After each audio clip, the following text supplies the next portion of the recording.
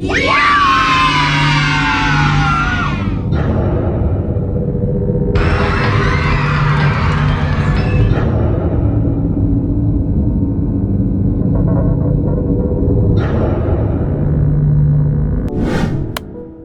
yeah, they gonna love this one. You ready? You feel me? It's time. It's time to bring back HFLA. And today, as you guys see from the length of the video, we are reacting to the full lore of Five Nights at Freddy's.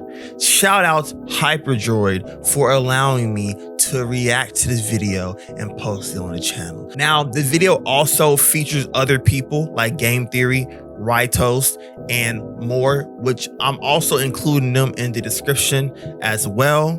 But without further ado,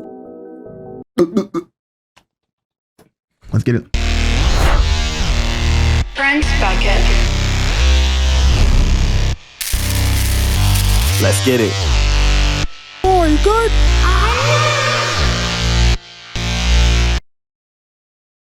It's a decade-old franchise with a lot of lore, with a bunch of theorists all over trying to solve the story once and for all. Today, I'll be providing you with a full guide, no matter your experience, to all of the lore from FNAF. From FNAF 1 all the way to the newest Help Wanted 2 update. All the books, the movie, and more. As well as showing you all of Scott Cawthon's... It's so crazy to me. FNAF started when I was in middle school, y'all. And I'm 24, so do the math. Do the math. FNAF started when I was in middle school. It's so freaking crazy, bro. Like, it's crazy because Scott Cawthon is so smart when it comes to how he does FNAF. Even though the new animatronics are kind of kid looking, at the end of the day, old FNAF fans still enjoy the lore. And when you revamp it like how he did with Security Breach, Help Wanted, and how he also did with the new FNAF movie, you're bringing in new fans. So all he did was make it to where the old generation and the new generation can come together and enjoy the same game. Like, bro, that's so freaking genius, bro. Because at first I said, man, why they look like this? But guess who went and watched the FNAF movie? Guess who went and paid to watch it?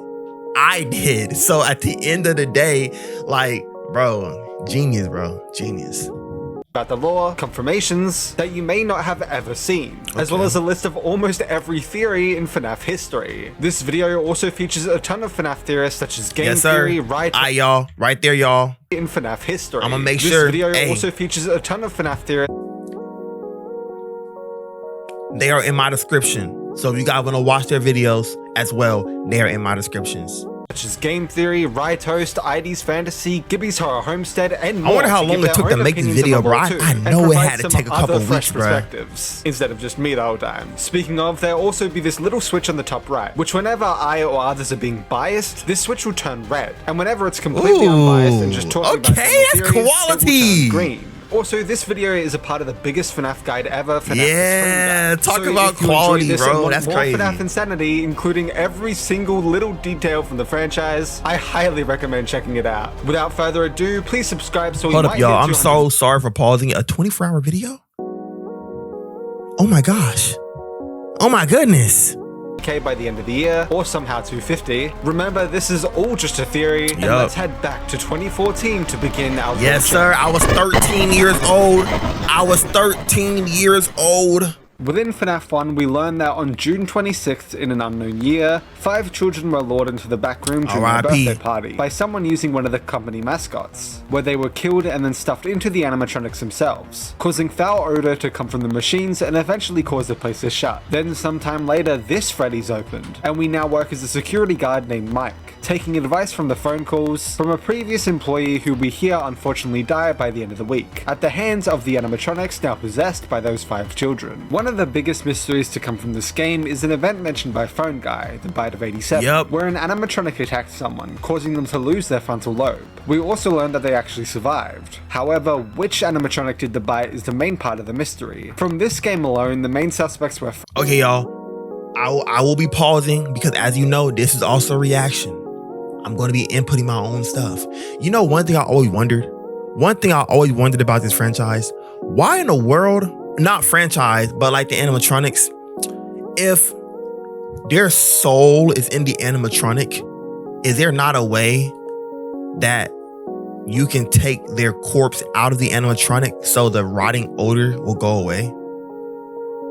Am I tripping? Or was that the only person who ever thought about that? Because if they're already dead and their souls are in the animatronics, then just take them out of it. Take their bodies out of it. Obviously, it's gonna be kind of hard because they moving, going crazy, especially Bonnie. Bonnie out here punching you in the chest, so it's gonna be hard to do that. But if theoretically you did that, then you should be good. They won't no more bad smells. Or you could push them into like a hydro pool, whatever y'all call those things, and they could wash out the flesh without getting it out of the body. That's a very weird way, but you know what I'm saying? If you guys want the smell to go away, we can make it go away.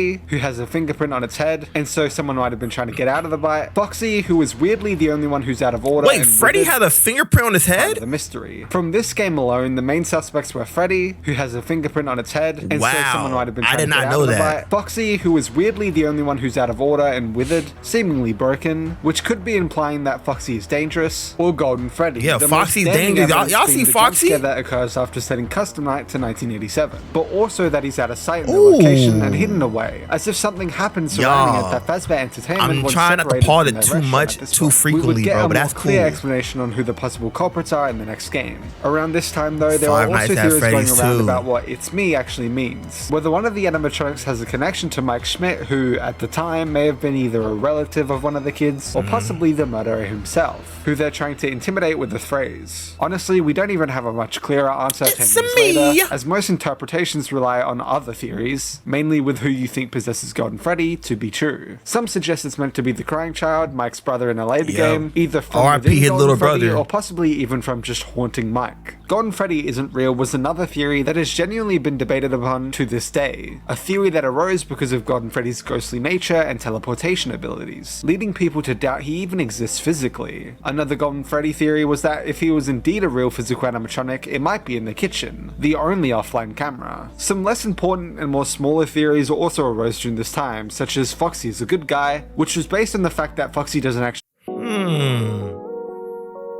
Golden Freddy not being real. Low key, I have one theory. I'm pulling it out the butt, but I'm gonna do it. What if Golden Freddy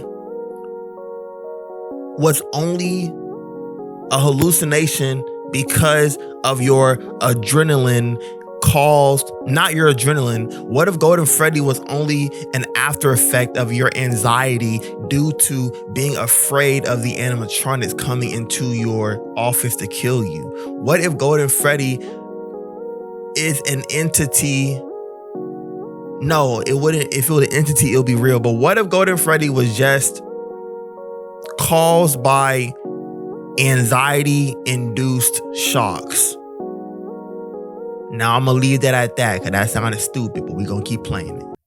Come in and jump at you, but instead just kind of stays at the door and peeks in. Man, nah, Foxy is not a good guy, bro. A theory based on the fact that Chica seemingly had extra teeth within, which we now know is simply just the endoskeleton's teeth. A smaller theory that would leak into the second game too is that the phone guy is actually the murderer of the missing children, and they killed him for their revenge. Obviously, we can't go into the next game without speaking about MatPat from Game Theory, theorizing that the first game actually takes place in 1993, which while 1993 is contested, it would make sense, albeit not much, it should be noted that it's the most likely answer due to the evidence from the future. Mike gets paid around $4 an hour for 30 hours for his 5th night paycheck, meaning they're likely paying him minimum wage, leading to around 1991 to 1996.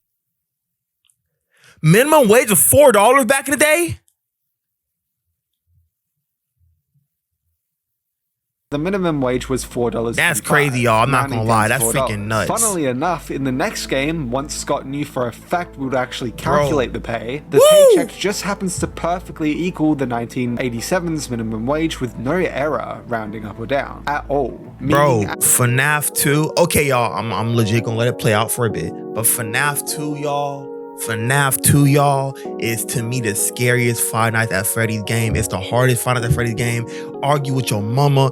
FNAF 2 is always going to be on my list for the craziest FNAF game I've ever played in my life, bro. I'm sorry. Go argue with your mama, bro. Don't argue with me. Most, he was indeed implying that Mike they paid Smith. minimum wage in FNAF 1, and MatPat was correct, or at the very least, he liked MatPat's idea enough that he decided to make sure it was exact. Hey, I like that. I like that, y'all. I'm not gonna lie. Mentioned that the minimum wage not being $4.25 exactly is a major problem with the solution. Although I propose that Scott may have simply just done 4 times 30 to get the paycheck amount of $120 instead of doing specifically 4.25 times 30 to get the actual exact amount of $127.50. However, that is just a personal assumption. As you guys see the red thing in the corner.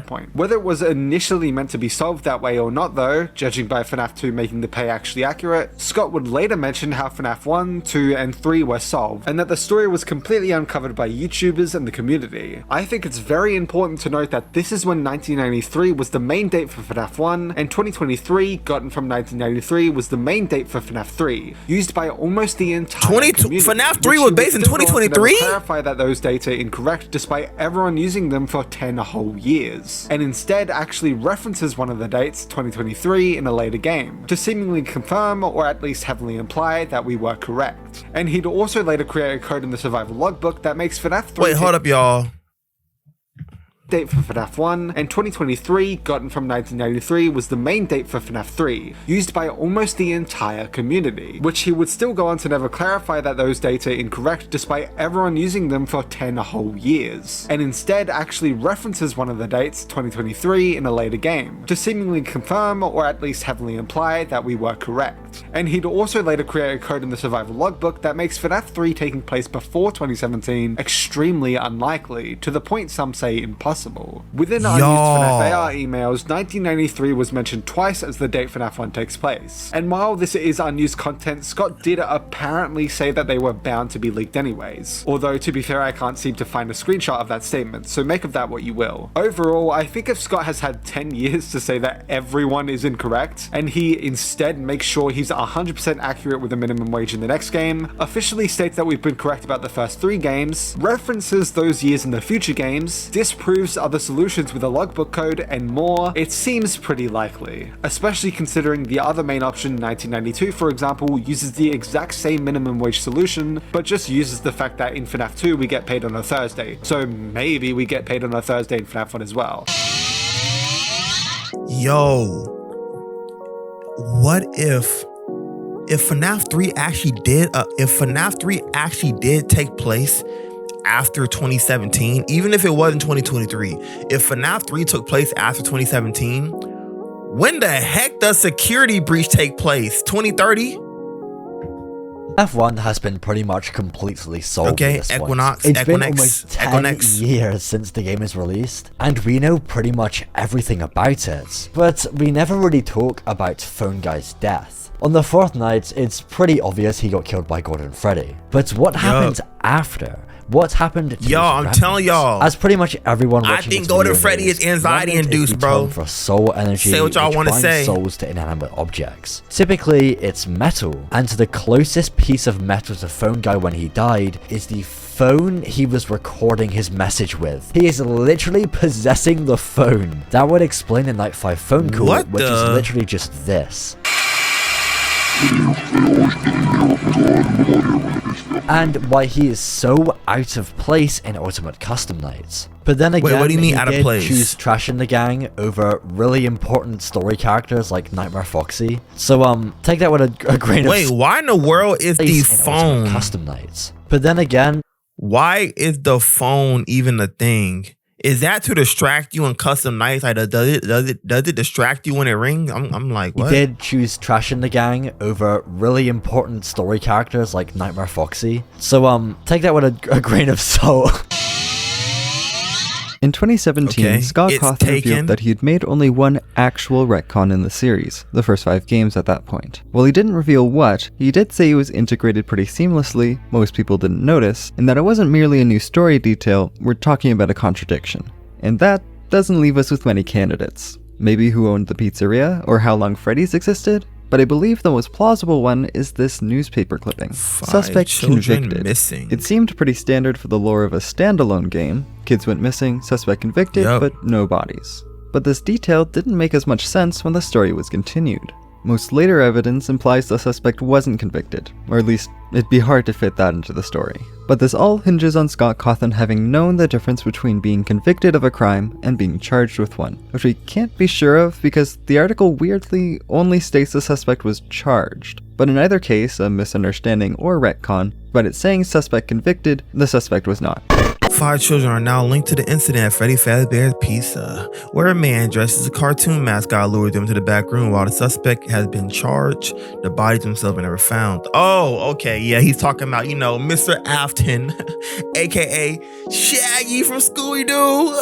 Zoinks! Yo, you want a Scooby snack? I'm gonna stop right there because my voice didn't even sound good, y'all. I'm sorry. Like FNAF 1, we immediately knew this game FNAF took place in 1987. The paycheck even perfectly equaled the minimum wage in 1987 this time too, and it introduced us to the victim of the infamous Bite of 87 that we heard about in the first game. Everyone thought that FNAF 2 was going to be a sequel leading up to it, but it turned out to be a prequel instead. Phone Guy is still alive, and the Wizards end up becoming the original animatronics, getting transferred to a smaller location as Fazbear's is, after this game's events, on a much smaller budget. It's a minor setback. Guy starting his calls with "Welcome to your new summer job," the game actually takes place in November, so it's unknown why Scott has made this mistake twice in a row now. We learn in the mini-games that the purple guy is the murderer of the children in this story, and was actually the night guard before us in the FNAF 2 location. Note the security badge. Wait, I'm tripping, y'all. No. I thought the one that murdered them was William, right? Y'all, I'm tripping. I'm so glad I'm watching the lore because I thought, because obviously William is co-owner of Fazbear's Pizzeria. I forgot the name of the other dude, but you got William and the other dude. William is Springtrap, but I thought William was also the dude that murdered the children. Was he not? But he wasn't a security guard. I'm gonna let it play, y'all. Man, I'm tripping with this with the lore. This story, and was actually the night guard before us in the FNAF 2 location. Note the security badge on him. Phone Guy tells us that he was complaining about how the animatronics are acting strangely and aggressively out of nowhere. This is because they're now possessed. It turns out that the purple guy used his position to easily be able to lure and then murder another 5 kids. What? The yellow suit that Phone Guy talks about, which all go on to possess the toy animatronics, as hinted with Mangle beginning to move on its own. Man, which all y'all go hold on up, to y'all. possess the toy animatronics. I understand these 4, but why is this even an animatronic, bro? Why did y'all even make this? No kid. You can see, yay, Bonnie, Freddy, Chica, Balloon Boy. What the heck is that? Ain't no one. That shouldn't even been a thing, bro.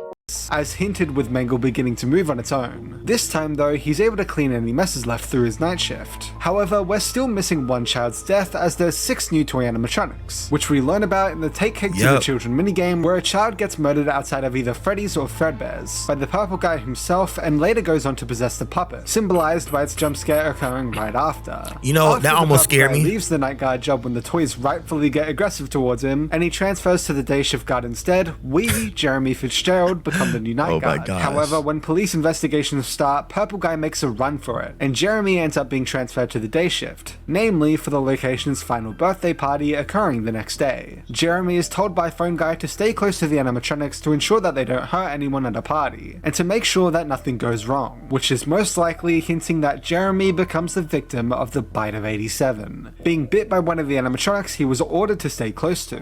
Then, during the 7th custom night, we play as a brand new night guard, Britt Smith, who happens to get fired on his first night, and interestingly enough for the exact same reasons as FNAF 1's guard does, which might be implying that they're possibly the same person, going under an alias for an unknown reason. We also hear about an older location, Fredbear's Family Diner from Phone Guy, seemingly Fazbear Entertainment's first ever location. In Give Gifts, Give Life, we also see that although the purple guy stuffs the original 5 children into the suits, as we learned about in the first game, the puppet was seemingly the one to actually guide their spirits to then possess the main animatronics, giving the kids the gift of new life. The main debated theory at the time, and still to this day, was who caused the Bite of 87. The main candidates by the time of this game were Withered Foxy, as he's shown to jump directly at you in his jump scare, and once again, him being out of order in FNAF 1 makes a lot of sense. It does, it does. I ain't gonna lie. That he caused a major incident. That jump scare crazy, bro. Mangle, as it comes down from the roof to seemingly bite the top of your head, and Toy Chica, whose beak mysteriously goes missing throughout the game, as possibly a hint towards her being the one to do it. Another big theory that spawned from this game is about the identity of the new Shadow animatronics. Shadow Freddy, modeled after Withered Golden Freddy, and Shadow Bonnie, modeled after Toy Bunny. I'm not gonna lie, y'all. These two don't get explained in any of the minigames, and are limited to their secret random.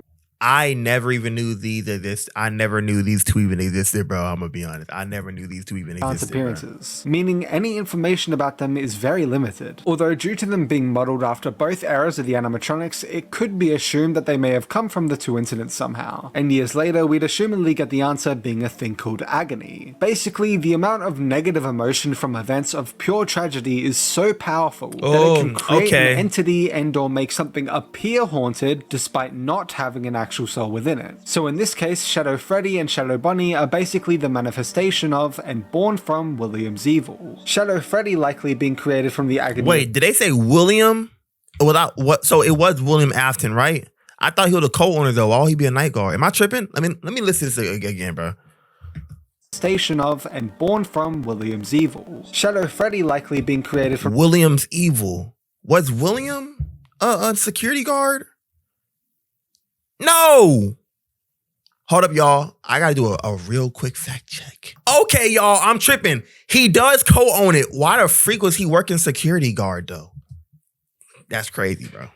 Explaining why it looks like Golden Freddy, with Shadow Bonnie possibly coming from the agony of the new missing children that we learn about in this game, explaining why it looks like Toy Bunny. This is all very easily explained by Shadow Freddy himself with his later form Nightmare, with the quote, "I am your wickedness." Nightmare Freddy crazy, bro. A small theory that returned from the previous game was that the phone guy is actually the purple guy and was the murderer of the story. Yep, and William. that the item in his hand in the minigames was actually a phone, although I need to mention this was later disproven and debunked by Scott himself. Another theory about Phone Guy is that he might actually be later disproven. And so what was it again? Game theory. Then part 3 came out in the story. Nothing I could hide. Getting everything right. Almost everything right. Part 2 was all about the phone guy being a killer. Okay. By Scott himself. Another theory about Phone Guy is that he might actually be Fritz Smith, who takes over for Jeremy on the final night. Although this theory wasn't agreed upon too much because, well, he gets fired. And the fired note claims that this is his first day Fritz has a job with him. And it'll also mean that he gets fired in this location, but hey, Fritz, that was a blessing in disguise, bro.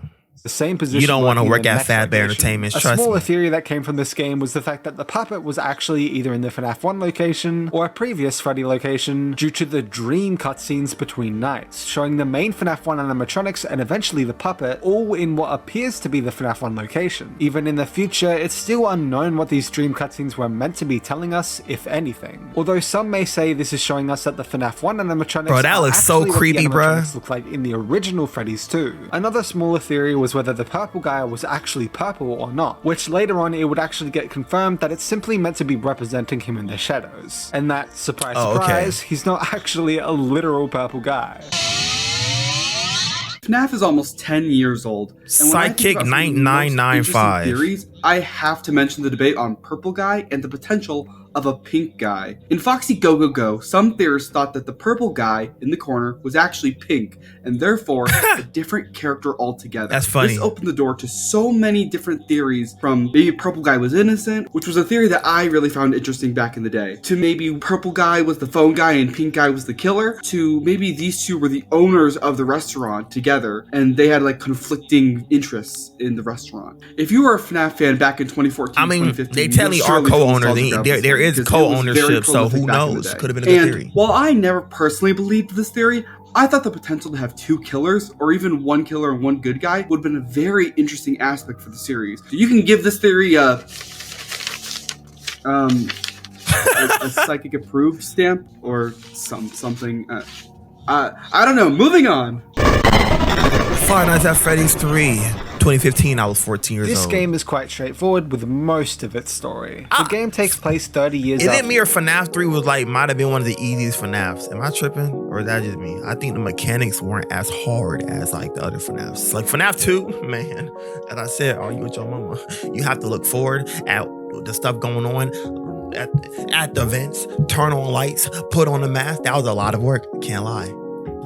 FNAF 1. And so FNAF 1 is in 1993 in 2023, with a Steam description saying it's 30 years after Freddy's closed its doors. 2023 is crazy, bruh. 2 times they closed and then reopened afterwards. Also the fact so that no wonder why security breach was so freaking crazy, like doors, futuristic. We just happened to play mini games in a Freddy's that's closed its doors. The source code teasing the game outright stating Five Nights at Freddy's 30 years later, which very simply means 30 years after the first Five Nights at Freddy's game takes place. In the future, with the audio log HRY223 where Henry starts planning FNAF 6, later by coding the survival logbook proving that FNAF 3 takes place in modern times, the code itself making it any earlier than 2017 seemingly incorrect, and the fact that we didn't have the 1985 date for the missing children's incident by FNAF 3 for 2015 to even be a possibility, which would mean that the game would have been impossible to solve despite Scott saying that FNAF 3's story was solved, and more. 2023 timeline debates aside, some vague time after FNAF 1, William eventually sneaks back into the pizzeria after being MIA for years and destroys the FNAF 1 animatronics, which are the only ones who still have spirits within them at this point. Note for later that the end— Bro, I need to know, how is William doing this, bro?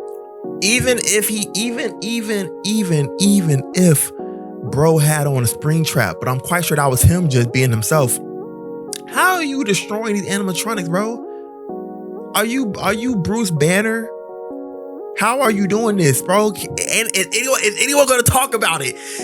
Is it because they're still afraid of him? Is it because they're still afraid of him? How are you going up in there, going crazy, destroying animatronics with your bare hands, bro? No. What? They would have ripped out my esophagus. Skeletons are missing from the pile of parts. Back to the story though, and the spirits are then seemingly loose and are able to scare William briefly before he runs directly. So how are you doing that without the suit? Whatever, bro. William, you strong, bro. You strong.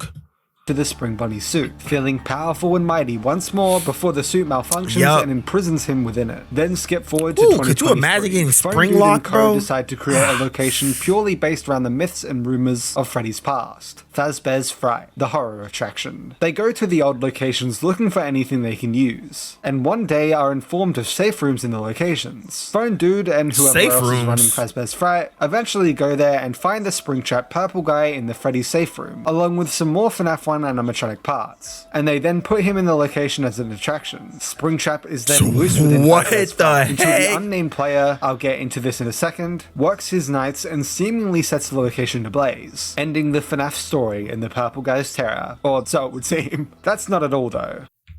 I'll the FNAF get into this in a second, works his nights and seemingly sets the location ablaze. Yo, why does that Freddy look so cute, bro? What's going on? It burns. Fazbear's Fright burns to the ground. The new location attraction based on the ancient pizzeria chain burned down overnight. The authorities have not ruled out foul play, but at the moment it seems to have been caused by faulty wiring. Who wrote this? William himself? Very little was found at the scene. The few items that were salvaged will be sold at a public auction. I'm not buying nothing from FNAF. Ending the FNAF story in the purple guy's terror, or so it would seem. That's not at all though, as this game also features minigames throughout where you're seemingly revisiting old memories to eventually put together a final birthday memory, the spirit's happiest day. That's sad, bro. I'm not gonna lie. Set free and finally rest. That's once sad. And for all. R.I.P. bro. R.I.P. From the last game. Who are the shadow animatronics? While I did give an answer in the FNAF 2 theory section, I should mention the most popular theory that started from this game was that the shadows are the ghosts of the previous Freddy employees that were possibly killed due to the multiple spring-lock failures that we hear about. That's a good theory. Although something that has kind of stopped this theory, at least now due to us knowing the first Freddy's closed in 1985, is Shadow Bunny. who is directly modeled after Toy Bunny, which the Springlock suits were stuffed after the first Freddy's closed, and so their ghost coming back as Toy Bunny, who they would have never seen before, nor even had the chance to see for years to come, wouldn't make too much sense. More theories that arose from this game is that Golden Freddy was actually originally a Springlock suit, based on the fact that Spring Bunny looks to be in the same slumped over position that Golden Freddy is usually in, and so it could possibly mean that Fredbear and Golden Freddy are actually the same, coming from Fredbear's family diner, just Wait, what? It said that was a Springlock suit. Are they all not Springlock suits? No, I'm tripping. You have the animatronics that you can't get into and the Springlock suits. Why am I acting like I'm new to this, bro? Spring Bunny did. Of course though, we cannot continue without talking about the unnamed player of FNAF 3. There are two main theories on who we play as. The first, and most likely, is that we play as the same guard who was connected between FNAF 1 and 2, Mike Schmidt. At the time, the main point of evidence was the fact that the hallucinations, aka phantoms, were the FNAF 1 and FNAF 2 characters, and so the guard likely would have had to see them at some point. Once again, I need to mention Scott has actually told us that the story of the first 3 games was practically uncovered and solved quickly, even stating that there was seemingly nothing he could hide, all the way back in 2015. That's bro, could you imagine having such a fire community to break down your game like that, bro? That's amazing. Years later, Scott would state that Mike's speech and sister location seemingly leads to FNAF 3, as it apparently helps complete the story. Wait, what? Speech and sister location exist until 2021. Years later, Scott would state that Mike's speech and sister location seemingly leads to FNAF 3, as it apparently helps complete the story. At least complete seemingly leads to FNAF 3, as it apparently helps complete the story. When the final cutscene is ready, I will give a very hard. Okay, I will give very hard mode a little more juice to help. Okay, dedicated player make it to 6 a.m. Then we can finally see what becomes of ex Benedict. This is our story. Then our story can be complete. Oh, okay. At least complete before FNAF 6 came into existence, due to, quote, there were a few plot points that were really bothering people, and that it would tell us what becomes of Mike, ex-Benedict, after Sister Location. Some have said it was clearly meant to be a FNAF 6 teaser, although I don't actually What in the world is that? What is that? Due to Springtrap being shown to survive in FNAF 3 itself, so it's not new just for this cutscene, and it'd be pretty odd to release a huge climactic teaser for the game that you didn't actually want anyone knowing you were making, which he has mentioned multiple times. And the fact that prior to it even releasing, he said that the story would be complete with it, not continued with it. Years later, the survival logbook, owned by Mike, would also seemingly give us the direct answer by featuring a foxy night guard in the— Yo, low-key, I might buy that book. I didn't know it was supposed to be from Mike Schmidt. That's kind of cool, bro. Hold up. Yo, you cooking, Scott. 3 office, which, as we all know, Mike's character is heavily associated with the Foxy mask, and he just happens to also be a night guard who also just happens to be theorized to be the night guard in the FNAF 3 office. Mike's logbook also features numerous references to FNAF 3. Happiest day. Right about, okay. Chica is shown using modern Apple MacBook, laptop. Spring locks are mentioned from FNAF 3. Mike represents animatronics as ghosts/phantoms. Okay. Also, something smaller is that years later we would then get the FNAF movie, where the big showdown is quite literally Mike vs Spring Bunny, which eventually results in the entire building crumbling down with electrical faults everywhere. However, there's then the second theory, a few others saying it might just be a random person due to the fact that we never actually get the paycheck or anything else, which would have easily connected it to Mike. And some believe this random to be named Hudson, due to the Fazbear Fright series featuring a story titled What We Found, which features what's practically a stretched out night of FNAF 3 where Hudson is the guard at that very location, and eventually dies in a burning oven. The story itself is practically impossible to be canon in the game timeline, as it swaps around a lot of details. If I remember correctly, didn't Hudson in FNAF 3, it said he died in a burning oven? No, that's FNAF 1 I'm thinking of. What FNAF game was it when a panel opened up, you climbed in it, you set the place on fire? That FNAF 1? Hudson being the guard, if it's an unnamed random, is admittedly still a possibility. Although, like I said before, I do personally and heavily believe that it's Mike, and think that the survival logbook directly answers the question for us. I'm gonna be honest. My favorite kinds of FNAF theories are ones that take one weird detail and just run with it. One of those details comes back in Five Nights at Freddy's 3. Besides the first 1.5 nights, the phone calls in this game are replaced with tape recordings of a Fazbear employee that worked at a location with Springlock suits. The very same employee is FNAF 1 and 2. Well, that or Scott just is bad at doing multiple voices. One of the tapes gives us a lot to theorize about, talking about how, due to multiple Springlock failures, the Springlock suits have to be shut down and sent to a sister location. That's great information to work with, but I feel like it overshadows the very next sentence in the tape. Quote, "Until replacements arrive, you will be expected to wear the temporary costumes provided to you.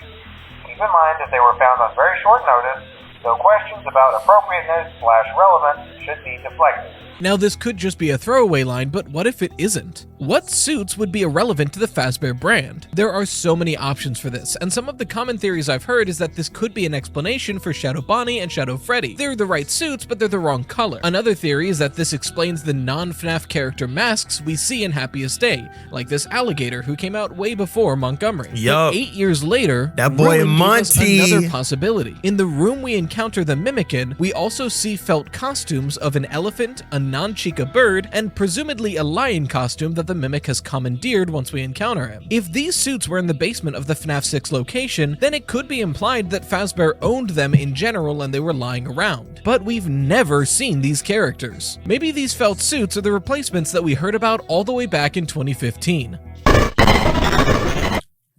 That's fire. I like that theory right there.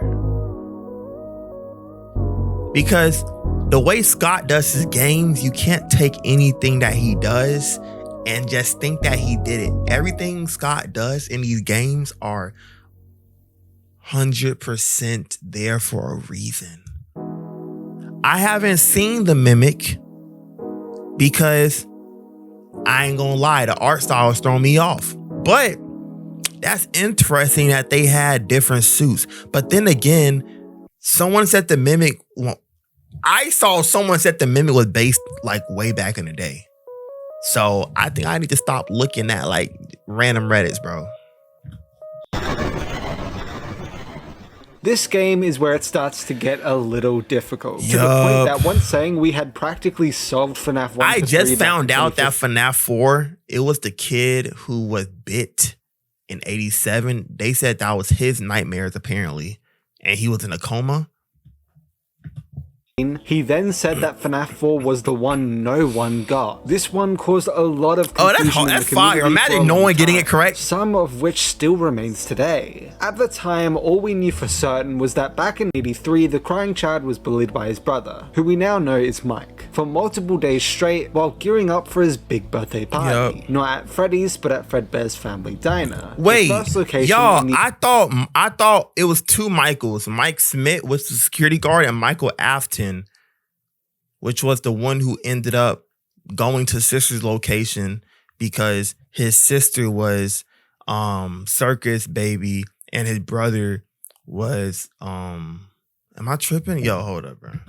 Timeline. This location featured Fredbear and Spring Bonnie both in their prime, with a secret showing that the Freddy's animatronics, Freddy, Bonnie, Chica and Foxy, also existed at this point too, meaning the first ever Freddy's was probably open at the same time. Interestingly enough, in that secret, Fredbear is also grouped up with these four, a hint at what would later become of Fredbear, becoming just a Golden Freddy, being grouped up with the other four. Throughout each of the days, we see a Fredbear plush monitor his every move, even talking to him from time to time. Eventually, on the crying child's birthday, he would get bullied once again by Mike and his friends, being lifted and put inside of Fredbear's mouth. Oh my gosh, but that's crazy. And crushing the crying child. The crying child is then sent to the hospital, and after Mike apologizes, someone speaking out of the Fredbear plush states that they'll put him back together, and then we hear the heartbeat flatline as he dies. Then we come to the gameplay part of the story. For a while, the biggest and most popular theory was I couldn't even sleep if that was if I did something stupid like that. Everything in FNAF was just a dream by the crying child on his deathbed. The original gang in the TV show, the FNAF 1 phone call, Toy Chica's missing beak on the toy, plush shop existing so early, etc., were apparently showing us that each game was a dream, mostly inspired by those things. This turned out to be false, and in retrospect, most of those Easter eggs have an answer that doesn't actually equal to Dream Theory. The TV show simply showing that the first Freddy's existed alongside Fredbear's in 1983, the FNAF 1 phone call instead revealing that we play as Mike, the older brother in this game,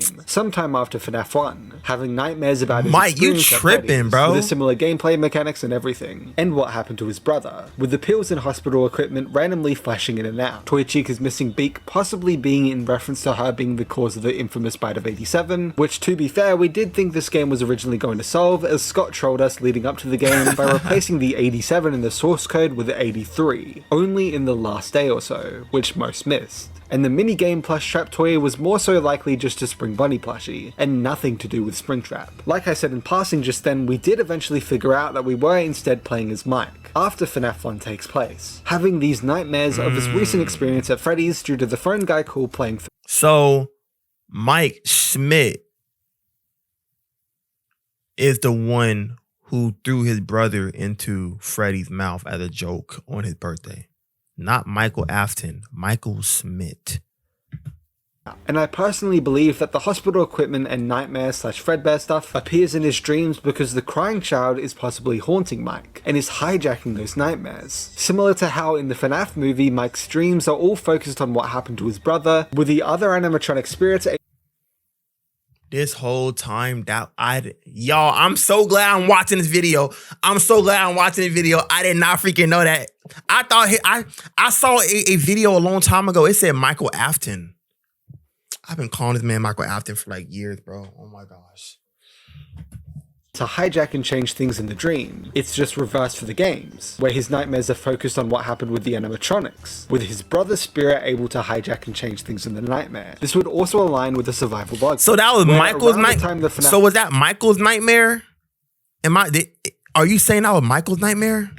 Fun takes place, having these nightmares of his recent experience at Freddy's due to the phone guy call playing throughout. And I personally believe that the hospital equipment and nightmare/Fredbear stuff appears in his dreams because the crying child is possibly haunting Mike and is hijacking those nightmares. Similar to how in the FNAF movie, Mike's dreams are all focused on what happened to his brother, with the other animatronic spirits able to hijack and change things in the dream. It's just reversed for the games, where his nightmares are focused on what happened with the animatronics, with his brother's spirit able to hijack and change things in the nightmare. This would also align with the survival bug book, where around the time the FNAF 4 dreams are still considered recent, the crying child is still by his side. Although Sister Location did show something that I must mention, that the FNAF 4 house is titled Observation, and so it's likely an experimental place. Doubled down with the Tales from the Pizzaplex story Didophobia, which explained that the nightmare animatronics are fabricated by hallucinogenic gas, which to me honestly makes me believe that the purple guy, William Afton, made the crying child actually experience the experiment nightmares, making him afraid of the animatronics. So basically now, these are the main/common 3 options with what's going on with the FNAF 4 gameplay nights. 1. Mike has these nightmares because of his experience at Freddy's, his brother interfering every now and then causing the random hospital equipment etc. to appear. 2. Mike has these nightmares only because of his brother hijacking his dreams, and trying to show Mike what these experiences are what he went through, or maybe even a mix of both the first option 2 with Mike's own recent experiences at Freddy's, causing the nightmares to follow the same patterns as the FNAF 1 animatronics. Or 3, Mike doesn't have these as actual nightmares in his sleep, and is instead actually in the experimental location in FNAF 4, the crying child interacting with him and his hallucinations in the real world instead. Something I should mention now is that I keep calling this guy the crying child. That's very interesting. The most common name for him right now. Although during the making of this video, I do believe I have actually discovered the real name for him within the survival logbook, much like how we got the name for the 5th missing child, Cassidy, within it too. I'll get into all of that and more in depth later on though. Alongside those main theories, there were also countless,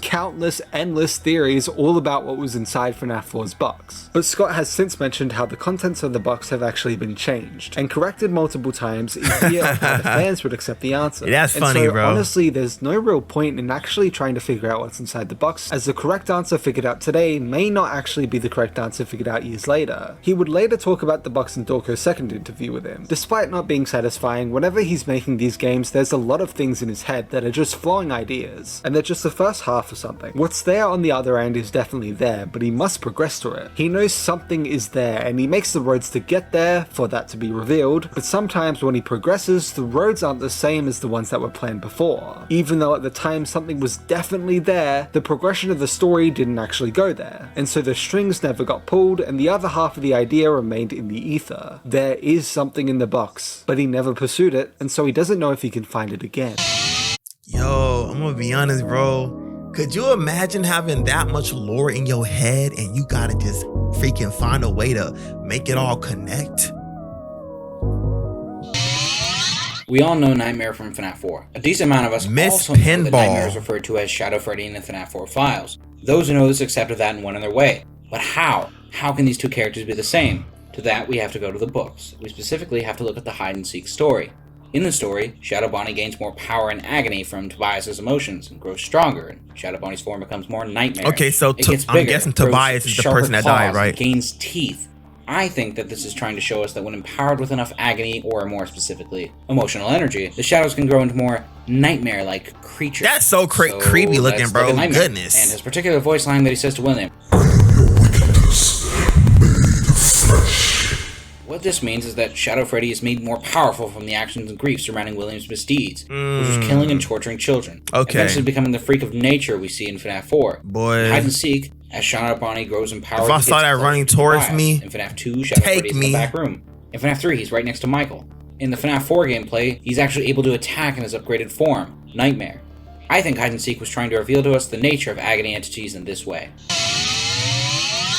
Plush Victim is built of the idea that the bite victim we play as in Five Nights at Freddy's 4's minigames doesn't possess an animatronic, but rather the plushies he was holding in the hospital, which during the events of FNAF World are placed inside of the MCI, making his memories shattered amongst them, and why Happiest Day was his birthday, yet set the other 5 kids free. An alternative would include Michael Afton as the 6th piece of the bite victim, explaining why. I'm confused. So is Smith a cover-up last name? Is Smith a fake last name? Because now y'all saying Michael Afton, but before y'all said this is Mike, the same security guard, but it said Mike Smith. Bro, my head going crazy right now, bro. Hold up, is Mike Smith Mike Afton? Mike Smith, also known as Mike Afton. Why is his last name Smith? I'm so glad I'm watching this because I did not freaking know that. That was an alias. Wow. Okay, Benedict, let's go. Seems to have bite victims' memories during the events of FNAF 4, why he can manipulate Mike's logbook, and gives a potential answer as to what Midnight Motorist was about. One of FNAF's most mysterious games has to be FNAF 4, with everything we know from before coming now directly to our own home. Whilst I'd love to sit here pondering who might be in that stupid box, Droid has asked me for around a minute-long summary, not a 12-hour essay. So whilst we have Dream Theory, some things being real, some things being only in the mind, and these things in the franchise, let's talk about the belief surrounding the Nightmare animatronics. The nightmares are big, and to be honest, terrifying, giving little me look nightmares. At them. But are they real? With FNAF 4 supposedly taking place above FNAF's sister location, the FNAF 4 protagonist was the perfect lab rat to test out William's tech. But why would he do that to his own child? It's almost like he's insane or something. The story once went that William was using illusion disc tech, showcased in the Twisted Ones novel, to make the nightmares look like nightmare fuel. Whether the nightmares are real or not is always up for interpretation, but with characters like the Freddles being straight up hallucinations, and Nightmare Freddy explaining that he was remade by Cassidy, topping it all off with Nightmare Fredbear supposedly in Afton Purgatory during UCN, saying, "This time, there is more than an illusion to fear." Hinting that previously they were nothing more than an illusion, it is heavily suggested that they were real, just hallucinations within the mind, rather than having any physical presence.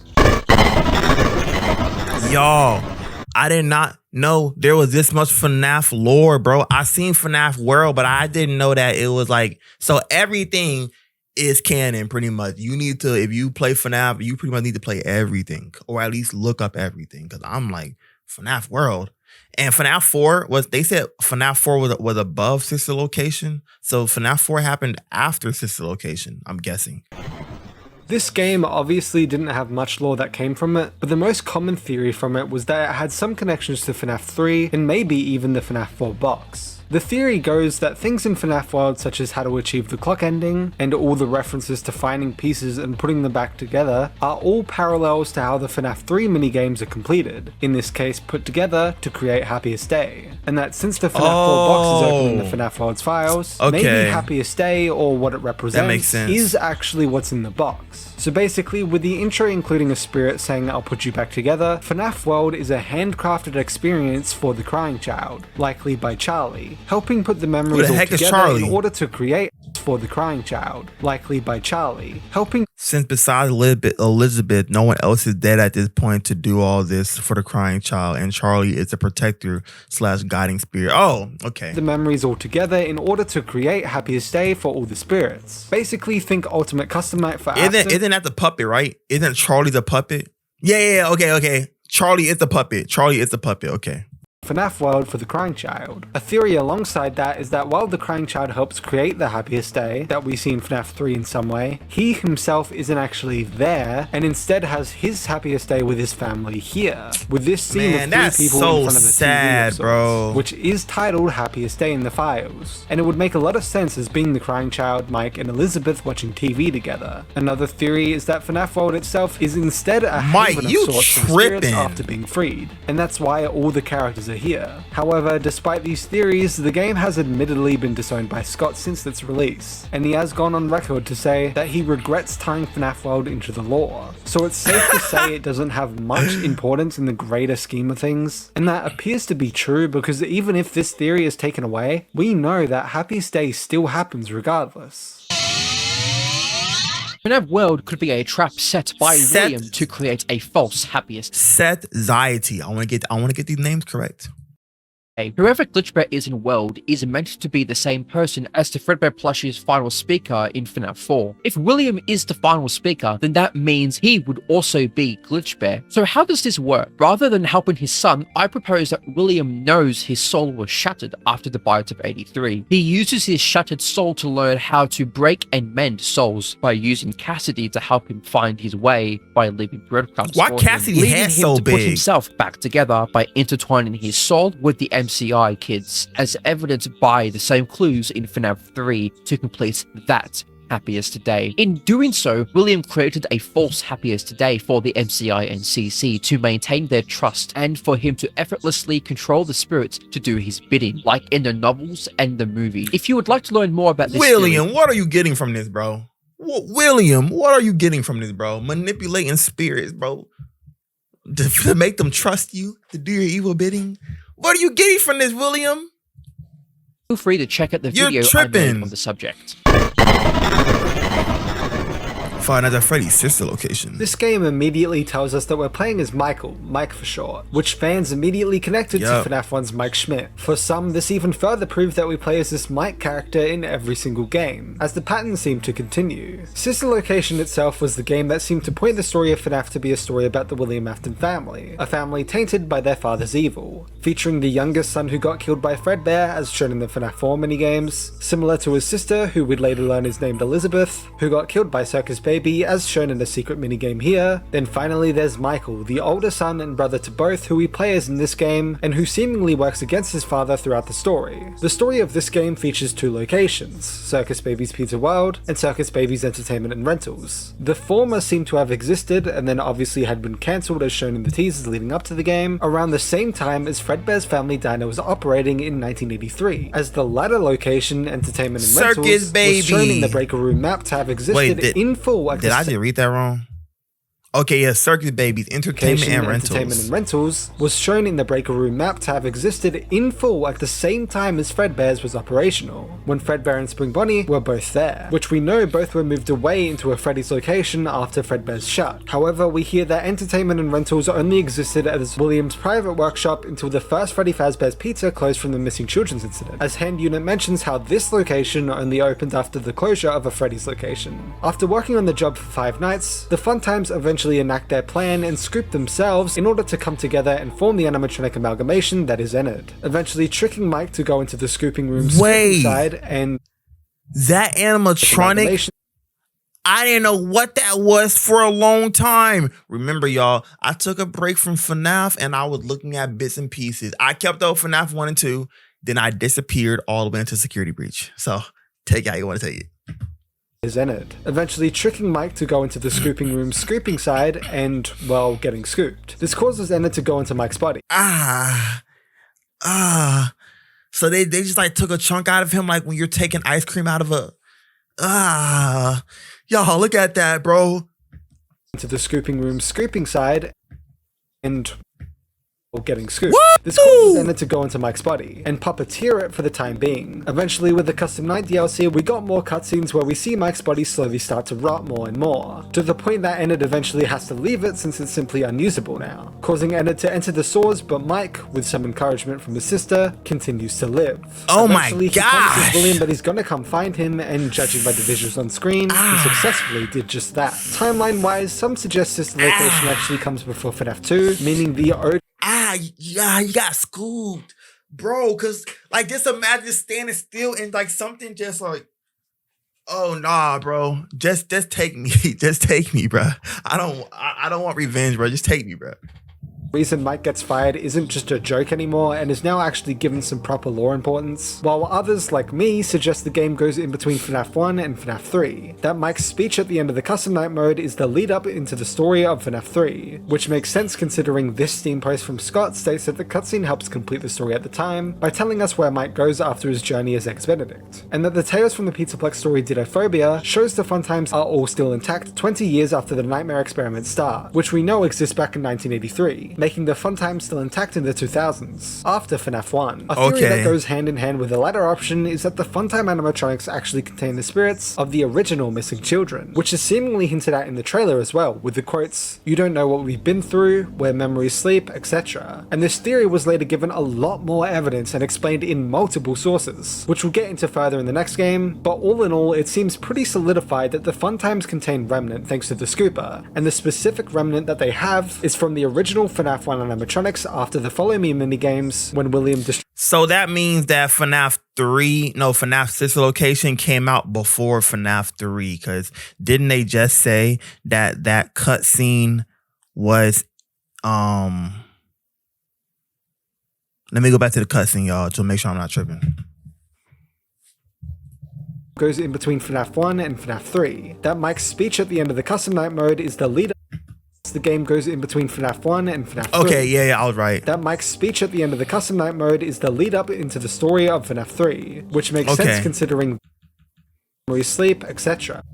Thanks to the Scooper, and the specific remnant that they have is explained in multiple sources, which we'll get into further in the next game, but all in all, it seems pretty solidified that the fun times contain Remnant thanks to the Scooper, and the specific Remnant that they have is from the original FNAF 1 animatronics after the Follow Me minigames when William destroys them and takes their endoskeleton parts. A theory that arose from this game comes from the Ennard boss battle featuring a familiar Fredbear plush, with what looks to be a remote or maybe even a walkie-talkie. This does confirm that William Afton was definitely the one spying on the crying child, even having cameras set up in his room, which at this point in time does seem pretty obvious. That's crazy, bro. That did arise from this game was how on earth did Mike survive this? No cap. He even says in his speech that he should be dead, so how? Well, like I mentioned previously, the Scooper is later revealed to have Remnant within it, meaning that when he was scooped with it, he was likely actually injected with it. This may mean that Remnant has some sort of healing ability. Also a theory that was born from this.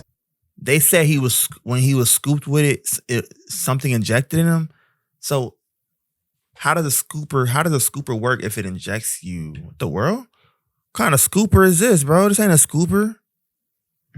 Injected with it. This may mean that Remnant has some sort of y'all. Meaning that when he When heated, no observation motion, keeping heated, substance should be, whatever.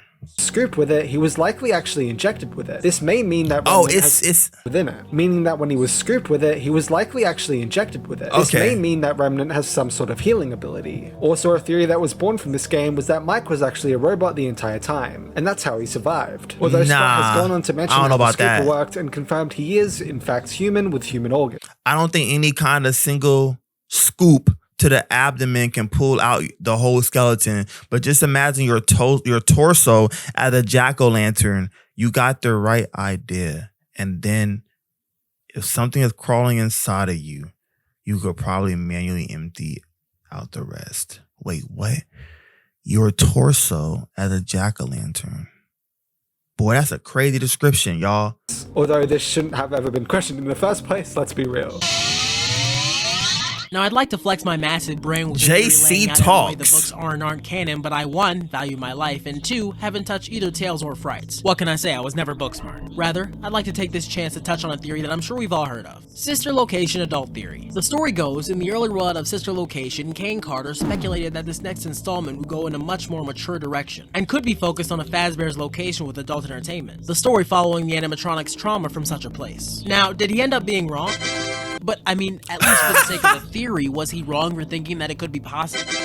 Look, I joke, but he did map out his thought process and evidence. I can see where those connections were made, if you squint a little. All in all... But he did map out his thought process and evidence. First of all, okay, I'll try to clear things up about the adult theory. First of all, even though I'll be calling it one for the sake of consistency, this is not a full-fledged theory because the game is not out yet. It is a prediction I have had ever since the trailer came out. I have spoken with numerous of people for help with evidence, and trust me, it's not just some joke theory. I've kept it quiet on Reddit for a reason. I teased it somewhat today, and now people are insulting me left and right. Someone even calling me sick, which is a bit far. So I'm going to try and clear this up a bit. As a disclaimer, in case you are young, which is very probable after what I've seen here today, this theory involves adult themes. I'm not going to be showing any nudity or sex, but I will be talking about things which may be inappropriate for very young readers.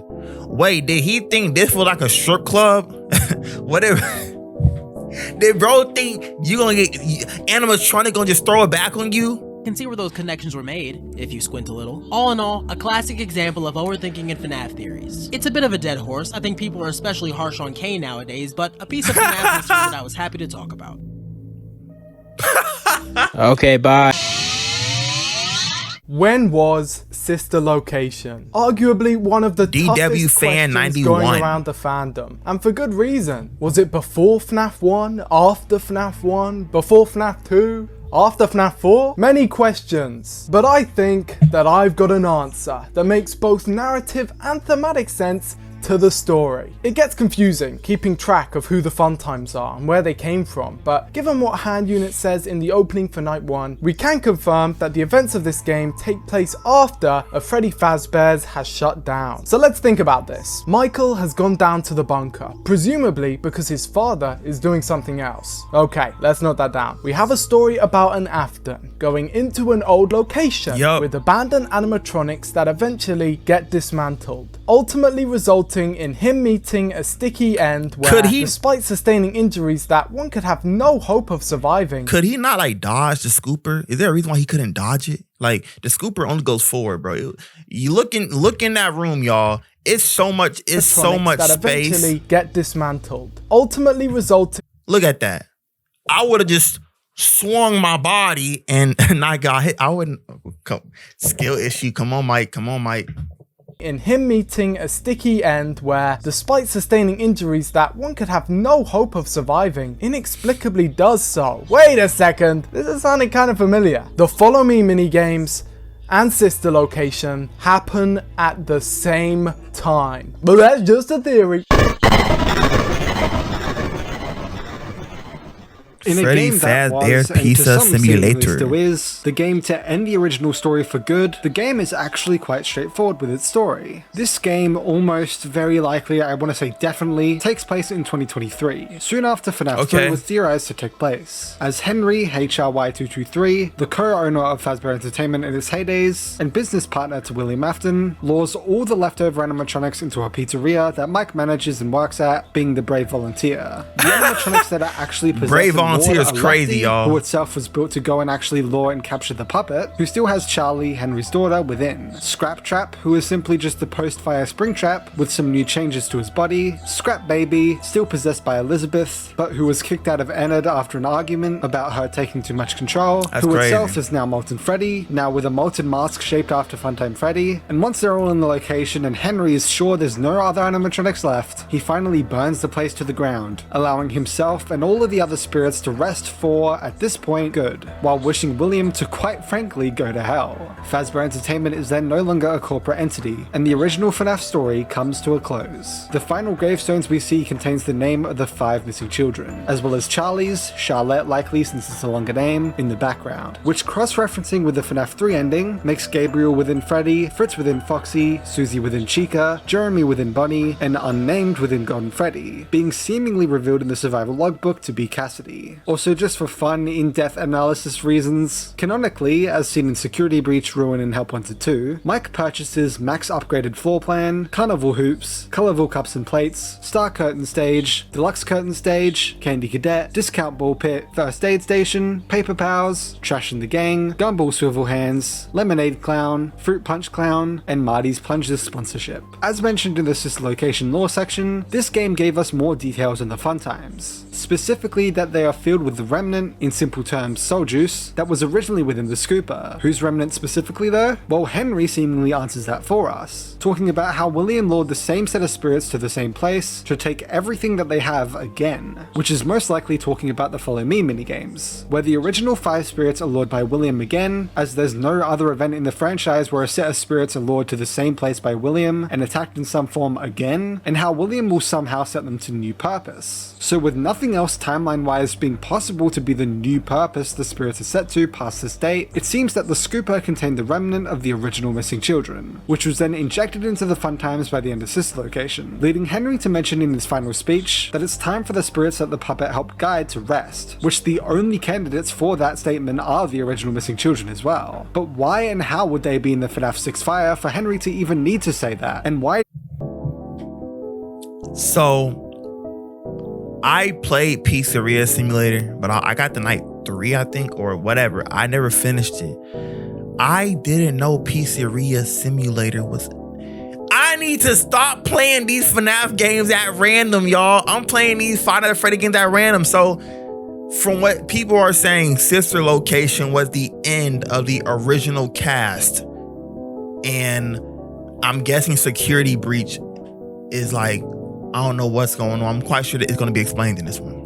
We see their gravestones, because they're the remnant that's inside Molten Freddy, and so this theory is seemingly proven to be correct. Not only that, but there's a Candy Cadet story about putting 5 things into one, which would be the 5 missing children, and years later in Help Wanted within the Enid Vent repair levels, down in Circus Baby's Entertainment and Rentals, it was discovered that you can actually find a bunch of FNAF 1 endoskeletons in a furnace, being burnt along with Enid. Another hint that they're all connected. Not only all of this, but the end of the whole game shows their gravestones, which doesn't really make much sense if they were supposedly freed back in FNAF 3 and apparently have nothing to do with this game, which coincidentally we have to cross-reference these graves with the FNAF 3 ending heads, which also coincidentally all have only one left eye activated, exactly like Molten Freddy only has his left eye activated. This actually implies something interesting for FNAF 3, which has 2 endings, one where the animatronics are all at rest and happiest day, and one where they're all still active. Scott has gone on record to say that the true answer to which ending happens is complicated, which makes me think it's actually both. The bad... Complicated. Okay, complicated. Okay. Ending happens right after FNAF 3, as the spirits are still active and continue within the fun times and then Molten Freddy years later. But once FNAF 6 and the next game Ultimate Custom Night happen, then the spirits are officially able to rest, and I believe this is when Happiest Day occurs, and the good ending of FNAF 3 happens. Either way, and the main interpretation for Henry's speech stating, "Not until I undo what he has done and heal this wound. A wound first inflicted on me, but then one that I let bleed out to cause all of this," seems to be that it's hinting that Charlie's death was possibly the first murder in the franchise, and was the event that caused the rest of the story to unfold, doubled down by getting us a whole new, clearer and more detailed angle of the death occurring similar to the Crying Child's death minigame, or Elizabeth's death minigame. Her dying before anyone else would also align with the theory that Charlie is the one speaking through the Fredbear plush to the Crying Child at the end of FNAF 4. I will put you back together. To help guide his spirit just like she goes on to do for the others. And also the fact that Charlie died in 1982 in the Silver Eyes, a year before Crying Child's death. Although this was changed in the fourth closet to be 1983 instead, so it's unclear if it changes the order of events, because I personally think the point still stands that she dies first, just that it's in 1983 as well, instead of being in 1982. Another theory suggests that instead it just means the first murder of Williams, and not the first death, as the Crying Child's death wasn't actually a murder, so there's nothing he directly did, although I still heavily believe that Charlie dies first. Also within this game, we see that at first the original puppet Charlie goes on to possess didn't actually have any tears, the security puppet. However, it's one of its main features in the future, so I personally believe that this was an intentional detail, and that William eventually noticed this change, and that's what caused him to learn about possession. This causes him to kill more to see if they also possess things, that's fire, to experiment, etc. Besides Charlie possibly being the first, the main theories that came from this game are about Midnight Motorist and Kenny Cadet, what both are meant to be telling us. Neither have been solved 100% to this day, but the most common theories are Midnight Motorist. Due to the recent 5 Laps at Freddy's revealing a car titled the Midnight Motor that's a purple car and contains a Spring Bunny item on it seems like the yellow guy is indeed William Afton, although this still leaves 2 possibilities to choose from. 1. Michael is the runaway child, possibly seeing a hallucination of his younger brother, represented by either Golden Freddy, Fredbear, or Shadow Freddy, and then running to and grieving at his younger brother's grave, being that place. While William is the yellow guy and so the drunk/abusive father, Junior's possibly being a bar of some kind. 2. The file name being later that night and the same rain being... So there is a fan FNAF thing called Five Nights at Junior's. Could they have gotten that from this minigame? Junior's possibly being a bar of some kind. 2. The file name being later that night and the same rain being used between the 2 minigames, which also features a car, means that this minigame takes place after the night of Charlie's death, which we see in the other Security Puppet minigame. The mound possibly being where William hid Charlie's body, and the runaway being the Crying Child with the person watching TV possibly being Michael, just like he does in Sister Location. Originally there were more theories about Midnight Motorist, it being about one of the parents of the missing children, Andrew from the books, or anything else, but with the Spring Bunny item being literally on the Midnight Motor car, most have abandoned those theories. Yeah, it's no way. They're not driving around with no spring trap getting the remnant of all the missing children, and then combining them together, as most of the stories are basically about 5 things becoming one in one way or another. Another theory suggests that they all mean separate things. The key story being about Charlie and the missing children, the kitten story being about Michael and Baby, or William's creations in general, while the orphan story is still about the missing children and hinting at Molten Freddy's possession by them. Molten missing children, Sire Squawks. Molten MCI is a very well-known theory. Slightly less well-known is Molten MCI Alter S, a side grade of the theory that proposes that Cassidy has been following around Springtrap ever since the events of Follow Me. There's a few possible proposed reasons for this, one idea being that they are the vengeful spirit biting Dang, that was kind of creepy looking. Weak enough to start UCN. Or an alternative perspective that they are just looking for what happened to their friend, who had been dismantled and injected into the Funtime animatronics, ultimately becoming Molten Freddy. With William being the person who dismantled them and took them away, he is the only lead that Cassidy would have to their whereabouts. Some evidence for this theory includes a furnace in Help Wanted that shows forward, classic, normal FNAF 1 style endos, but lacks a 5th endo or a spring lock endo that represents Golden Freddy. Golden Freddy is also not dismantled on screen, and Golden Freddy is separate from Henry's depiction of the 4 kids when talking about them in Connection Terminated, as well as the fact that Cassidy and the bite victim appear in the logbook when no other spirits seem to be there, which may suggest there's something different about these 2 spirits from the others. Have you ever wondered why Scraptrap looks like a peanut? No, seriously, Afton's design in FNAF 6 doesn't really look like his old Springtrappy self, does it? Why? Was it a retcon or a design change? That'd be weird. I mean, I ain't gonna lie. All the other animatronics. This Springtrap look crazy, bro. Like, what the heck is going on? Yo, I'd be more creeped out rather than scared seeing that. He don't look menacing, bro. He just look creepy. Game had explanations for their design, yet the main antagonist of the entire series doesn't. But look closer at him. His nose and feet kinda look like they were copy-pasted from Golden Freddy, don't they? And the original Springlock suits are said to have been designed to follow sound, which probably caused Springtrap lots of problems in a certain haunted house. With that in mind, maybe, just maybe, Afton replaced his suit with parts of other existing animatronics, including Golden Freddy. This could explain how Cassidy was able to attach to his soul and eventually cause him plenty of terror and torment later in Ultimate Custom. Is that how Cassidy look? What's going on with that picture? Ultimate Custom Nights 2018. Man, I have Ultimate Custom Nights. I'm not touching that, bro. That just seemed crazy. And that's part of the lore too. Oh my gosh. Oh my gosh. I thought some games were just standalone, bro. I'm serious. I didn't know. This game also had a straightforward story. It's basically just an epilogue to the ending of the original story, FNAF 6, where the self-proclaimed one you should not have killed is torturing William, not allowing him to go on to the afterlife, by making him face all of his demons from throughout the story. There are 4 main theories to who is actually the one you should not have killed. Only Cassidy, the possessor of Golden Freddy, seemingly hinted at through the Golden Freddy twitching away cutscene, Golden Freddy being one of the only 2 in the game who are unkillable to get a secret when they just happen to be put on the one you cannot kill again, which instead gets you killed with an angry roar. Bro, what seems go to to Freddy, you tripping. Custom Night being represented by a bear in the Oddman Consequences minigame, a set of cutscenes literally being called Bear of Vengeance, and Golden Freddy being everywhere in the ports. Cassidy and Andrew, where Cassidy is the host of Ultimate Custom Night, but Andrew, a character from the Fazbear Frights books, who some believe to be a parallel to Cassidy, who wears an alligator mask and so in this case being represented by the gator-looking Oddman Consequences, tells Cassidy to rest her soul and that he'll take over for her, and ensure that William stays with his demons while she can be free, leading to the Man in Room 1280 and the main Fazbear Fright stories where Cassidy is now gone and Andrew seemingly forgets most of what he was doing in the past, besides wanting William to suffer. This is basically the best of both worlds in my opinion and what I have to go with, mainly if the frights are in the game timeline. Only Andrew version 1, where Cassidy is never actually a part of it and that Andrew is actually possessing Golden Freddy with her throughout the story, and that in the Happiest Day minigame, Cassidy is set free while Ultimate Custom Night is showing Andrew unwilling to rest. Only Andrew version 2, where Andrew is never in Golden Freddy but still hosts Ultimate Custom Night. They really getting a get back, bro. They getting a get back for on William, for real. Imagine, I'm gonna be honest, ain't that much hate in the world gonna stop me from letting my soul rest, bro. You want your soul to rest or you want to make someone suffer? Boy, get me out of here.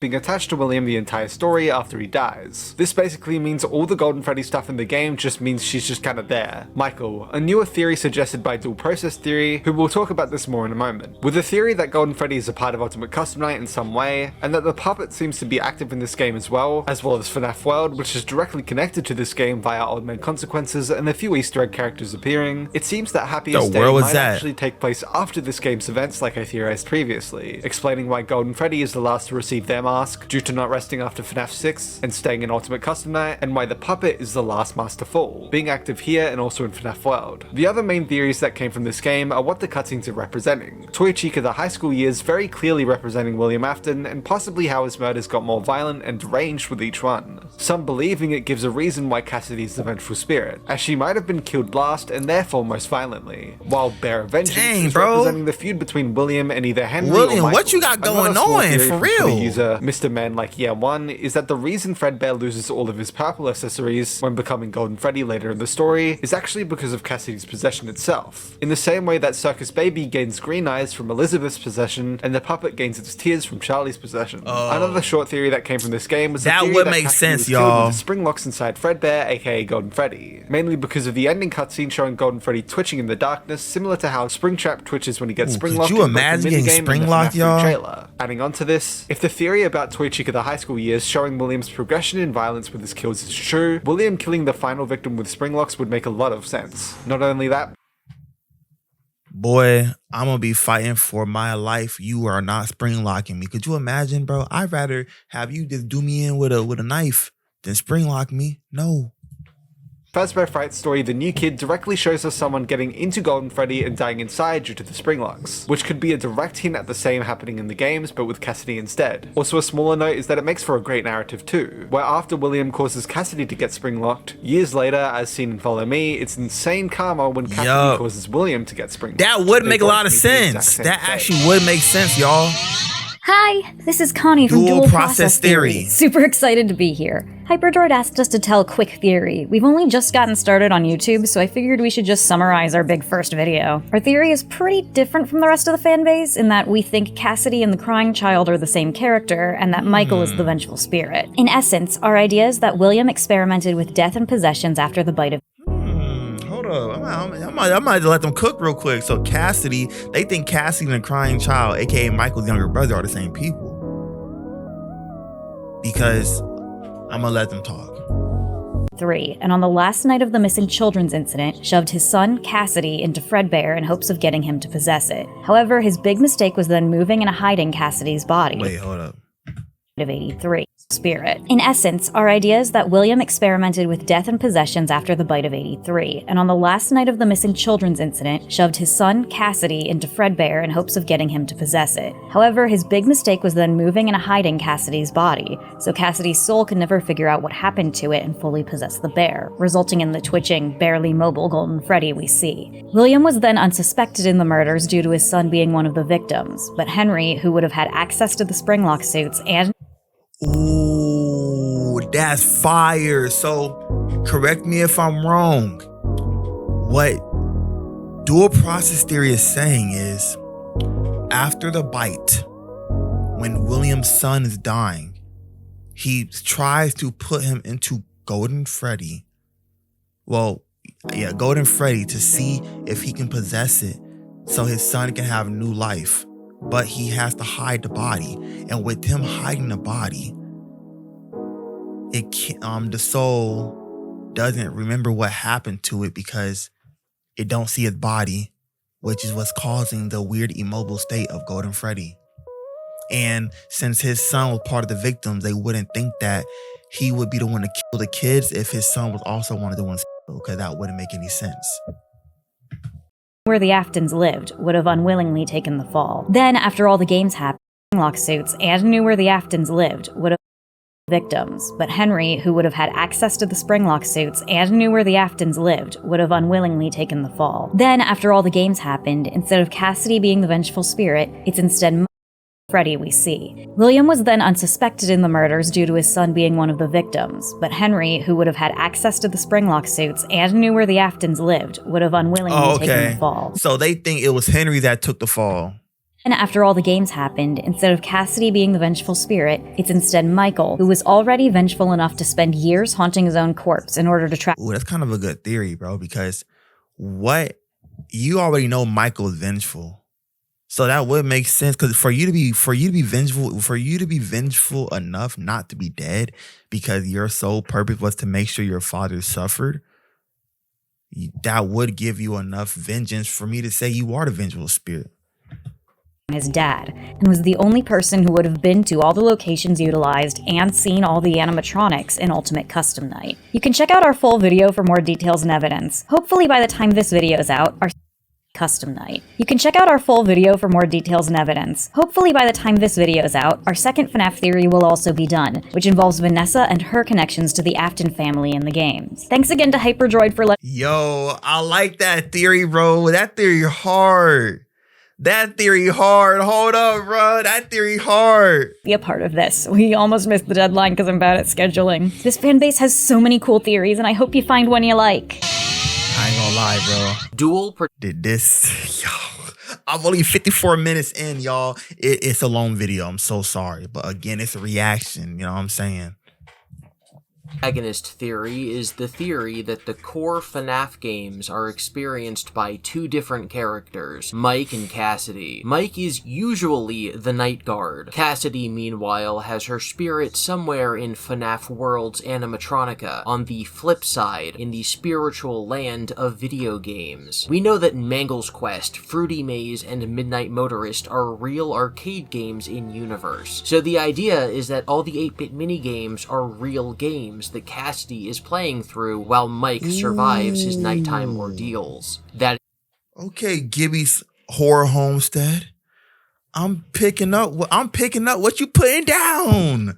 So those mini games, so pretty much, if you guys didn't understand that, Gibby is theorizing that the mini games played was on the flip side, which Cassidy is doing herself in FNAF World, while Mike is doing the security guard. Of course, until UCN, when Cassidy is involved in the nighttime gameplay as the host of William's Torment, and the other content is experienced by Mike, which is why those cutscenes are now in the form of TV shows, Mike's favorite thing. So, the theory that I want to Jack 259951433. I don't think it's Cassidy. Personally, I think the vengeful spirit is Andrew from Fazbear Frights. Now, a lot of people are going to be turned off to that idea because most people don't really like the idea of the books being canon, which is fair enough. A lot of them do introduce some pretty weird things, Andrew included. Now, there's a lot of reasons why I believe that Andrew's the vengeful spirit. I have a thread on Twitter right now that goes over this in a lot more detail, but the main points you would want to focus in on for this theory would be like the Toy Chica cutscene that implies there's 7 victims, the vast differences in personality between Wait, what was that? Spirit. Oh. Cutscene that implies there's 7 victims. Oh, someone backpack had the hook, so I'm guessing that's Foxy? Points you would want to focus in on for this theory would be like the Toy Chica cutscene that implies there's 7 victims, the vast differences in personality between Cassidy and the vengeful spirit, especially when you compare her relationship with the bite victim to that of Andrew's relationship with Jake, really damages the idea that Andrew is meant to just be a parallel to her. And other stuff like the Withered Chica dialogue and the Mangle dialogue implying that the vengeful spirit is male, whereas Cassidy has only ever been depicted as female, that sort of thing. So, I hope you guys enjoyed the video, and thank you to Hyperdroid for letting me submit this. Hello everyone, I'm Floop and I'm here to talk about who Old Man Consequences is. Well, to start things off, he's just a weird little alligator man that keeps fishing in this weird red forest. But wait, there's more to him than you think. So yeah, he did first appear in FNAF World, and then he appeared again in Ultimate Custom Night. And you can either talk to him or drown yourself in a lake, which will do different things in each game. In Ultimate Custom Night, your game will crash, and that's it. But in FNAF World, drowning yourself in a lake will lead you to this screen. I'm sure this screen means something to do with Happiest Day, and the person we see standing here is the puppet with like missing children or something, but I don't really know for sure. But back to who Old Man Consequences is, I don't think he's like a specific person in the lore, but rather just like a moral figure to tell Cassidy to finally stop torturing Afton and finally leave him to his demons and rest your own soul. I say this because of the lines I don't think he's like a specific person in the lore, but rather just like a moral figure to tell Cassidy to finally stop So, wait, is he talking about the alligator? I'm tripping, y'all, my bad. He's like a specific person in the lore, but rather just like I don't really know for sure. But back to who Old Man Consequences is, I don't think he's like a specific... Okay, so pretty much what Flute Loops is saying, that the alligator, he doesn't think the alligator is anyone in the lore. He thinks the alligator is supposed to be a moral conscience telling Cassidy to hold on, wait.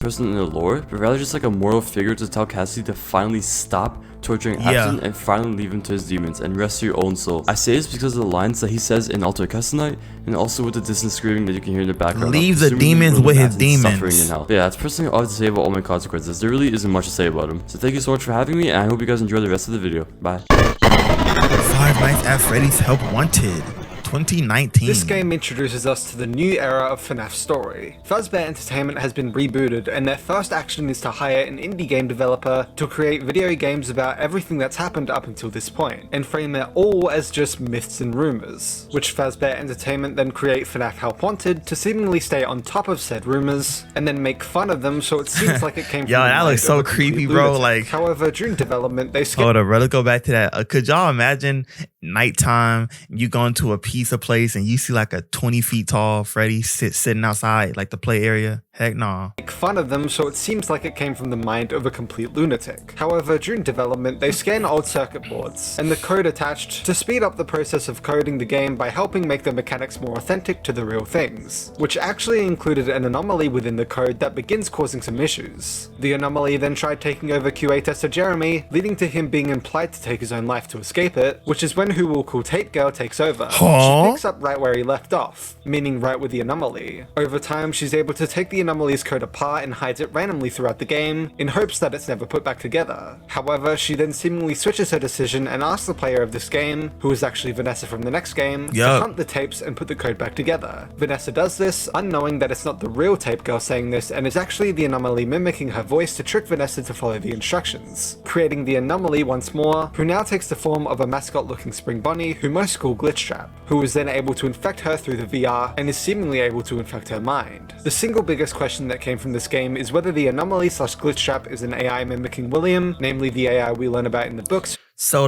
is that the reason why she did what she did in Security Breach as Spring Bunny or whatever the heck she was dressed out? I forgot the name of her character, bro. What was her? That shows up in the games, the mimic, or actually the real original William. This debate has continued to this very day, although I personally heavily believe that it's just the mimic virus mimicking William Afton. I have a plan for my next video to go into exactly this topic, present both sides, and finally come to a conclusion with all the mountains of evidence in mind, so subscribe for that. But let me give a quick rundown of both sides. The first ever things that Glitchtrap does in this game is mimic Tape Girl's voice to get you to collect all the tapes. Its entire voice lines in this game being a slowed down version of the Hi Hello from Tape Girl, and stealing the Spring Bunny costume from the Pizza Party game mode to represent itself. Yo, that was so crazy, bruh. That the mimic was meant to observe and then mimic the animatronic show routines to speed up the process for making copies of the animatronics, which is basically just another way to say and directly mirrors how the circuit boards for Glitchtrap were used to accurately recreate the original performances to speed up the process for them, well, making copies of the animatronics. Not only that, but it's then mentioned shortly after that the mimic began mimicking humans in a Fazbear location in ways unintended, which to me screams Afton. In the next FNAF game, FNAF AR, we also learned that Glitchtrap used FNAF AR? What? How many FNAF games do I never heard of that one. I'm a FNAF noob, but I've been here since it came out. That's crazy. Your boy went to work out, ate some good food, you know what I'm saying?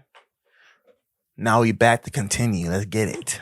Uses Vanessa to search up how to induce compliance in human subjects, and similar searches which make little sense if it's William himself, because why would the experimenting William Afton that we all know need to search this, and why specify human subjects if he's also still a human spirit? Although I should mention that some of the community still believe that instead of coming from the mimic and its code, Glitchtrap is instead the real William Afton, somehow transferring his soul or consciousness from Scraptrap's animatronic code. That would make sense, to be honest. And instead of being extremely biased, which I definitely am about this topic, a few evidence pieces used for this theory from this game / Glitchtrap alone are Glitchtrap is, well, Glitchtrap. It should be no surprise that this is assumed to be William Afton from just looks alone. Let's be completely fair here. That's the main issue with this debate. Even if it's an AI mimicking William, it will still obviously look and act like William, because it's trying to be him. So either way, it's William in some way. Glitchtrap is also always associated with the color purple throughout the games, which is on par with Glitchtrap looking like Spring Bunny, considering William's entire character in the original story was being the purple guy. In Princess Quest on the mobile port of Help Wanted, the Anomaly says I always come back, which is a catchphrase of William's. While this could just be a reference to the catchphrase, it should be noted that, to our knowledge at least, the movie does put a spanner in the works. This isn't ever said outside of Scraptrap himself saying it in FNAF 6, who under this theory just happens to be where it's theorized William's possession comes from, and more. Either way, those are the two options that you can make your own mind up on. And there are admittedly a lot more pieces of evidence for both sides from the future games, but also that I just cannot get into, because I will clearly seem biased when there's like 50 pieces of evidence for the mimic and like 5 for William. But dang, that mimic evidence go crazy. All the evidence for both sides, listening to and analyzing Scott's own comments about the story and Glitchtrap specifically, I personally and heavily believe that Glitchtrap is the mimic code, more so a branch / subroutine of it focused on mimicking William Afton, and that while William himself is gone for good, his evil continues to live on in ways unimaginable. Either way, like I mentioned earlier, a video covering this topic will be releasing very soon, so if you would like to see truly all the evidence, make sure to check that out.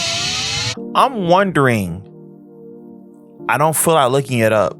I wonder if the movie is also some type of canon, because in the movie, wasn't Vanessa's William's daughter in the movie? If I remember the movie correctly, I could have sworn she was William's daughter in the movie.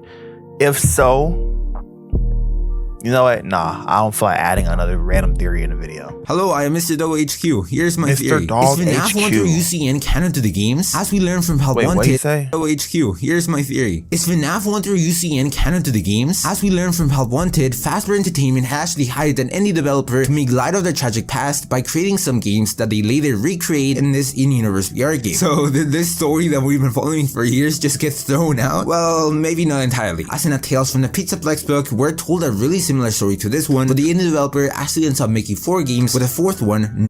We're told a really similar story to this one, but the indie developer. Is this like a act? Is this Scott, or like is this an actual developer?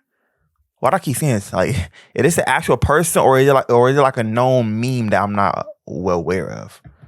Ends up making 4 games, with a 4th one not being completed. So 1 through 4 are the only non-canon ones? Seems like a lot of theorizers haven't formed a concrete answer to this, and we've just moved on. Usually I let the theorists speak for themselves, but I think I can actually quickly give you a concrete answer to this question. This game posed the big question of whether FNAF got rebooted mainly by using an image of Scott Cawthon himself as the game developer. So doesn't so that's Scott Cawthon right there, okay. That Scott is now canon in universe, meaning that all the FNAF games we've played up until this point actually never happened, and that this game is the start of a FNAF reboot. Well, that was the most popular theory 5 years ago, until Scott himself stepped in and intervened, debunking that theory with the quote, "Yes, I use my own picture for this indie game developer because it's an obvious parallel, but that doesn't necessarily mean that it's actually me in universe. How do you take characters that are canon, along with characters that are questionably canon, and characters from every point of the timeline, and throw them all together in one game that is canon? That's quite the problem when you think about it, but it was important for me that Help Wanted means something. I didn't want just a meaningless collection of minigames, although I'm sure most people would have been okay with that. I wanted it to be canon, and that meant that I needed to solve the substantial puzzle of how, meaning Scott made the indie game developer storyline to specifically make this game canon to the rest of the story that we already had, while featuring characters such as the Phantoms, Nightmares, and Easter egg characters that realistically no one in Fazbear Entertainment would or should know about, and some that might not even exist, and are simply just there for fun. Okay, man, why did Mangle ever exist? Y'all, I'm gonna keep saying that. Why did Mangle ever exist? Who made Mangle? Cause Mangle, what kid is gonna say they want to see Mangle? Not me. Mangle creepy, bro. Thank you. Subscribe to Hyperdroid. I'm Mr. WHQ. Huge honor. Bye bye. Help Wanted, Curse of Dreadbear DLC. This DLC continues the story from the main game. I never heard of this DLC. Where the now infected Vanessa, aka Vanny, is a full reluctant follower of Glitchtrap, seemingly creating a mask for it that she's going to continue to use to follow Glitchtrap's instructions in the next installment. Help Wanted, and that's how the story continues. Fazbear Entertainment, on the other hand, are seemingly constructing a mole. The public seem to have believed their corporate lie, and the business is now alive and well. Also, a small side note here is that in this DLC, when you die, you get taken to this place where a giant Dreadbear looms over you and holds onto graves, which I personally think is what's meant to be representing FNAF 6. The 5 missing children, Molten Freddy, Charlie, Lefty, Elizabeth, Scrap Baby, and Michael, with William being the middle glitchy one, possibly showing how even dead, Gravestone, the curse of Afton... Wait, FNAF 6? Am I tripping? Holds onto graves, which I personally think is what's meant to be representing FNAF 6. The 5 missing children, Molten Freddy, Charlie, Lefty, Elizabeth, Scrap Baby, and Michael, with William being the middle glitchy one, possibly showing how even dead, Gravestone, the curse of Afton lives on. There's also a chance that means Dreadbear in this shot is meant to represent Henry, mirroring Bear of Vengeance, possibly referring to Henry vs. William, having control over everyone and setting them all ablaze. This game also started the theories about Fall Fest 83, leading some to believe the Bite of 83 possibly took place around Halloween, with what appears to be William's car in the back, the Afton house in the hills, and the Dreadbear possibly being a reference to Fredbear itself. This can still be true, DLC however, fire. In the future games it seems like these Fall Fests were actually an annual thing for Fazbear Entertainment, and possibly where the company all started, mainly due to the reveal that there was a Fall Fest in 1970. We also seemingly got the mask that the FNAF 4 bullies would have worn in 1983 too, which is more of just a cool detail. That's fire. Yeah, I like that. I think honestly, hot take, but I think FNAF might have the best lore as far as like, I never seen a franchise have as much lore as FNAF when it comes to like, I don't think there's a franchise honestly in game history. I'm not trying to glaze. I don't think there's a franchise in FNAF history that not FNAF history, but in gaming history that I can really sit here and say has so much lore, like lore that makes sense. Scott Cawthon and everyone who Cawthon. Why am I saying Cawthon? My bad. Scott Cawthon and everyone who helped him on these games, bruh. The lore is super detailed, it's super nice, it's really good. Everything has a reason for it, and even if something was a mistake, it ends up being corrected later on.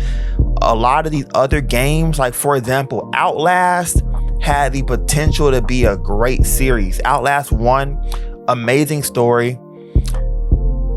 Outlast 2 should have followed up from Outlast 1, but neither, nevertheless, Outlast 2 was not that bad. It was scarier than Outlast 1, but the story was dookie compared to Outlast 1. And then you had Outlast Trials, trash.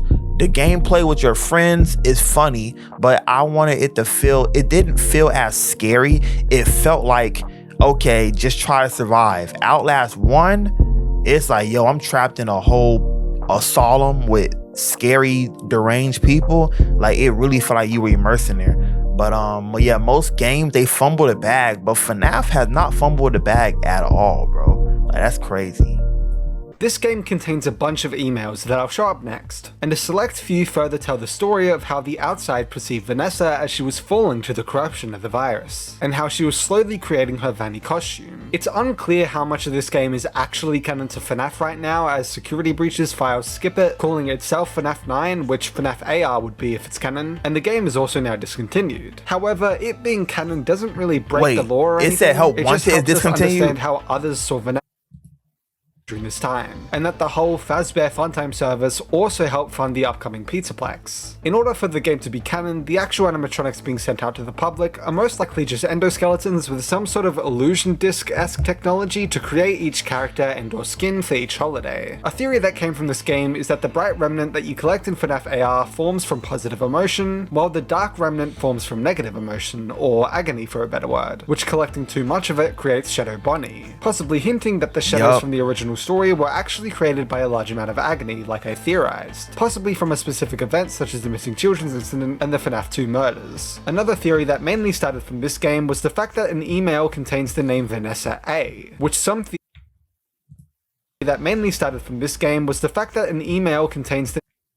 Stanley Hauser, Brenda Tanaka.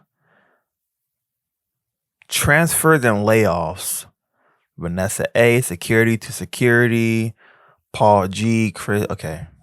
Vanessa A, which some theorize could mean that Vanessa might actually be an Afton. I mean, that would make sense, because in the movie they made her Afton's daughter. I'm pretty sure that she was the daughter in the movie, right?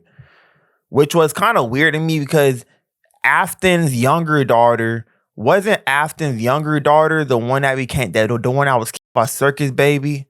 So I'm guessing the movie doesn't have any relations as far as canon events when it comes to, like, the FNAF franchise.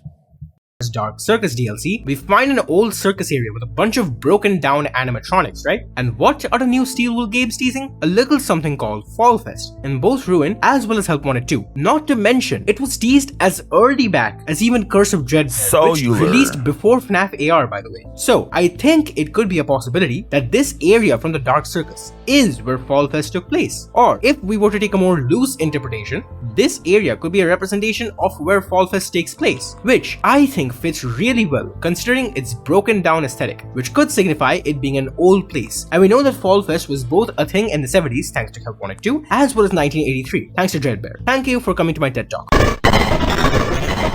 That was interesting. So y'all saw how, to take a more loose interpretation, this area. So is Fall Festival, wait, if this is the Fall Fest, so this is supposed to be the Fall Fest from 1970, they're speculating, right? But these are the animatronics that were used in FNAF sister location, because you see the ballerina. A representation of where Fall Fest takes place, which I think fits really well considering its broken down aesthetic. Yeah, you see the ballerina? That's interesting. Yeah, the pictures up here. Okay. Is that spring? Is that spring? I'm gonna be honest, y'all. I'm gonna just keep calling it Springtrap. I know there's different variations of the name. I'm gonna just keep saying Springtrap, which could signify it being an old place. And we know that Fall Fest was both a thing in the 70s, thanks to Help Wanted 2, as well as 1983, thanks to Dreadbear. Thank you for coming to my TED Talk. Five Nights at Freddy's security breach. Start Cawthon and still WHOLE Studios. So many theories from the community with the. I ain't gonna lie, I love security breach, bro. That was a great game, bro. When Corey Kenshin was playing it, I'm out here locked in. That's what got me back into FNAF. I mean, I told y'all I stopped being locked in with the FNAF community after FNAF 2. But when Security Breach came out, I was teed up, going crazy, and then I started watching the other. Then I started like getting back into the like looking at stuff. Gregory is a robot. A theory spawned mostly from the weird visual mechanics that occur when Vanny is near us, that Glamrock Freddy calls Gregory broken instead of the cut dialogue just saying that he's bleeding, as well as Gregory seemingly being homeless, possibly hinting towards him being a broken robot that after escaping the Pizzaplex has nowhere else to go because he doesn't know any actual humans. Oh, that's a good. This theory mainly comes from the fact that we didn't know too much about Gregory. However, because it would make sense because I'm gonna be honest, y'all. Gregory shouldn't have made it out there alive. It's no kid in the world that would have made it out of that place. Later we learn that he actually consistently went to school and had a good childhood, as the therapist confirmed. So wait, what? That he actually. Oh, he's real? This theory mainly comes from the fact that we didn't know too much about Gregory. However, later we learn that he actually consistently went to school and had a good childhood, as the therapist confirmed. So the likelihood of. But who to tell us that was a real memory? Who's to say it wasn't planted by artificial intelligence? Who's to say that therapists even exist? Who's to say you exist? Who's to say I exist? Who's to say you're even watching this video right now? Wake up.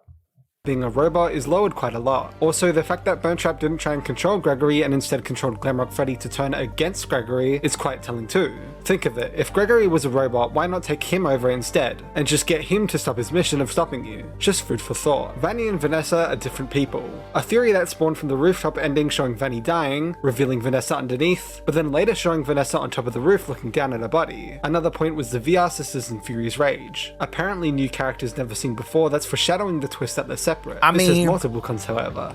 Or it could have been that Vanessa's soul is still in the Five Nights. That is still. I forgot what did they call that place? The Plaza or whatever. Maybe Vanessa's soul is trapped in the building, just like how the kid that died in the other pizzeria was trapped in the pizzeria animatronics. Maybe her soul was watching her dead body. Not only did the ending get confirmed to be a fake ending in Ruin, but the VR sisters. Oh, they said it was a fake ending? As not only did the ending get confirmed to be a fake ending in Ruin, but the VR sisters aren't actually new characters and instead variants of the Arcade Mayhem Chica skins. Look closely, they have beaks. Much like how the other characters are just variants of characters/skins from past games. The Afton family rebuilt. A theory that the Afton family has basically returned in this game. William as Glitchtrap and Burntrap, Crankchild rebuilt as Gregory with his visual similarities, Elizabeth rebuilt as Vanessa, siding with their father and having a bad childhood, etc., and possibly Michael possessing Glamrock Freddy, as it would fit the pattern, and would mean that he's basically protecting his brother, which would make sense considering he's the only Glamrock helping Gregory. Although as that would be fire. Mentioned earlier, Gregory had a good childhood, which William Afton would not provide, judging by every other child of his, and every other continuity showcasing that he wouldn't. Now, Vanessa, whose connections to Elizabeth seem to be answered in the FNAF movie, with it being revealed that Vanessa is literally just an Afton and William's daughter, which is actually possible to fit into the game's timeline too. Then there's Michael. Okay, so I'm hoping that the game, I'm guessing the movie might be canon. It's a theory, but it might be canon. Seeing based on Scott's reputation of like really being amazing when it comes to fitting things together, I'ma believe that the movie is canon. I'ma believe it's canon. Freddy, which mainly comes or from at least some things are canon. Although I am not quite myself at a moment is also said in both this game in the parts and services section and Help Wanted 2 in the freezer section, making the quote seemingly only about when he's able to kill you and or out of whatever safe mode he's under. Not only that, but in the next games, Glamrock Freddy is simply just an AI too, with no real hint at any possession. William or the Mimic being Burntrap is the same as him being Glitchtrap, heavily debated. However, this one is actually more easy to solve as the Burntrap ending was confirmed to no longer be canon in Ruin, with it seemingly just just being Gregory's drawing, proven further by all the damage from the ending being completely reversed. Not only that, but the burn trap side of the office went from being purple to orange to match the Mimic instead in Ruin, and a new claw mark in both the vent that leads to the Mimic's lair and also in the vent that leads to Burn Trap's lair, connecting the two as the same. Not only that, but in the Tales from the Pizzaplex epilogues, the Mimic happens to look burnt and be wearing bunny ears, to the point it gets confused as the guitarist Bonnie. Burn Trap was also directly visually connected to the Mimic in Ruin, with the Mimic being taken by the Scooper looking identical to Burn Trap being taken by the Tangle. Most importantly, Scott himself stated that Burn Trap was never meant to move in the game and was meant to just appear in the shadows, meaning he was never meant to have a big reveal nor boss fight. So with all of that and more, this theory of the entire family coming back seems unlikely. Since this is still believed by many, I am going to mention again it is a good theory though,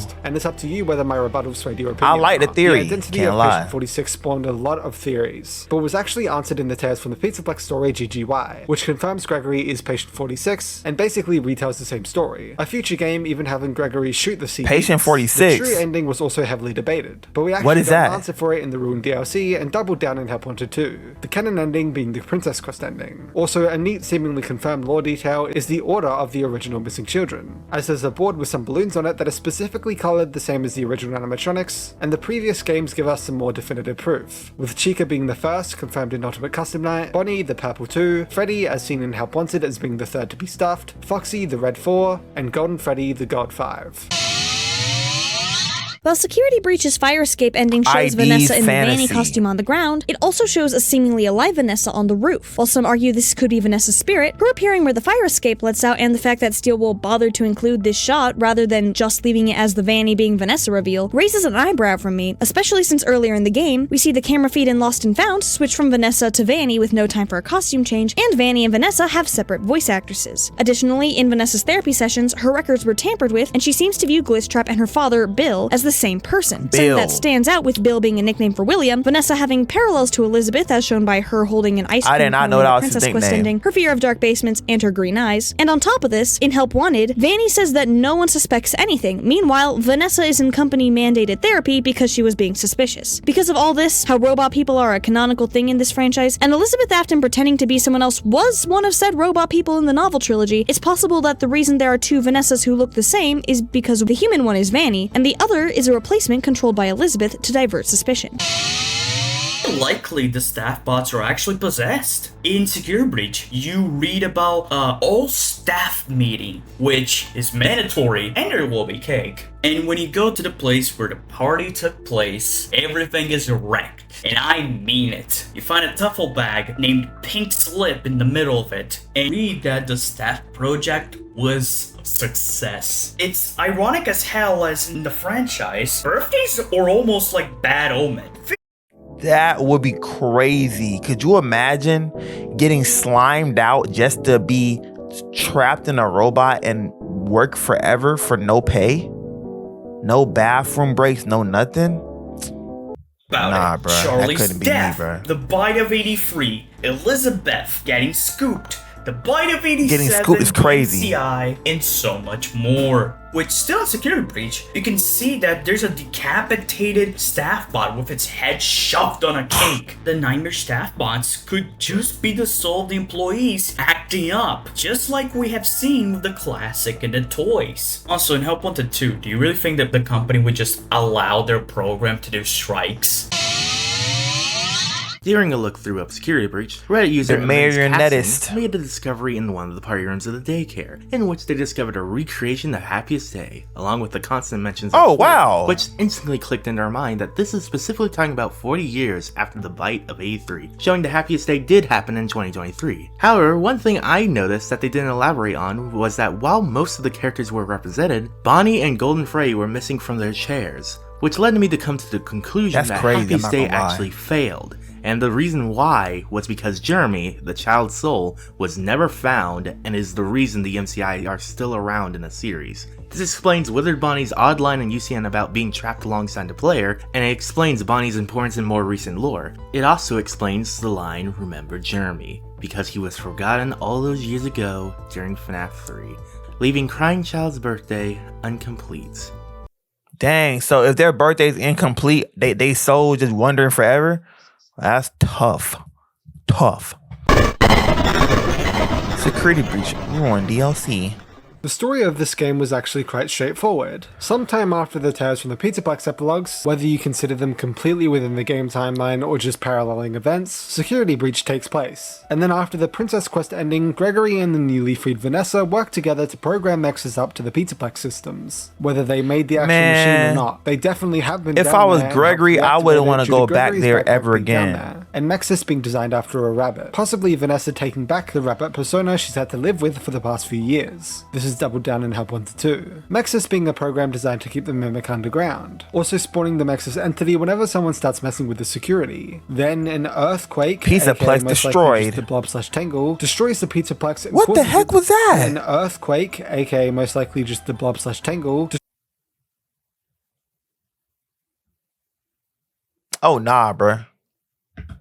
Destroys the Pizzaplex and causes it to close for seemingly good. The main theory surrounding this game is which ending is truly canon and what may have happened to Cassie's father. But with the little information we got and all endings basically concluding at the same spot, Cassie's still underground. That would freaking... That's about it. For fully fledged theories just about the DLC itself. I would never want to go to another freaking... and basically just an epilogue to security. Animatronic place again after seeing that. YouTubers wanted to cover Ruin over the other games, so...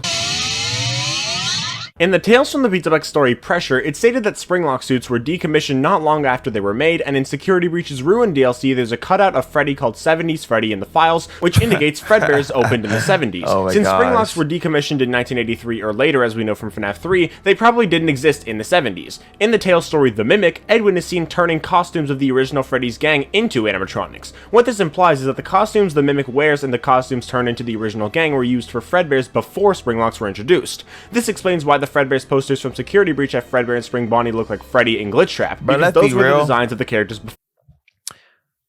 Why the world were Spring Locks even made for costumes? I wish I would get inside of a costume and they tell me any sweat, anything moist, and it's going to get critical. Nah, I'm good.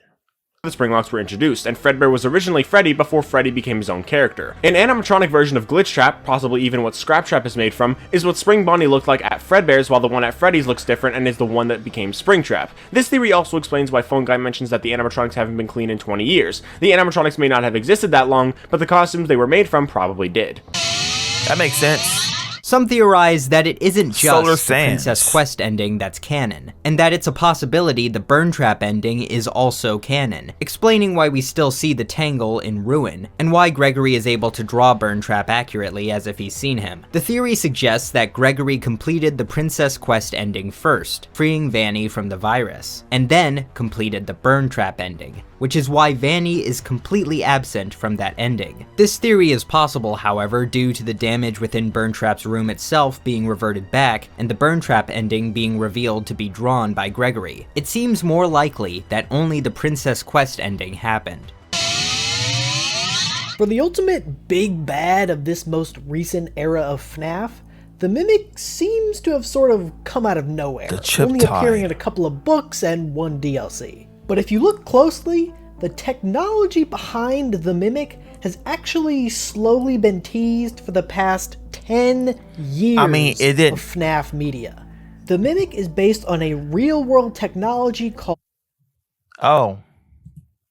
machine learning algorithms. Yeah. These programs are very complicated, but at their core, they allow a computer to recognize patterns and make decisions based on those patterns. It fuels all sorts of technology in our real world, from ChatGPT to the Face ID on your phone. In FNAF, it's this same technology that could give rise to the incredibly lifelike Glamrock animatronics or the rogue virus Glitch Trap. It's this same technology that Henry would have had to use to create the robot version of his daughter Charlie in the Fourth Closet novel. It's also the same Making a robot version of her daughter is crazy, bro. I can't even lie. Nice specific colored armbands like we see in the FNAF 6 minigame, and even the facial recognition software that we learned the toy animatronics were equipped with all the way back in FNAF 2 in 2014. That's right, you can draw a direct line of technological progression from the toy animatronics to the security puppet to Robo Charlie to Glitch Trap to the Mimic to Glamrock animatronics. So The toy animatronics have facial recognition software in them. So what they do, took my picture and said, you see this man attack him? So a strong theory of mine has to do with Roxanne Wolf. I've said this on my channel many times in reference to which animatronics throughout the Pizzaplex may or may not be possessed. And I believe that Roxanne Wolf is possessed. Reason being, after being deactivated, they all possessed, she suddenly comes back to life to save Cassie and fight the Mimic. Rightos does not have an answer for this. ID's Fantasy does not have an answer for this, and I don't believe even MatPat has an answer for this. Because like with Glamrock Bonnie and all of the wet floor signs and everything that we deactivate throughout Ruin, nothing comes back to life. However, when she is needed the most, Roxanne suddenly turns back on and comes back to life after being deactivated. So Roxy, she a real one. You a real one, Roxy, for real. Terminal Error and the FNAF 1 animatronics What's good, Terminal Error? Withered models in FNAF 2. Let me explain. Let me go back to what he said. I'll just, give him a warm welcome. Hey, I'm Terminal Error, and the FNAF 1 animatronics aren't just refurbished from the Withered models in FNAF 2. Let me explain. Besides the animatronics having huge differences between their FNAF 1 and Withered counterparts, Chica, I'm mainly looking at you, we see Afton rip the animatronics apart in the Follow Me minigames to presumably melt down the animatronic components and inject the remnant that he gets into the Funtime animatronics. And since he melts down the animatronics, then the Withereds shouldn't exist in the FNAF 1 location. But Freddy and the gang are still attacking us in FNAF 1, so how can that be? Well, these animatronics were made to replace the ones that Afton had melted, with one main difference. They run off of the Mimic program. Bone Guy says the animatronics can mistake people for endos, and that they're programmed to put any endos into a suit at night. They not mistaken sounds a nothing. lot like the Mimic from the books, who mistakes the workers for animatronics and begins ripping their limbs off. If you still don't believe me, take a look at the Blob and Rockstar They Road mistaken you, bruh. Both contain FNAF 1 animatronic components that shouldn't exist if they were melted down for the fun times. Yeah, the story of this game is quite they thought all the animatronics. Most likely takes place right get before me. the Ruin DLC happens, and one of the endings even carries on directly to Ruin. We know this due to the shadowed characters showing up, such as Roxy, but also the animatronics have gotten their ruined prefixes by this point. We play as Cassie's father, as proven by the bunny mask being familiar to the player, much like the Faz Wrench, plus the Faz Wrench has the exact same numbers on the back like Ruin, us collecting Faz Force figures, as Cassie's father is a collector, and more. Plus, Cassie's father is actually most likely the Bunny Bully from FNAF 4, because of Cassie's father continuously having something to do with Bunny. The achievement for collecting the bunny mask itself being literally... I wouldn't even deal with FNAF no more, bruh. You bully your friend's brother into getting bit, and you still playing around with Five Nights at Freddy's? No. Lost luggage. The numbers on the back of Cassie's father's Faz Wrench is the same hint that leads to the minigame that takes place in none other than Fredbear's Family Diner. And in Ruin, the Foxy and Bunny masks are actually in the same order that they are in the FNAF 4 minigames. It's unclear why he would be down here after security breach. Perhaps he actually knew about the Mimic somehow, leading to him telling Cassie he has to go somewhere and seemingly quickly. But we know that it's happened either way. Before we get into any of the theories, within the FNAF interview it was actually confirmed by J-Top from Stillwell Studios themselves that this game is the definitive end of Glitchtrap. I think this is very important to mention. This cutscene of Vanny destroying Glitchtrap is the confirmed end of Glitchtrap. Both of the endings of this game provide more evidence towards the theory of the Mimic family tree, where basically the Mimic 1 code, its name in the books, is the main and overall code, while everything else we see is simply a branch of it. Glitchtrap is just a branch focused on mimicking Afton, which does make sense when we see it's in control of the Vanny mask and Ruin, despite later being completely dead/defeated, showing that Glitchtrap likely isn't an independent code, as then the mask wouldn't still be infected by the Mimic in Ruin, if it was indeed independent. The other branches as an example would be focusing on stuff like infecting the Glamrock animatronics, monitoring the cameras, infecting the Mimic robot itself, which I think would mix with the Glitchtrap branch likely creates Burn Trap, etc. With the file name for the Ruin lead-in ending being called Help Trap, that seems to double down on it too, telling us that by helping the Mimic, by giving the mask to Cassie to free it, is actually helping Glitchtrap too. The second ending shows us Vanessa under her Vanny persona getting rid of the Glitchtrap branch for good, ensuring none of it remains this time, as she now works against it with her own free will. Why is Vanessa so big though?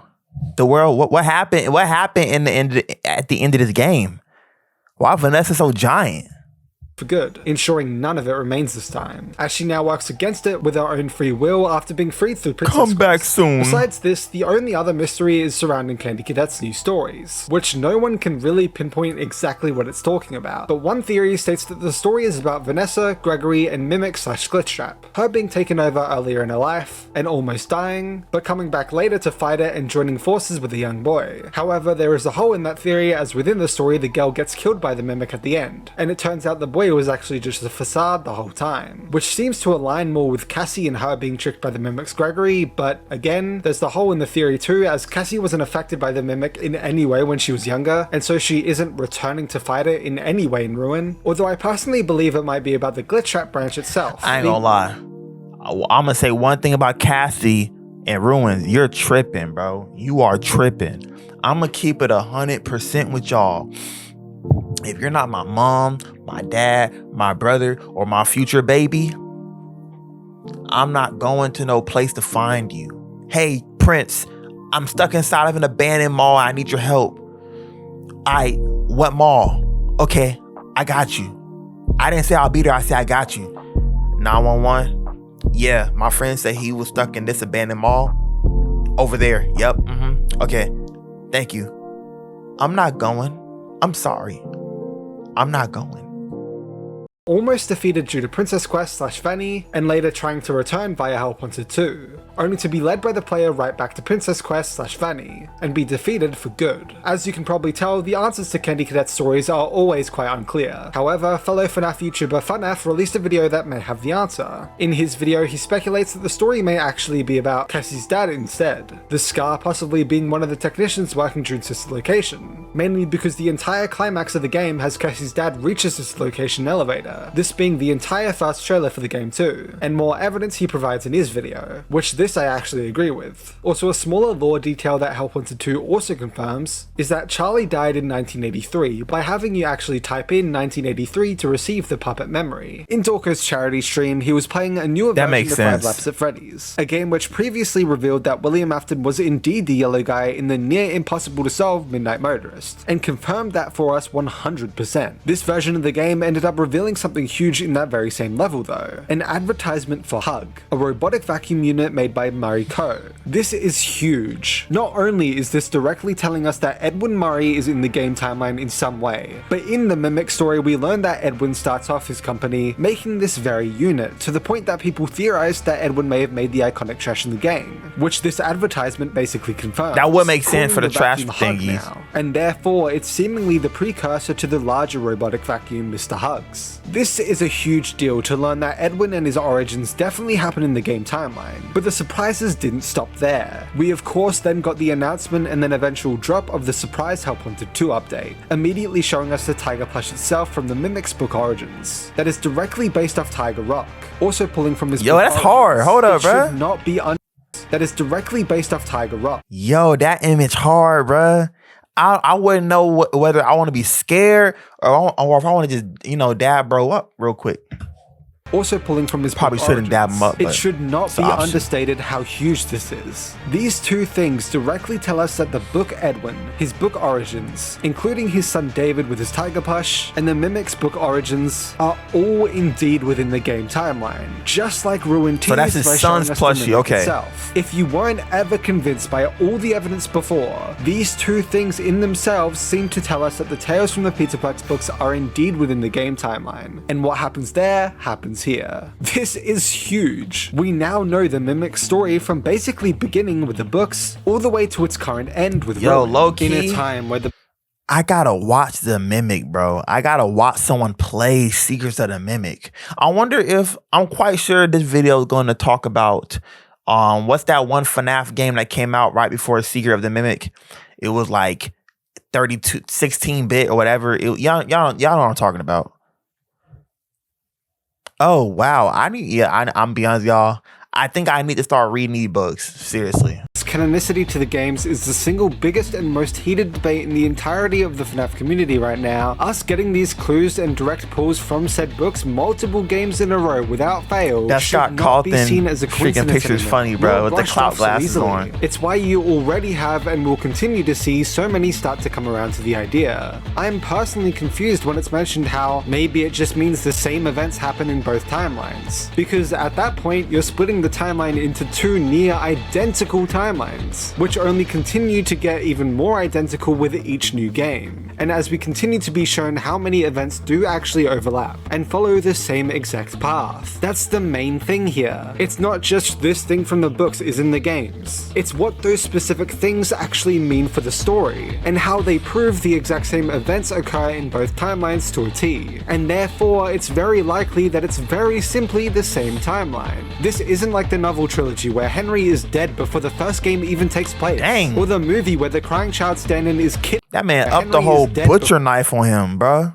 You could have just bit me instead of doing that.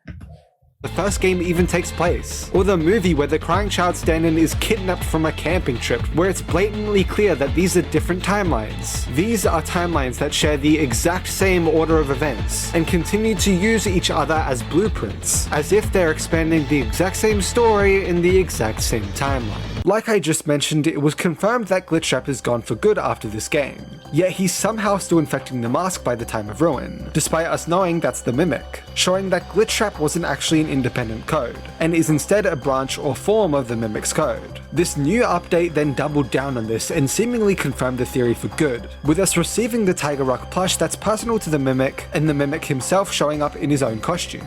Now that the Glitchtrap branch is cut off and gone for good, the Mimic has basically reverted back to his default settings, and it's just the plain Mimic with no more. Could y'all imagine that the Mimic like punch you in the chest? Now it's a plushie based on his own past. No more Glitchtrap costume. Now he's just himself. It's the exact same thing as the mask. Once Glitchtrap is removed, the Mimic is all that remains in its place. Not only this, but the game mode where we collect said Tiger Rock plush is actually called Puppet Master, a hint that the true Puppet Master behind everything in this game was actually the Mimic all along. I find it quite funny in the way that they delivered us this answer too, as they quite literally handed us the answer, with Glitchtrap being the one to hand us the Tiger Rock plush, which in itself shows that they're directly connected to one another. Mystic Hippo says all of this best and more directly than anything else, with a quote about the Mimic. A hidden performer is ready to take a bow. The Mimic was the hidden performer this whole time, pretending to be Afton, and with this game being the end of Glitchtrap, he's officially taken his final bow with that role. Hi, I'm Nervous, and I have a theory that the digital entity we know as Mixus contains the digital consciousness of Cassie's dad. Help Wanted 2 is swimming in clues, starting with the way Mixus moves. Mixus teleports the same way we do in Help Wanted 2. Not just this, but the Mystic Hippo asks us an interesting question. Do you ever look at your hands? I mean, really look at your hands. Our hands in VR are blue, digital, and disconnected at the wrist. Standard for VR, certainly, but unique to one other character in the series. Mixus. This paired with the way we swap out our Vanny mask for a Bonnie mask, Cassie's dad's favorite character, and then make a trade with Vanny herself in a scene that leaves us trapped within the digital world, suggests we agree to stay. Vanny crushing Glitchtrap symbolizes she is working against him and in turn would not want the Mimic free. And what does Mixus do? Guards the door to the Mimic. So in Ruin, we see Cassie's dad manifest as the blue rabbit entity doing everything in his power to keep his own daughter from freeing the Mimic. At least, that's my theory. Okay, bye! When I first saw the Fall Fest 1970 poster in Help Wanted 2, a few things came to mind. The big circus tent in the middle immediately made me think of Circus Baby, who also has a suspiciously significant role in the game, even making a speaking appearance in the Fazbear Blast level, one of the 2 levels in Help Wanted 2 with Fall Fest imagery. If Fazbear Entertainment was originally a carnival-focused company, as the Fall Fest poster and the mascot suits in Ruin seem to suggest, it would make sense for the only character with circus in their name to originate there. Maybe as a simpler doll animatronic like the one we see. And remember, I did point out that you saw Ballerina Girl and the other Foxy thing. I know the movie doll is almost a direct recreation of Ella. I didn't even see that in the movie. That's crazy. movie. I know the movie doll is almost a direct recreation of Ella, the doll from the books, which is a separate character, but in the game universe it could easily be the earliest version of Circus Baby. Maybe Henry made the original doll but gave the rights to William to turn it into a fully fledged animatronic. And if William only acquired the animatronic instead of creating it, it would explain why Vlad says, low key, y'all, look at the stomach. The original doll, but gave the rights to William to turn it into a fully fledged animatronic. Didn't Circus Baby open up the stomach to give out ice cream and snatch what's her name in there? So, I mean, it could, but then again, the clothing does look like so-and-so, so. And if William only acquired the animatronic instead of creating it, it would explain why Vlad says the baby isn't mine in The Immortal and the Restless. Those last two things are pure speculation, but I really do feel like Baby will be connected to the carnival in some way. We saw Ballerina, bro. We saw Ballerina in there. So around when the first Link Ash came won. out, me and my friends, we made a joke theory about Helpy being an evil businessman. We didn't believe it. It was just like Helpy showed up in like every single game since, and we didn't know who the leader of Fazbear Entertainment was, so we decided to make it. But now, with Helpy in Ruin and Helpy projected in Help 1 and 2, it seems clear that while Helpy himself is not pulling the strings, the Mimic or some other AI is using Helpy's image to pull the strings from behind all the stuff. I was not expecting this joke theory to turn out to be true, almost, but apparently it kind of is. That's funny. So something interesting that people noticed in Help 1 to 2 is that Helpy, with an I, disappears when we do the Princess Quest 4 ending first, and is replaced with FNAF 6 images. So that got me curious. Why does Helpy disappear if we kill Glitchtrap? Well, from what we know from the game, Helpy is helping Glitchtrap since he wants us to collect the Fast Force. And I guess why they call it Helpy. Glitchtrap said, "Help me."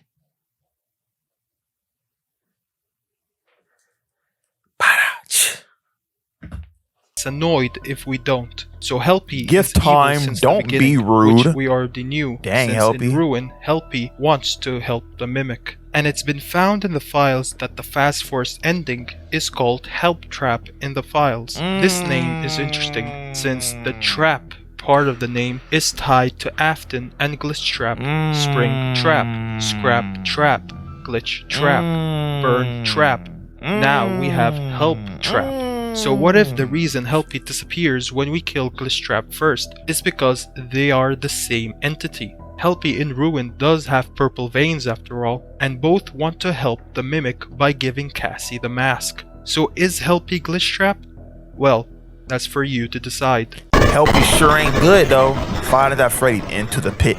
That's the game I was talking about. Now let me go put on socks, y'all. I am cold.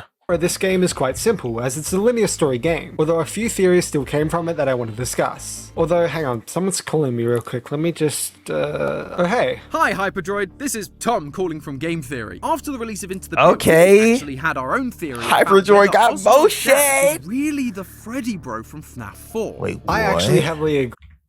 Whether Oswald's dad was really the Freddy bro from FNAF 4. I actually heavily agreed with this theory after watching your video about it. So dang, they just can't stay away. Well, it kind of makes sense when you think about it, because if someone helped slimed out your son, hey, the only thing left to do is slime out their son. No, let me stop. Let me stop, y'all.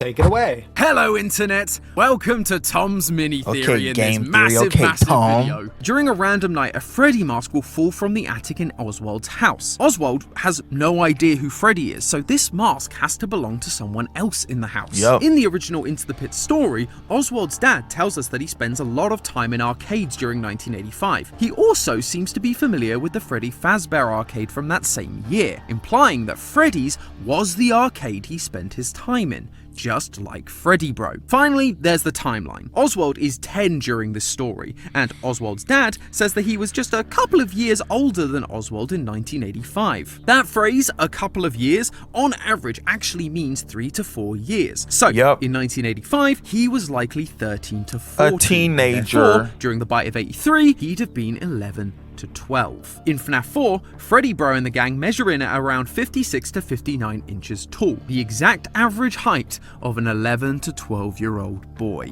So, there you have it. Oswald's dad is Freddy Bro, and now, all these years later, he took a job at a mill that was making Fazbear parts to try and atone for the mistake that he and his friends made on that fateful day in 1983. I'ma take that just to like me. Cassie's dad, Bonnie Bro, and good old Foxy Bro, Michael Afton. But hey, that's just a theory. A game theory! I'ma be honest, I'm not working at no place to atone for what I did.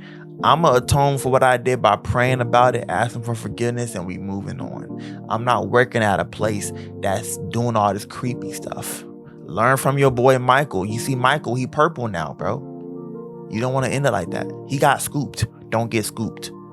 Not only that, but there's a few moments within the game where we get small bits of lore dropped in about the past games in the franchise, such as 1985 being repeated once again as seemingly the exact year that the missing children incident takes place, meaning June 26, 1985 thanks to FNAF 1. That Fredbear did indeed later turn into Golden Freddy, with all the Fredbear posters surrounding the Black Hat Golden Freddy. The real audio from Springtrap's death finally revealed that Dumpster Diver Weekly found the trash in the gang from the town's mill's dumpsters, that the wall is still sealed off from Freddy's, meaning this game has to take place before FNAF 3 occurs, that Susie's dog may actually be possessing the cupcake, with the cupcake being noted as continuously biting people and growling, this explaining how Afton claimed he knew where it was, Wait. a photo of the game timeline William Afton and Henry Emily, and So did that mean the dog died trying to protect Susie?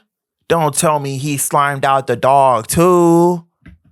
clear example and explanation that in the games themselves, the kids do actually slowly forget their memories after dying, showcased with us seeing Oswald forget his own name and who he is. What am I? Something I should probably mention is the time travel in this game, and that it's not actually real time travel as you think it is, and instead it's traveling through memories, agony, whatever other supernatural stuff is causing this. We know this for a fact due to some of the kids from the very start randomly reappearing in later nights, when they're not meant to, as simply just visions of the past. Things in the past somehow affecting the present, despite it being literal decades since that was scared to mess out me seeing that, so bro. Things like a door breaking would have been fixed and repaired within those decades, which we do see in the previous days that it was indeed fixed in the present, and also due to Pitchtrap himself, which is clearly not William Afton, and it's just the manifestation of the monster that he truly is. Not only that, but in the game we also get to see the missing children incident. Dang! Only 5 children were killed, and that's a fact. But wait, now there's a 6th here? Most people theorize this to just be Charlie, as she's always been the 6th grouped up with the missing children. But others theorize it to be about Andrew, a book character who's basically the vengeful spirit there and whose origins are unknown. I personally think this is just grouping Charlie in with the others, which has happened since even FNAF 2, as all we really know about Andrew is that he died by Afton's hands, wanted revenge, and really nothing else. And since the MCI was reported as only 5 in the entire 10 years of FNAF, at this point, even as recently as the movie it's only 5, it seems that he wasn't killed with them, Afton is doing it for the love of the game, bro. To be the 6th grouped up with them than Andrew is, which again, whose death and location is still a mystery to this day. Before the game came out, people, including me, thought this would solve the debate about whether the Fazbear Frights books, well, only the stories connected to the overarching Stitch Wraith plot, were in the game timeline or not. So, does this game mean the books are in the game timeline? Well, honestly, I can't tell what answer is trying to be provided here, if any.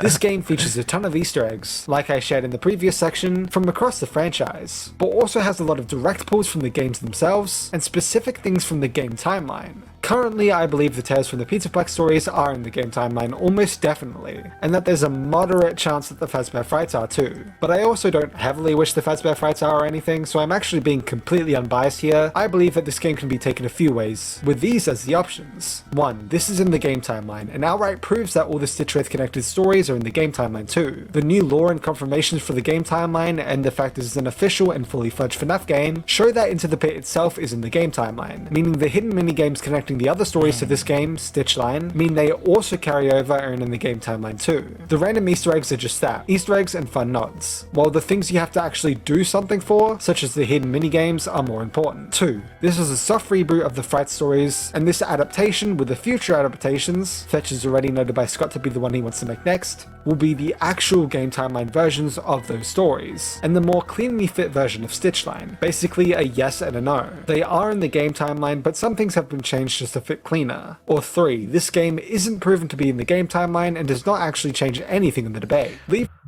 I'm thinking maybe this game, let's say this game isn't in the timeline, maybe it's just Scott giving us a way to see the other bullies. I feel like let's say it's not a major canon like storyline. I think maybe it could be a way of Scott saying, all right, y'all, I'm gonna still show y'all every other bully is still connected to the franchise, at least as far as like they're still around the FNAF stuff. They might not be a big thing, but they're still there. Like how so far we saw the Bonnie bully and the Foxy bully. Well, no, that's the Freddy bully. Foxy was Michael, right? Wasn't Michael wearing a Foxy face helmet thingy? The question's still unanswered. I think if this game isn't in the game timeline, it simply just means the debate remains unanswered, as it can't both be a fun anniversary game so it's not canon, but then also be the canon version of Stitchline that debunks the books being canon, and we have the answer to the huge question. But personally, I think that this game shows us that the Stitchline from the books is indeed within the game timeline, and currently I will be moving forward with that in mind. Probably. The only way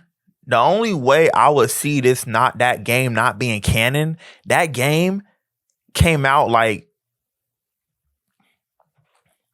the game that Into the Pit and Tales of the Mimic came out like back to back super fast, so it would make you think, and maybe that, well, I'm tripping. The graphical limitations for that game also would have made it easier to make than than Tales of the Mimic. So obviously you will be able to drop a 3D game and a 2D game at the same time, because chances are you can make them at the same time compared to making two different 3D games. But I don't know. I guess we just have to wait for Scott to hopefully one day just give us a non-vague and no other way to interpret this answer, which, good luck to us.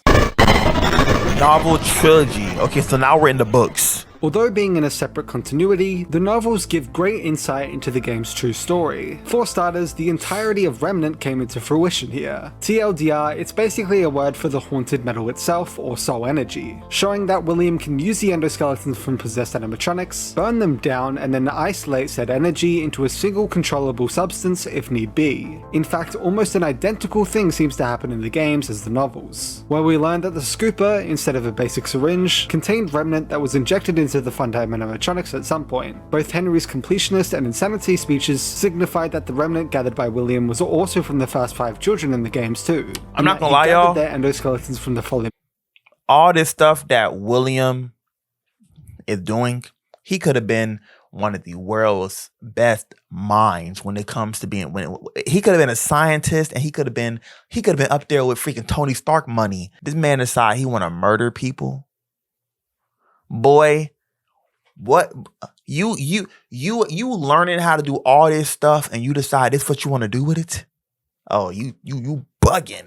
Minigames, quite literally being the exact same thing that happens in the novels. Some of the names came from the books too, such as William Afton himself, the murderer, Henry, the co-owner, and his daughter Charlie, the girl who possesses the puppet. The first book also gives some good insight into William and Henry themselves, such as stating that William was once fat and lively, who became sallow and thin after the murders, while Henry was withdrawn and shadowy. It's also noted how William had journals full of raving paranoia, passages about Henry that ranged from wild jealousy to near worship, showing that there was possibly already internal rivalry between the two before the murders even began. This would make sense with how, by the 4th closet, we learned that William outright stole the 4th Charlie from Henry, as he seemingly couldn't achieve creating that himself.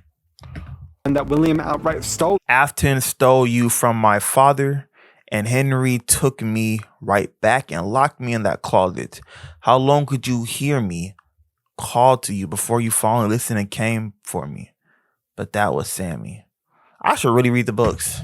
4th Charlie from Henry, as he seemingly couldn't achieve creating that himself. In fact, some believe William killed Charlie in the games due to his insane jealousy that we hear about here, possibly toe-to-toe with Midnight Motorist, theorized to show him coming home I told you not to close the door later that night of Charlie's murder. Charlotte Emily is the daughter of Henry, and isn't Henry the co-owner, right?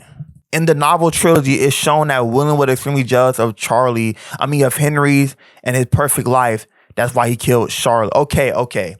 Remember, y'all, I'm learning the lore so I can be locked in when I play the games and don't be saying stupid stuff no more. Okay, so in the books, I'm guessing that's like canon to the story. Of 2 other spirits inhabiting the book, whether literally.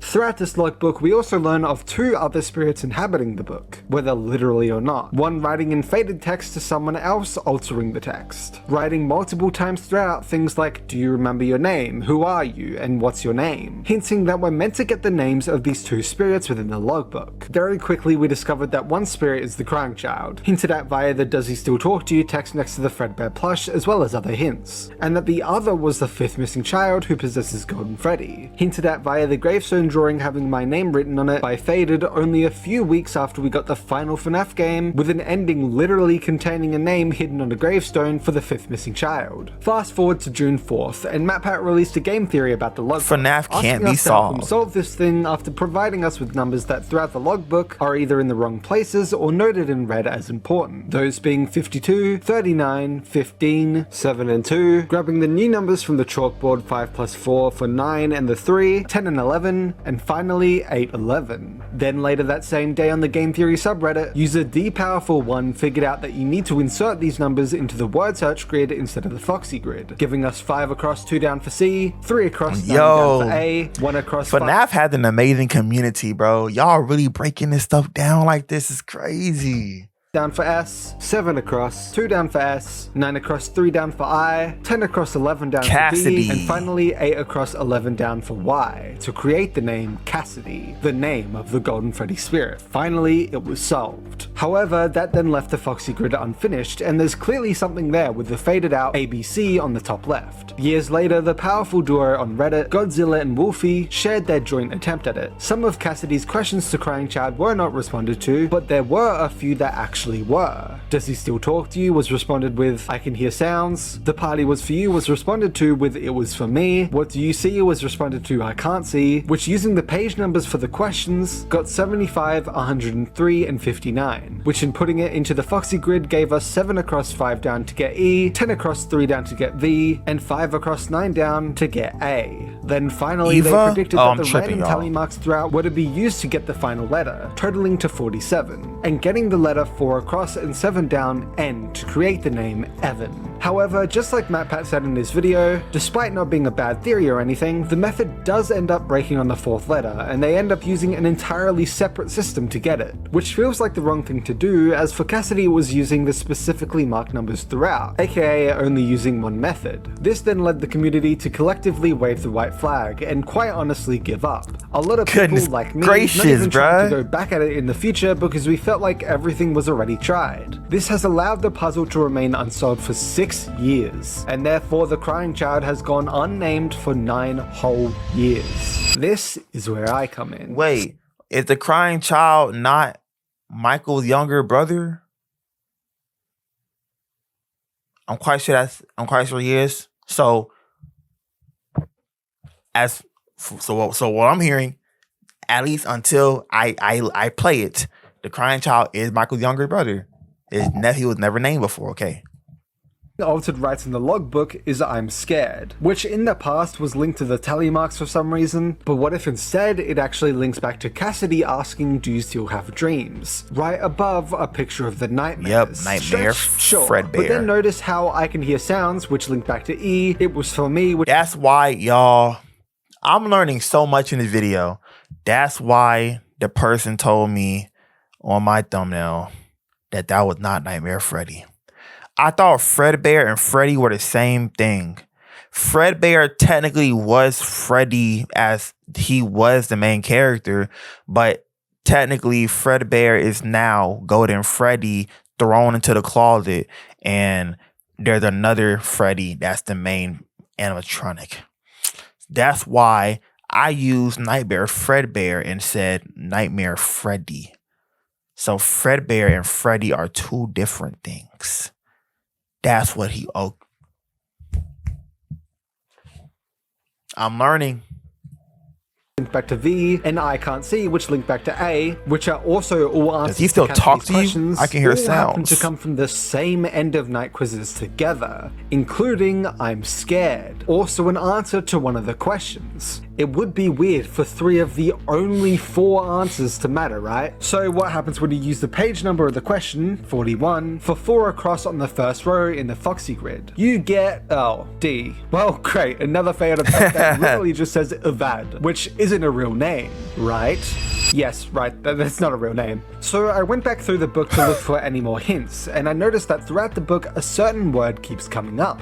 After each night's work, we ask that you take a moment for self-reflection. Reflect on the things in life that you are most thankful for. Reflect on the happiest day of your life. Reflect on the meaning of your dreams. And a bunch more activities all to do with reflecting on your life, looking back on things, a bunch of self-reflection quizzes, as well as a giant mirror, which is where Cassidy asks the crying child, "What do you see?" and is on the direct opposite page of where we solved Cassidy's name. But why am I bringing this up? Well, it got me thinking about the solution I got, and what happens when you put a word in a mirror reflection. Y'all, I was right about to say, I'm like, reflect.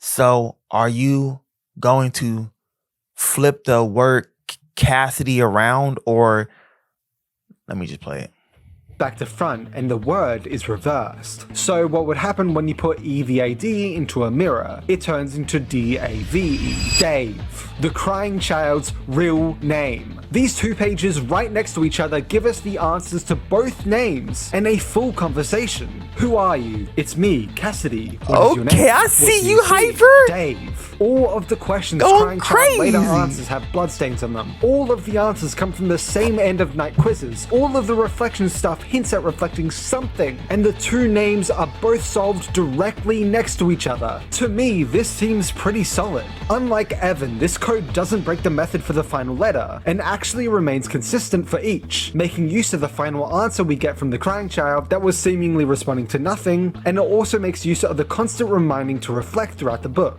I know some will have an issue with "I'm scared" being an answer for "Do you still have dreams?" but the fact that it's specifically above the image of nightmare, which Mike himself... It does make sense though, because if you're asking a little kid, "Do you have dreams?"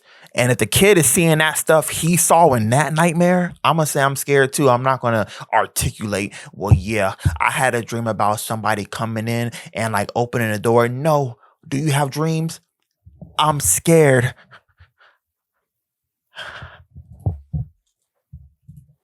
Rises here under a dream, and the fact that none of the other questions are even somewhat possible to be the question he's responding to, it seems to be the right one. Wait, haven't we heard the name Dave somewhere else before? Yes, we have. Multiple times, actually. Going release order, and in The Silver Eyes, a book which was released directly after FNAF 4, and a single month before FNAF World, both about the crying child, William Afton uses a disguise to hide from the public that he's the same guy. This disguise being Dave Miller. But why did he pick Dave? Well, if the crying child's name is truly Dave, then that means Scott specifically picked Dave for William to be literally using his dead son's name to disguise himself. That's insane. If you believe that Mike is the alias of Fritz in FNAF 2, then that's another Afton who uses a dead person's name as their alias. Like father, like son. But wait, what about the Miller That's part? nuts, well, y'all. Coincidentally, ever since the Silver Eyes, it literally never appears ever again. To the point that the fourth closet even calls him Dave/William Afton. In the week before, we even learn about Phone Guy's maintenance friend named Dave, who is a know-it-all, has personality flaws, and wants Phone Guy to fix the animatronics because there's no telling what will happen if they have too much or too little power. Which to me, this screams William Afton. And the way he warns the Phone Guy about fixing the animatronics makes it sound like he doesn't want them to shut off just in case something happens with the spirits. Which, along with the whole section ending with "You doubt Dave will tell you how to sabotage the animatronics," is extremely ironic with what we know William does in the FNAF 1 location to the animatronics after this, where he quite literally sabotages and destroys them, causing the spirits to come out, meaning this book seemingly doubles down that William's canon alter ego in the games is indeed Dave 2, which once again happens to be missing the Miller part now. Also in the Tales from the Pizzaplex story The Mimic, there's a kid named David, the son of an animatronic engineer, who just so happens to be with his plush toy literally everywhere he goes, to the point that the Mimic continued to mimic it even after his death. That's sad, so Plush bro. was vital to his character's story, just like the Fredbear plush is to the Crying Child's. I'm not saying he's a Crying Child stand-in, but could possibly be a hint towards it. Also in the FNAF movie, there's a drawing of a kid named David whose mum is holding a party balloon. This being the only drawing on the entire wall to actually have a name for the child who drew it. Genuinely, how many coincidences until it's no longer a coincidence? The funny thing about this is that after I actually went ahead and did the simple thing of searching FNAF logbook Dave, I found out that I'm not actually the first person to get this answer.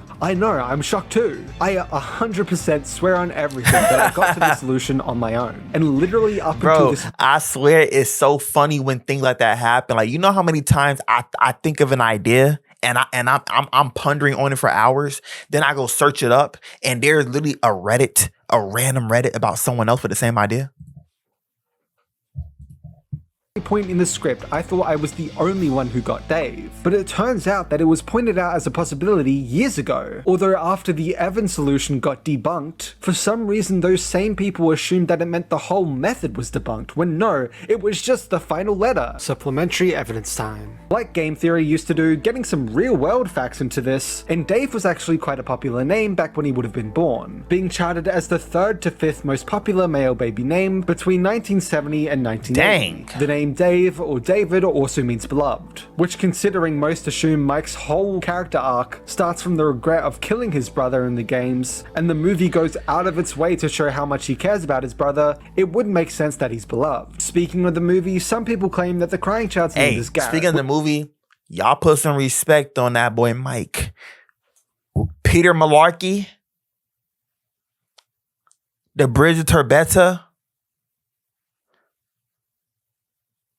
Zathora. Need I say more? W actor. Shaggy. Zoink Scoops. Need I say more? He played in other movies too, but I really watched him for like Scooby-Doo because I was a kid back then. So let's continue. This is his name in the movie. However, I don't think this is the case. Everyone did their thing too. The girl did her thing. Vanessa did her thing. Everyone did their thing. But I'm just saying, like, because I know, those two actors for a long time. Mainly because Elizabeth's name was changed to Abby, which is just an anagram of and a reference to baby. And despite me saying it's a nickname for Elizabeth wow, I didn't even realize that, bro. That's freaking crazy. Abby, I didn't realize that. Yo, this movie, bro. When you see people actually piece together the movie, it makes the movie way better than it makes me appreciate the movie, bro, way more than I did when I first watched it.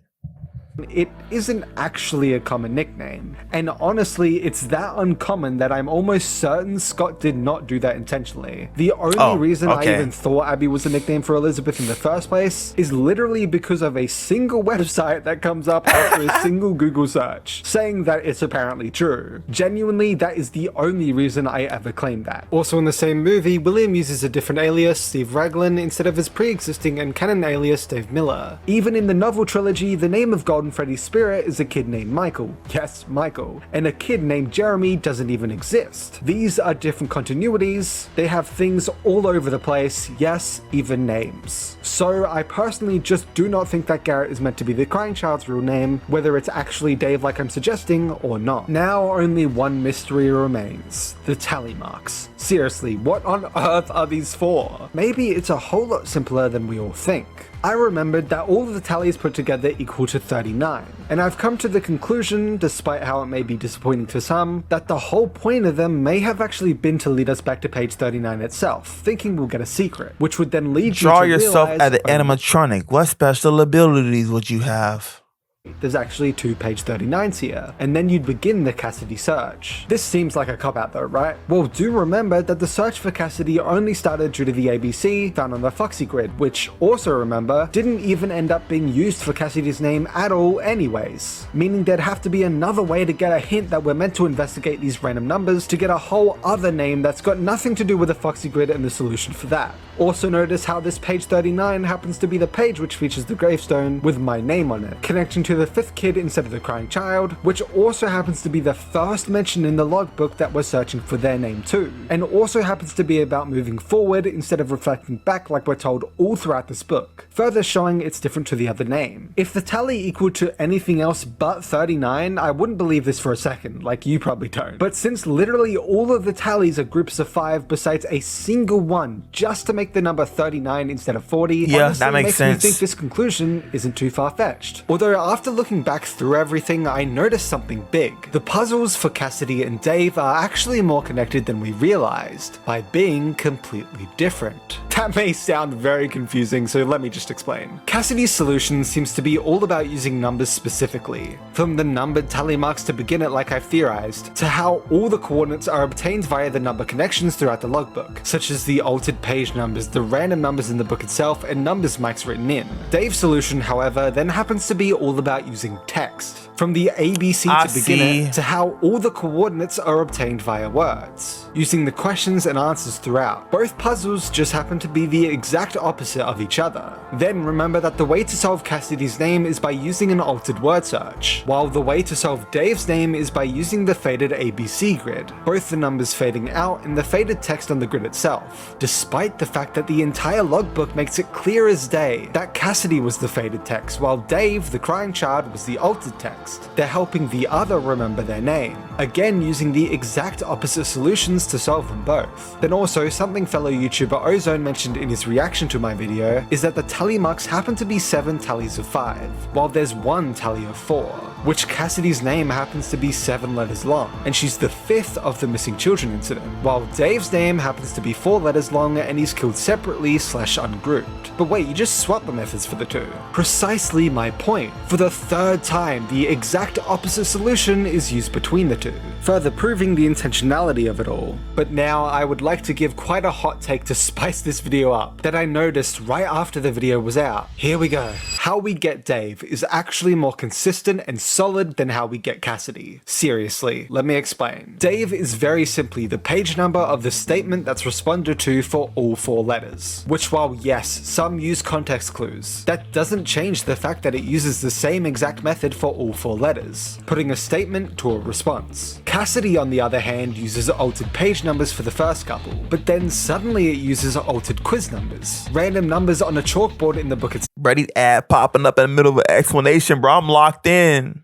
That requires you to put 3 numbers together in order to get the final number to solve the letter, which none of the other letters require. Then there's random highlighted numbers, and finally numbers that Mike himself writes into the book that isn't even out of place or anything like the other letters were. Mike even writes other numbers throughout the logbook too that aren't even used for this solution. So in conclusion, we have Dave, which has 4 letters using the exact same method. The only possible difference you could say is that the first and final letters both use a visual clue, sure, while Cassidy has 4 letters using the same method, but then the other 4 letters are using completely different I wouldn't methods. have found that doing this, bro. The only connection between them being numbers. This isn't to say Cassidy is wrong at all. In fact, I think Scott mentioning the name as the most accurate movie screenplay outright confirms that it's not as well as using the name in the novel trilogy for one of the missing children. But my point is that Dave has actually gotten more consistently and solid than Cassidy is, despite the Dave solution being framed by some as more complicated,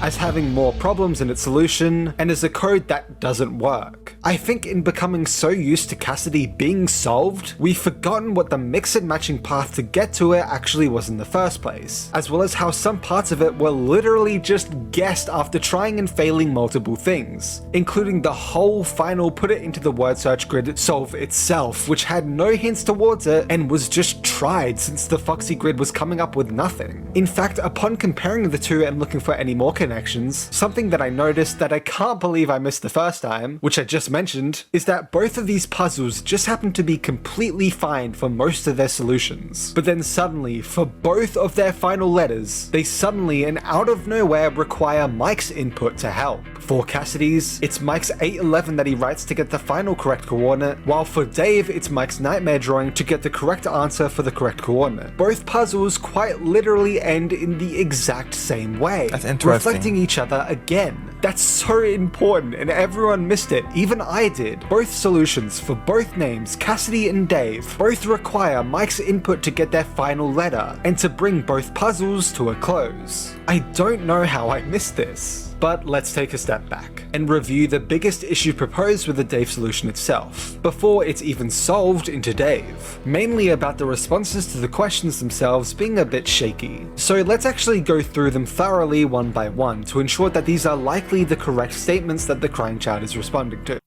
Oh, I see. So he's trying to see if some of the responses were meant for the other questions instead. Okay. Although before any of this, I'm not talking right now because I'm really trying to lock in on what he's saying.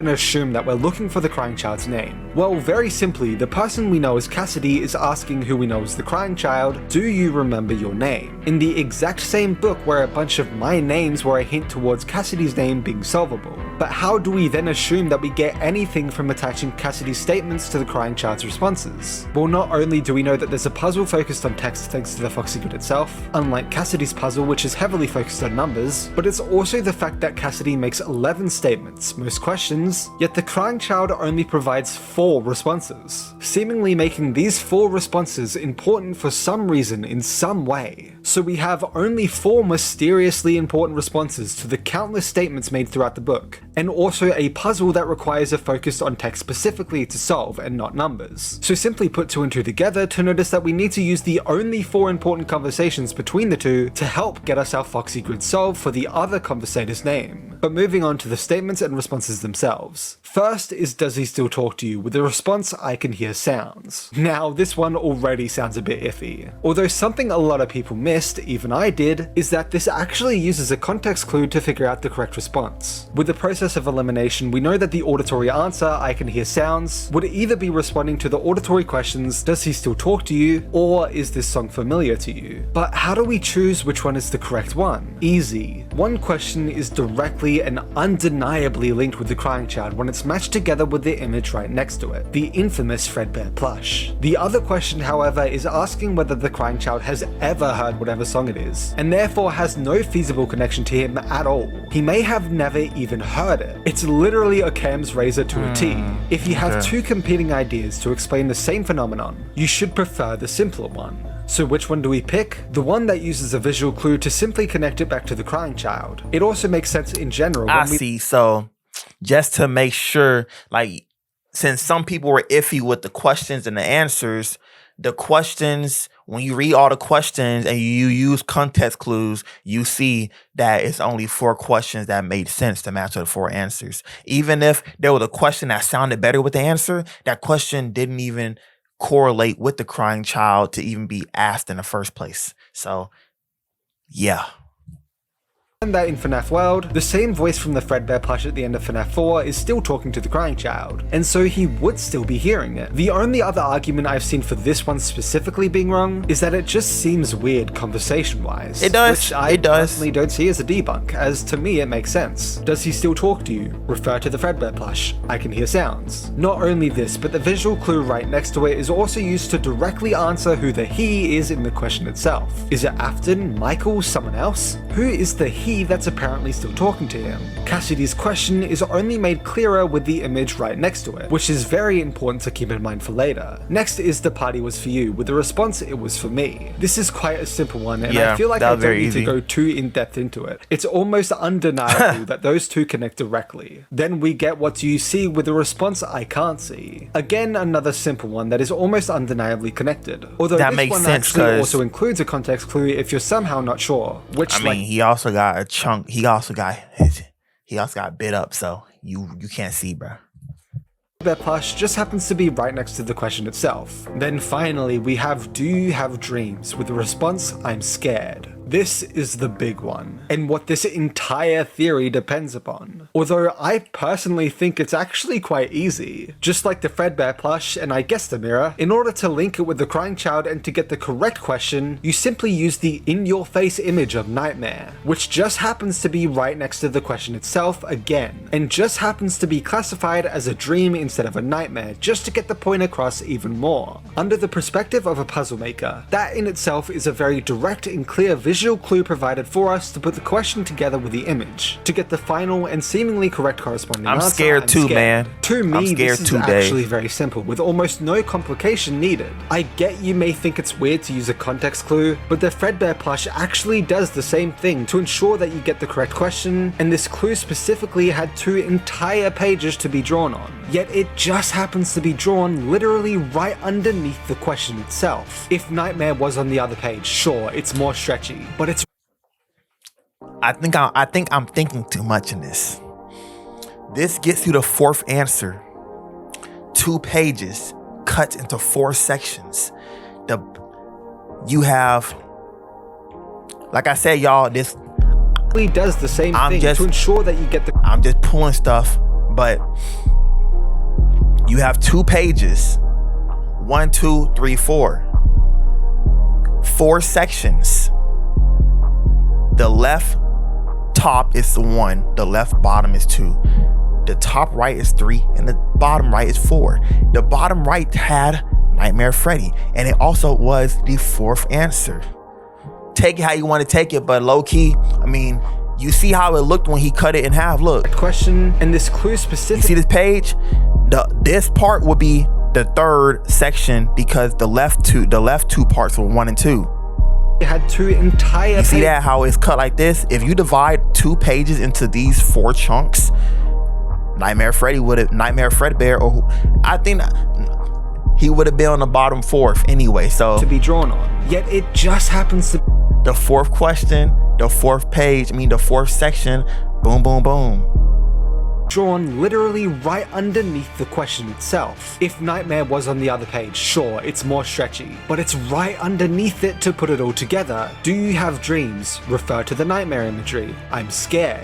Cassidy's question is only made clear and connected with the crying child by using the image right next to it again. The start and end of this solution both use a visual clue. Also, if you think it's odd because it uses Mike's input for the final letter, like I mentioned earlier, that just happens to be the exact same thing that happens for Cassidy's final letter too. The 2 puzzles mirror each other. Then finally, after you have all 4 letters in the order of crying child's answers, you use the countless mirror/reflection hints throughout with Evad to get a perfectly ordered and spelt out Dave. This is the biggest part of it to me. There's absolutely no brute forcing letters around required. I think everyone missed that. You literally don't have to force a single letter into place or switch anything up. Yep. It just perfectly becomes it naturally Dave flips into order. Dave. Again, this mirror is right next to where we solve Cassidy, which I think is huge. Both names are solved right next to each other, making this, I think, the 5th example of these 2 puzzles being directly connected to each other in some way. Honestly, if there's 999 failed attempts at this puzzle, and 1 attempt actually works but just requires a little stretching, although when combined with the visual/context clues shown directly to us, it's actually no longer a stretch, it seems like that one working solution might just be the right one. Especially when there is literally no proposed alternative. I just feel like if you open your mind and go through the solution again, you might realize it's actually not as complicated as some are making it seem. It's quite simple. In fact, I just proved earlier that it's more simple than Cassidy's ever was. Either way, I believe Dave is the name of the crying child and that the tally marks in the logbook specifically are to begin Cassidy's name hunt. Timeline-wise, the logbook itself is likely for the FNAF 3 location as a parody of a Freddy's logbook, much like how the location itself is a parody on a Freddy's location. Why isn't it just either meta or the logbook for FNAF 1's Freddy's with all the FNAF 1 imagery? Well, it simply can't be. First of all, we can immediately disprove it's during FNAF 1. Without even solving what the real value is, which I'll show later, this immediately tells us that the value of the 1993 Freddy coupons don't have the same value anymore. If the logbook is also June 1, their value would just be the same. Moving on, and we know that FNAF 4 and Sister Location's main gameplay, almost 99% sure, both take place after FNAF 1. So now let's go over why the logbook is after Sister Location occurs. Clara from The Immortal and the Restless is mentioned, Mike watches this show during Sister Location's gameplay, Casual Bungos is from Hand Unit during the elevator ride, same as the Screws, Bolts, and Hairpins Casual Bungos reference, and he also draws the fact that he wants actual money instead of the exotic buddies he got, which only happens in Sister Location. Then why it's after FNAF 4's night gameplay occurs, Mike literally draws Nightmare Fredbear under his recent dreams. In FNAF 4, Nightmare Fredbear doesn't even show up until night 5, meaning at this point Mike's already past that. Then why it's during FNAF 3. The only images of our security guard and their office is outright a Foxy character in the FNAF 3 office. Mike's whole character in FNAF 4 is literally wearing a Foxy mask. The Foxy mask. Why did I say the FNAF mask, bro? Well, I wasn't really wrong. Technically, it is the FNAF mask. It's just not the character name. FNAF 1, and then suddenly the guard for FNAF 3 is being represented as Foxy out of all characters seems pretty clear. Then the spring locks are mentioned again, and also the real value code, which is from a $16 voucher that says under it, for real value see page 61. which on page 61 there's 5 plus 4 on the board as well as a 3, so 9 times 3, which easily equals 27. And guess what? $16 in 1993 was worth $27 when the logbook released, outright proving that Mike was writing this logbook in modern times. FNAF detectives go crazy.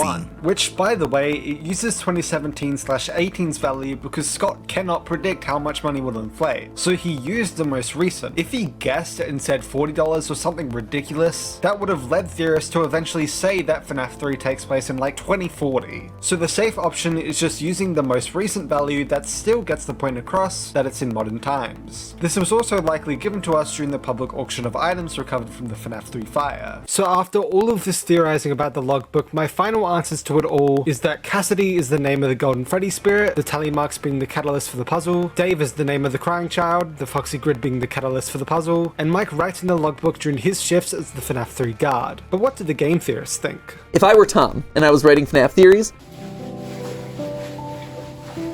Oh, hey.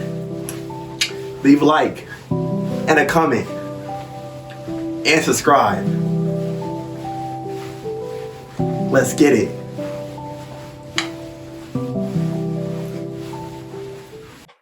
I would probably at this point feel confident calling Crying Child Dave. Wow. That's how good this is. I'm not drop kicking this out of frustration. I'm drop kicking it because I think it's done now. Oh, whoa! This is it. Whoa! It's gone. Oh, jeez. I definitely shattered a light almost. Drop kick this. Ready? Boom! Ooh! Oh, I should have doubled it. I could have. There we go. Ready? Oh, God! Is Crying Child's name Mike, Dave for me? Kicking that with your socks on? Yeah, that book definitely hurt your toes, bro. After spending days going back and forth, looking at every side of the argument, I have to say that the answer is a resounding yes. I believe that Dave is the name of the crying child. So to Hyperdroid, Ecstatic Marzipan 7, and any other FNAF theorist that came up with this solution over the years, congratulations, you did it. You solved the Foxy Grid, and you got the theorist seal of approval.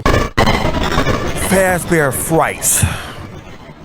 This book series features a ton of lore details, hints, confirmations, whatever you'd like to call it, regardless of the story's continuity/canonicity to the games, such as the missing children's incident takes place in the year 1985. Plushtrap is indeed an actual toy in universe, which may have been part of Fredbear's, as a Spring Bunny plushie as seen in FNAF 4's minigames. While the Funtime animatronics left after this location, it seems that all the Biddy Babs and Mini-Arenas are still down there. Golden Freddy is indeed a physical Springlock suit, aka Fredbear. Some backstory behind Susie, the possessor of Chica. Jeremy is almost definitely dead and help wanted after his interactions with Glitchtrap, and the swift incident that occurred afterwards, judging by the male developer dying at the hands of Springtrap infecting him through VR, and an employee discovering his death in office. Ultimate Custom Night is likely just a continuous nightmare, held by the vengeful spirit, so either until Cassidy passes on in Happiest Day, or the ending of the Man in Room 128 happens. Shadow Bonnie is indeed an agony bean, becoming attached to Toby after he destroys the game with pure rage/agony, although this is already a fact by FNAF AI itself. Springtrap seems to be the one creating the phantoms for the FNAF 3 guard, the mediocre melodies possibly actually including those Chica phantoms were tripping by the weird bird grouped up with them. Multiple spirits can actually inhabit a single body at the same time. Remnant can actually be isolated and put into a certain object, which we did already learn in the 4th closet, and Remnant is indeed positive emotions, while agony would of course be the negative emotions. The main debate here though isn't whether the rules and mechanics of the stories carry over to the games, it's whether the Stitch Wraith connected stories themselves, Stitch Line, are in the game timeline or not. A reminder that those would only include Into the Pit, To Be Beautiful, Count the Ways, Fetch, Out of Stock, 1:35 AM, Step Closer, Dance With Me, The Man in Room 1280, Blackbird, The Real Jake, Hide and Seek, and of course all the epilogues/Stitch Wraith stingers. What changes if they are in the game timeline is that those 12 stories do actually happen. The Stitch Wraith stingers specifically happening after Ultimate Custom Night and before Help Wanted, and it's basically just an extra epilogue to the original story. The main thing it changes for the game story though is that Andrew is now a possibility to be the vengeful spirit. Although even then, while I think the Fazbear fights are in the game timeline, I think both Cassidy and Andrew are in control, or at least there in Ultimate Custom Night. My theory being that the man in room 1280 takes place after Cassidy decides to let go of her vengeance and have her happiest day, while Andrew takes over and begins inflicting his rage, being the old man consequences telling her to rest. It would also mean that happiest day can now be pushed after the Stitch Wraith stingers, as the puppet does appear, and it also means that there were other Freddy's locations that were opening/closing besides the one that we play through the games. Also, it should be noted that any and all parallel theories don't now cease to exist if they're in the same timeline. It's just that instead of being literal stand-ins and replacements for the characters, they're now just narrative parallels to them in the same timeline. Most of the debates basically just come from the inconsistencies with certain stuff, but this is all that actually changes to what we know.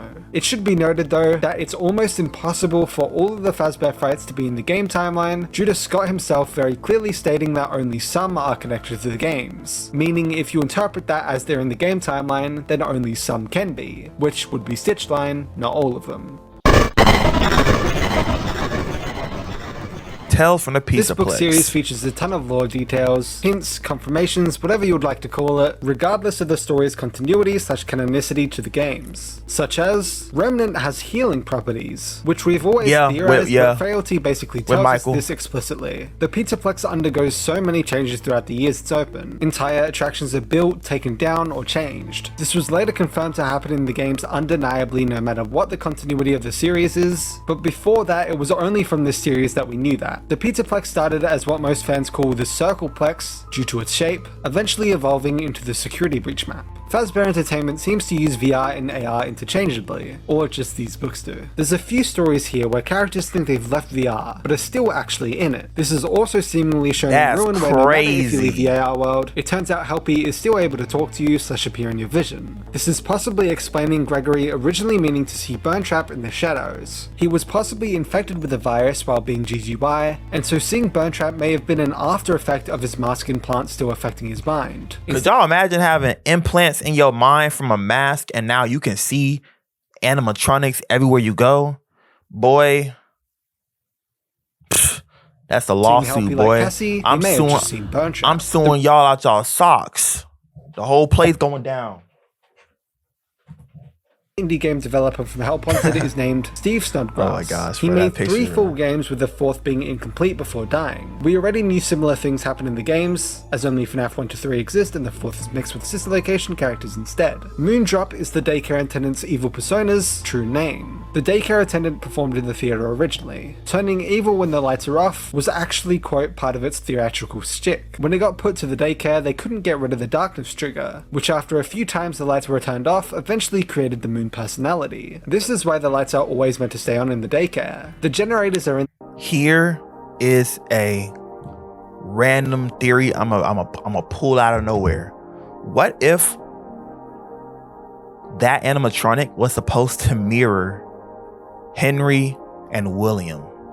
Because from what I know, Henry was a regular dude who was not trying to murder children. William was. The animatronics come on at night, but in the daytime you are safe. I mean, I guess it depends because, I mean, Circus Baby did, you know, in broad daylight, even though she had to be alone. But still, what if that's supposed to be a parallel between the co-owners of Fazbear Entertainment? Hence why it's in a daycare. At nighttime it goes crazy and at daytime you're safe. Daycare playpen because, quote, the easiest and cheapest fix was to install backup generators. They decided on 5 of them to be sure the area got full coverage. By then, all the installations were in place, and the climbing structures were the only locations that would conceal the generators. DJ Music Man trying to grab Gregory in the toilets is due to his bouncer mode. Quote, rumor has it that DJ Music Man originally had an experimental bouncer mode. Supposedly that was removed, but apparently the programmer missed a few lines of code. The virus, here the Mimic One, infects the Pizzaplex and all the the attractions as well as the animatronics, causing them to be amplified and worse versions of themselves. Glamrock Chica becoming obsessive for attention, Roxanne Wolf's Monty was freaking crazy, and Montgomery Gator turns incredibly violent and aggressive. Oh my GGY gosh. is confirmed to be patient 46 from the therapy tapes, and is able to access/hack the code of the Glamrock animatronics, putting G and Y's in their code. Quote, the new lines of code created additional conversations and behaviors in the Glamrock Freddy, Chica, Roxy, and Monty, stuff that wasn't in the legitimate coding. Embedded in those lines of code are seemingly random G's and Y's. This furthers my own theory that Gregory was indeed infected by a glitch trap under GGY. Here, possibly, this is just a theory, connecting everything back to the Mimic 1 program/one single system after the storyteller was taken down. The Mr. Hippo magnet from Security Breach were actually recalled due to them shorting out electronics. The Mimic was created for a child's entertainment, here it's for Edwin's kid David, and was later sought out to be captured by Fazbear Entertainment. There's apparently 5 stages to know if you're being haunted in the FNAF universe. 1, you start to have funny dreams and flashes of memories that are not yours. It's like they possess your thoughts when they're near. 2, you can feel chills or a tingle on your arm or back when they're around. 3, there could be a sudden movement of objects or sounds out of the blue. 4, if they really attach themselves to you, sometimes you can hear thoughts in your head as if the ghost is talking to you. And 5, if you really are gifted, and this is pretty rare, you might even see the ghost with your own eyes. The first and fourth ones seem to be about Mike and the Crying Child. Mainly Mike seeing Crying Child's memories throughout some of the games, with the constant hallucinations of crying children and It's Me, as well as also mixing with Mike's dreams that are literally flashes of the Crying Child's memories. William Afton's observations in this location were actually the place that William experimented on children with nightmarish animatronics with hallucinogenic gas. It's also directly connected with the ended boss battle room / William's office, aka Circus William, Babies you Entertainment good? Rentals, with fun times such as Ballora being down there. The experiments have apparently been abandoned for 10 years by this point, likely meaning 10 years after William gets springtrapped, meaning that if the fun times are still down there, sister location seems to take place over 10 years after William is springlocked, which since most assume it's after FNAF 1 anyways, would make sense. There was a line of Mimic robots meant to observe show routines and mimic them, all getting discontinued and turned off after the Mimics started mimicking humans in unintended ways. Once again, the main debate here though isn't whether the rules and mechanics of the stories carry over to the games, it's whether the tales from the Peterplex stories are in the game timeline or not. Unlike the Fazbear Frights, there is no set stitch line type thing, so it's assumed it's either all or none.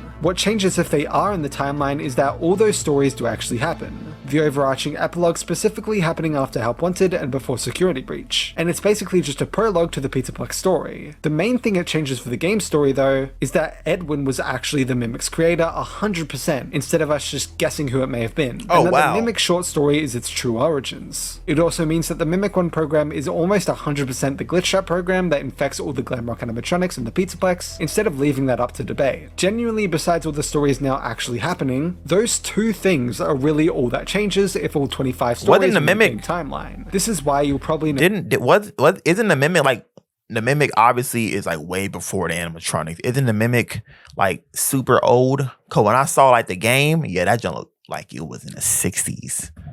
That Tales from the Peterplex is way less debated than Fazbear Frights when it comes down to being in the game timeline, and why I personally feel like it's almost definite. All guidebooks, Freddy Files, Character Encyclopedia, How to Draw, now, and how cookbook. To use these guides for lore. They got a cookbook. Oh my gosh! Don't know how Get to that little bag. or how much Scott has impacted these books, how much he fact-checked or proofread them, and how much was just done by his team. So I think instead of using any information's inclusion in a guidebook as the solid evidence itself, just take the information provided. For example, you can definitely use all the evidence provided for Molten MCI as evidence for Molten MCI, exactly like the Ultimate Guide does, but it actually being included in the Ultimate Guide isn't evidence itself. Another example for the character encyclopedia, you could say Burntrap is another incarnation of Springtrap animated by William Afton, who is the identity behind Glitchtrap, and that's fair to say and believe. But actually adding in the character encyclopedia William Afton, he's gone.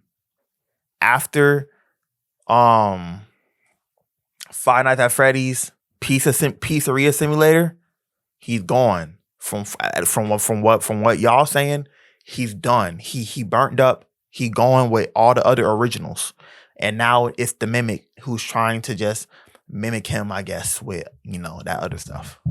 necessary, and it doesn't strengthen the argument. In fact, I actually think that including in the guidebook it says weakens the argument due to the errors within the guidebooks. And so people may treat the evidence you follow that statement with as less important, when instead you can just remove that statement entirely and still use the same evidence. Interactive novels. This book series features a ton of lore details, hints, confirmations, whatever you'd like to call it, such as the Pizzaplex is again confirmed to have gone under expansions. The next expansion is set to include the Superstar Daycare, Monty's Maze being repurposed into Monty's Gator Golf, and theorized by Devon to include a Monty Green Room. Glamrock Bunny had his own main green room and statue like the other Glamrocks do in Security Breach. Glamrock Bunny also appears on a poster with Monty, again reaffirming that he and Monty were connected in the Pizzaplex lore, Monty as his understudy. It's seemingly confirmed that Maze's size has shiftable walls. Oh, that's fire. Monty got updated from that rusty dusty bucket he had going on. Bunny had his own main green room and statue like the other Glamrocks do in Security Breach. Glamrock Bunny also appears on a poster with Monty, again reaffirming that he and Monty were connected in the Pizzaplex lore, Monty as his understudy. It's seemingly confirmed that Maze's size has shiftable walls/paths due to Monty's Maze being replaced because the attraction does not have much replay value. The Pizzaplex has the carousel that is the same one from Hellpointer 2. Phone Guy's real name is Ralph, with the Phone Guy being his real nickname given by others due to the messages that he leaves for new hires. Phone Guy has an 11-year-old daughter named Copelia. We hear the Bite of 83, canonically called in-universe the Big Bite, and there's a moment that can be interpreted as the crying child still being around in some way, as the crying from the phone continues after hanging up, and then the Phone Guy gets killed by a bite. We learn that the Bite of 87 victim doesn't speak much, nor do much else in general anymore due to the attack, and that no one knows what he did to provoke it. It's also basically confirmed it was Jeremy, a staff member, because after the bite, the staff themselves start joking about how instead of you can't spell team without ME, you can't spell team without MEAT.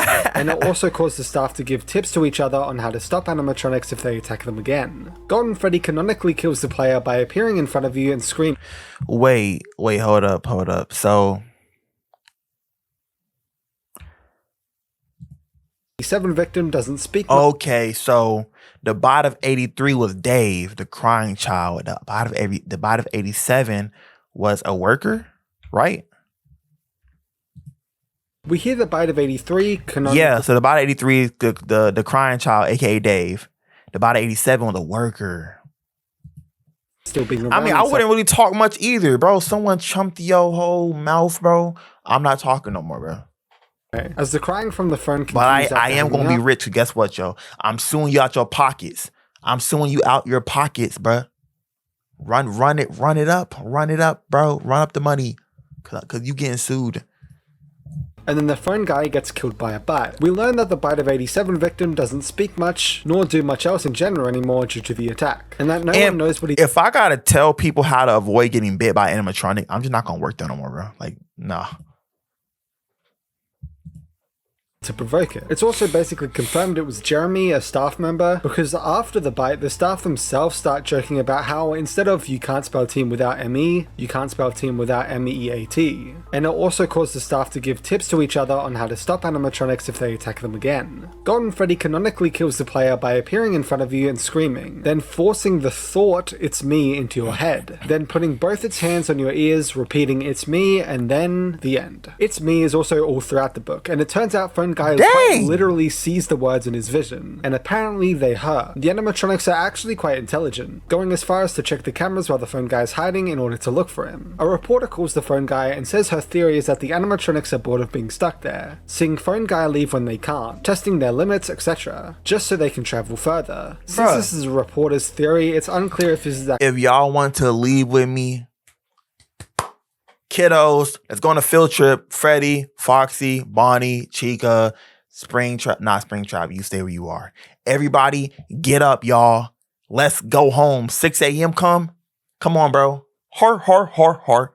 Come on, Foxy. Ah! Come on, everybody else. We gonna leave, and guess what? Y'all don't have to come. Y'all don't have to hurt me. I'm gonna let y'all out the door. I'm gonna open the door, y'all. Come. Let's go. Let's go on a field trip. Let's go home. true or not, but since it's in the book at all, I'm going to assume it's meant to be canon, and that the animatronics do want to leave. The reporter also confirms that Bonnie is possessed by Jeremy, and elsewhere the book confirms Chica is possessed by Susie, so us lining up the graves in FNAF 6 with the heads in FNAF 3 was correct. Phone Guy also has a friend, Dave in Maintenance, who is apparently a know-it-all, who has personality flaws, warns Phone Guy about how he has to fix the animatronics because there's no telling what will happen if they get too much or too little power, and more. It's unclear, but to me I think this is meant to be Dave Miller, William Afton's canon alter ego from the Silver Eyes, once again shown as his canonical alter ego name. The way he warns the Phone Guy about fixing the animatronics makes it sound like he doesn't want them to shut off just in case something happens with the spirits, which along with the whole section ending with "you doubt Dave will tell you how to sabotage the animatronics" seems extremely ironic with what we know William does in the FNAF 1 location to the animatronics right after this, where he quite literally sabotages and destroys them, causing the spirits to come out. The thing about this book series and its canonicity is that it's confirmed the week before is officially within the game timeline, and is an official prequel to FNAF 1, while VIP connects to Tales from the Pizzaplex through the attractions and layout of the Pizzaplex itself. VIP, however, also connects to Security Breach by having the Tales from the Pizzaplex confirmed to be slowly becoming the Security Breach Pizzaplex, starting with the next expansion creating the daycare, Monty Golf, Monty's Green Room, Mesa Size, etc. There's also 2 upcoming books. Return to the Pit is all about Into the Pit, while the second titled Escape to the Pizzaplex is set in the setting of the Smash Security Breach game. To me personally, and some may disagree, which is perfectly fine, but I think this is Scott telling us what's in the game timeline, by giving us an official installment in the original story, FNAF 1, and connecting it to the new story, Security Breach, to the Fazbear Frights books, Stitchline specifically due to Into the Pit, and to the Tales from the Pizzaplex books, which also connect back to Security Breach, making those in the game timeline. Although that's based on the information I have at this point in time, as Breach, making those in original story, FNAF 1 all the way through Ultimate Custom Nights, new story, Help Wanted through Ruin, Fazbear Frights, Stitchline, and Tales from the Pizzaplex, all the same timeline. I can see that. Same timeline. Although that's based on the information I have at this point in time, as 2 of these 4 books are yet to even be released. Find another Freddy's movie. Yes, sir. Shout out Blumhouse. A few theories that came from the movie are, is Garrett going to become the puppet in the second movie? This theory mainly comes from the message in the credits saying "come find me," and the only child in the movie that we know was taken yet didn't show up possessing an animatronic or anything like that is Garrett. That message also coincidentally playing while a remix of the Puppets music box was playing too. Fans also used a parallel to Charlie's, Puppets possessor in the game's, death. How she was killed on her own by Afton, and having Afton's car heavily associated with doesn't look at the way Charlie looks with the arm with her arms up, right? I know it could be a stretch, but doesn't that kind of resemble message in the credits saying the way he looking like this, sad face, hands out. Was playing too. Fans also used a parallel to Charlie's, Puppets. You know what I'm saying? In the game's, death. How she was killed on her own by Afton, and having Afton's car heavily associated with the death. Similar to how Garrett was taken and then assumedly why did that kind of scare me, bro? Heavily associated with Garrett's death. Also, Abby is shown to be drawing Garrett with the other children as if, for some reason, Garrett is grouped in with the other children's spirits, despite being killed separately. Which is similar to how Charlie is associated with the children's spirits despite being killed separately too, guiding their spirits or bringing them their happiest day, etc. Since the movie is in a different continuity/timeline, anything is possible. Does Henry exist in the movie universe? A question that mainly comes from the employee training tape stating that Freddy's was made by seemingly a single person, the Genius. Initially, people thought the technician in the security training tape was Henry, but this was later confirmed to be an actual designer of the real animatronics. It's currently unclear how the movie universe... Yeah, that's funny, bruh. This was later confirmed to be an actual designer of the real animatronics. It's currently unclear how the movie universe will treat Henry, Charlie, and that side of the story, as both were completely absent from the first movie. Is Mike and Afton? A question that mainly stems from Steve Raglan's interesting response to Mike's last name, which, while the reaction could be noticing it's the brother of the kid he killed, there still must be a reason that William decided to go out of his way to kill Garrett out of nowhere, and so specifically. And so Afton somehow being connected to the family in one way or another would make sense. His last name being Schmidt doesn't even break make the theory either, as in the game timeline we know Mike's last name is only ever confirmed to be Schmidt too, but he also goes on to call William his father. It's unclear what William's reaction to his last name meant. I guess we'll learn in a future movie, but before anyone asks, yes, Mike is an Afton in the games 100% no matter what the movie does. Again, he explicitly calls William father. Is Vanessa an Afton in the games too? This question immediately came to my mind when I first heard that line in the movie. After some re-evaluating of the evidence, it's actually possible that's the case in the games too, with Vanessa's last name starting with an A, and stating how manipulative her father Bill, which itself is a nickname for William, was to her, which is exactly how they treat Vanessa and William's relationship in the movie. Honestly, it could go either way. I just personally think it's funny that after Security Breach, everyone said Vanessa's backstory seemed like it's really close to or even copied from Elizabeth's, to the point it was used as evidence for Vanessa being a robot Elizabeth, but now that might just be because it's literally just the same father. Some claim the timeline doesn't work. However, it does when you consider there's a whole 30-year gap between FNAF 1 and FNAF 3, which while he gets spring-locked, the exact date of that is unknown, and it's just vaguely before FNAF 3, which could be 30 years, 10 years, 1 year, or even 1 week before. So personally, I think Vanessa may just be an Afton in the games too. It's kind of funny that for most of these questions I'm saying, I don't know, we'll see in the next movie, because we truly don't know much. All we really know about the second movie is that it will feature the FNAF 2 animation. How old is Vanessa supposed to be? Because only reason why I think it might actually be a clone or a robot of his daughter is because if he was spring locked 30 years before, then he wouldn't have had any other children because he was spring locked. And if Vanessa's in her 30s, that means she would have been around the age as his daughter that died. So that would not be a bad theory if he made a robot version of his daughter on some Astro Boy type stuff. That's it. I might have solved the FNAF movie's big twist. In the Five Nights at Freddy's movie, a pretty important element to the story is the kid's drawing which William uses to control the haunted animatronics. Strangely though, many viewers may not have noticed that this picture doesn't depict the 5 missing children, but the main 4 victims and Garrett. For some reason, the Golden Freddy kid is completely missing. Something like this also happened in Help Wanted 2, where we combined the 4 soda ingredients representing the 4 missing kids and a random soda can off to the side representing Garrett to unlock Golden Freddy. Is it possible that the spirit of Golden Freddy was never a real kid in the first place, and was instead created from the agony or memories of the 4 missing children and Garrett? I guess we'll just have to wait and see till the next FNAF movie. Interesting. That's actually interesting. As a fan of the FNAF story of JS the games, Productions books, 02. and now the movie, I always like coming up with different theories. And the one that comes to mind is a theory I made right before the FNAF movie came out. In my theory, and from my video where I predicted 6 things that would happen in the movie, I predicted that we will get a secret character mentioned during the credits, which will lead to the second movie. And for that, I ended up being correct in some way. We did get a hint of the puppet with the grandfather's clock and the words, "Come find me," and with in these credits, or like this, it can most likely happen that we will see the puppet in the next movie, which excites me. Hello, I'm not one. I mean, like, don't want to burst your bubble, but isn't the puppet in FNAF 2 anyway? So, like, wouldn't that make sense for the puppet to be in FNAF, the second movie? Am I tripping?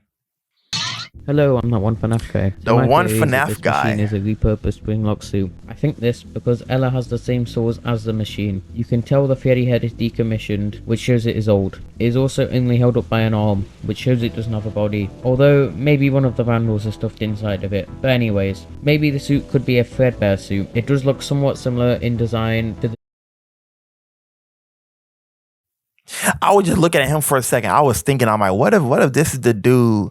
What if that was the Nah. I'm gonna just stop. But anyways, I'm not even gonna say maybe what I the suit want to could say. be a Fredbear I was suit. gonna make it up does look a random somewhat theory. similar in design to the UCN Fredbear. So who knows? Anyway, that's my theory. Over. I wanted to add a section here that goes over all of Scott's clarifications he's made himself, or just anything he specifically revealed. Scott has clarified seeing multiple spring traps in FNAF 3 doesn't mean there are multiple spring traps, simply stating, as long as the red light is flashing after a ventilation error, you may see multiple spring traps. These are FNAF 3 was going crazy with hallucinations, so. On FNAF 4's Halloween update, Scott mentioned this about the lore, and namely the box. Quote, you know, when I released the first game over a year ago, I was amazed at how quickly everyone found every bit of lore and story. Then the same happened with part 2. Fans and YouTubers dug in and found everything. Game Theory did an incredible video on part 2, getting almost everything right. Then part 3 came out, and once again the story was uncovered by the community. It seemed that there was nothing I could hide. But then I released part 4, and somehow no one, not a single person, found the pieces. The story remains completely hidden. I guess most people assumed that I filled the game with random Easter eggs this time, but I didn't. What's in the box? It's the pieces put together. But the bigger question is, would the community accept it that way? The fact that the pieces have remained elusive this time strikes me as incredible and special and a fitting conclusion in some ways. And because of that, I've decided that maybe some things are best left forgotten forever. End quote. When someone asked if that meant Phone Guy was Purple Guy, as he just said that MatPat got almost everything right with FNAF 2, he simply replied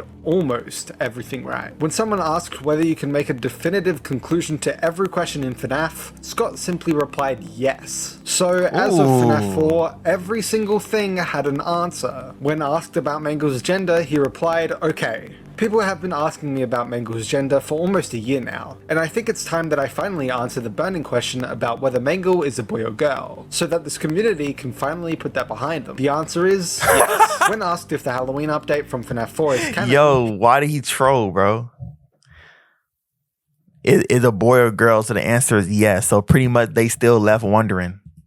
He put that behind them. The answer is yes. When asked if the Halloween update from FNAF 4 is canon, he simply replied no. The Halloween update is not canon. I will make a post about this shortly, and he later did mention it in a post. Quote, this game is not canon and is only for fun for the holidays. When asked if the novel trilogy, Silver Eyes, Twisted Ones, Fourth Closet Only, was canon to the game, Scott said this. The truth is that after a while, lore can become so dense that there isn't room for a story anymore. Another truth is that what makes for a good game doesn't necessarily make for a good book. That's facts. Sometimes the timeline gets so full that the only way to tell a real story is have the story set in a different timeline, an alternate universe, a different location, or perhaps from a vantage point that isn't entirely what it appears to be. Following up on this, he would say, a lot of effort went into the book, and while it's true that it doesn't follow the events of the games 100%, it's still good to see that most people have accepted it as part of the FNAF universe. When asked if Sister Location was canon, he simply replied yes. Sister Location is canon. Less lore heavy, but Scott mentioned this about merch and any possible canon details they include. Details like this are super important to me. I correct tons of mistakes during the approval process, but some inevitably slip through. He even clarified again years later about the Cassidy Kazoo. I can't tell you how many designs I've rejected because companies randomly throw out names from the lore. I'm pretty confident that I rejected this as well, or I guess there is a chance that it slipped through the cracks. Either way, get it while you can, cause I'm pulling it. When asked how the scooping machine actually worked, Scott replied, I don't think any kind of single scoop to the abdomen could pull out your whole skeleton, but just imagine your torso as a jack-o'-lantern, and you've got the right idea. And then if something is crawling inside of you, it could probably manually empty out the rest. Replying to someone's post about MatPat's The Killer's Promise episode of Game Theory, Scott replied, regardless of what people may agree or disagree with about the theory itself, I think this is one of his best videos. It was well made, it was entertaining, and he really did find some things that no one else had found yet. When Scott released the final update for Sister Location's Custom Night, he mentions that, by the way, cutscenes are canon. When talking about the upcoming Golden Freddy update, he stated, I wanted to let everyone have a So all the cutscenes are canon? Okay.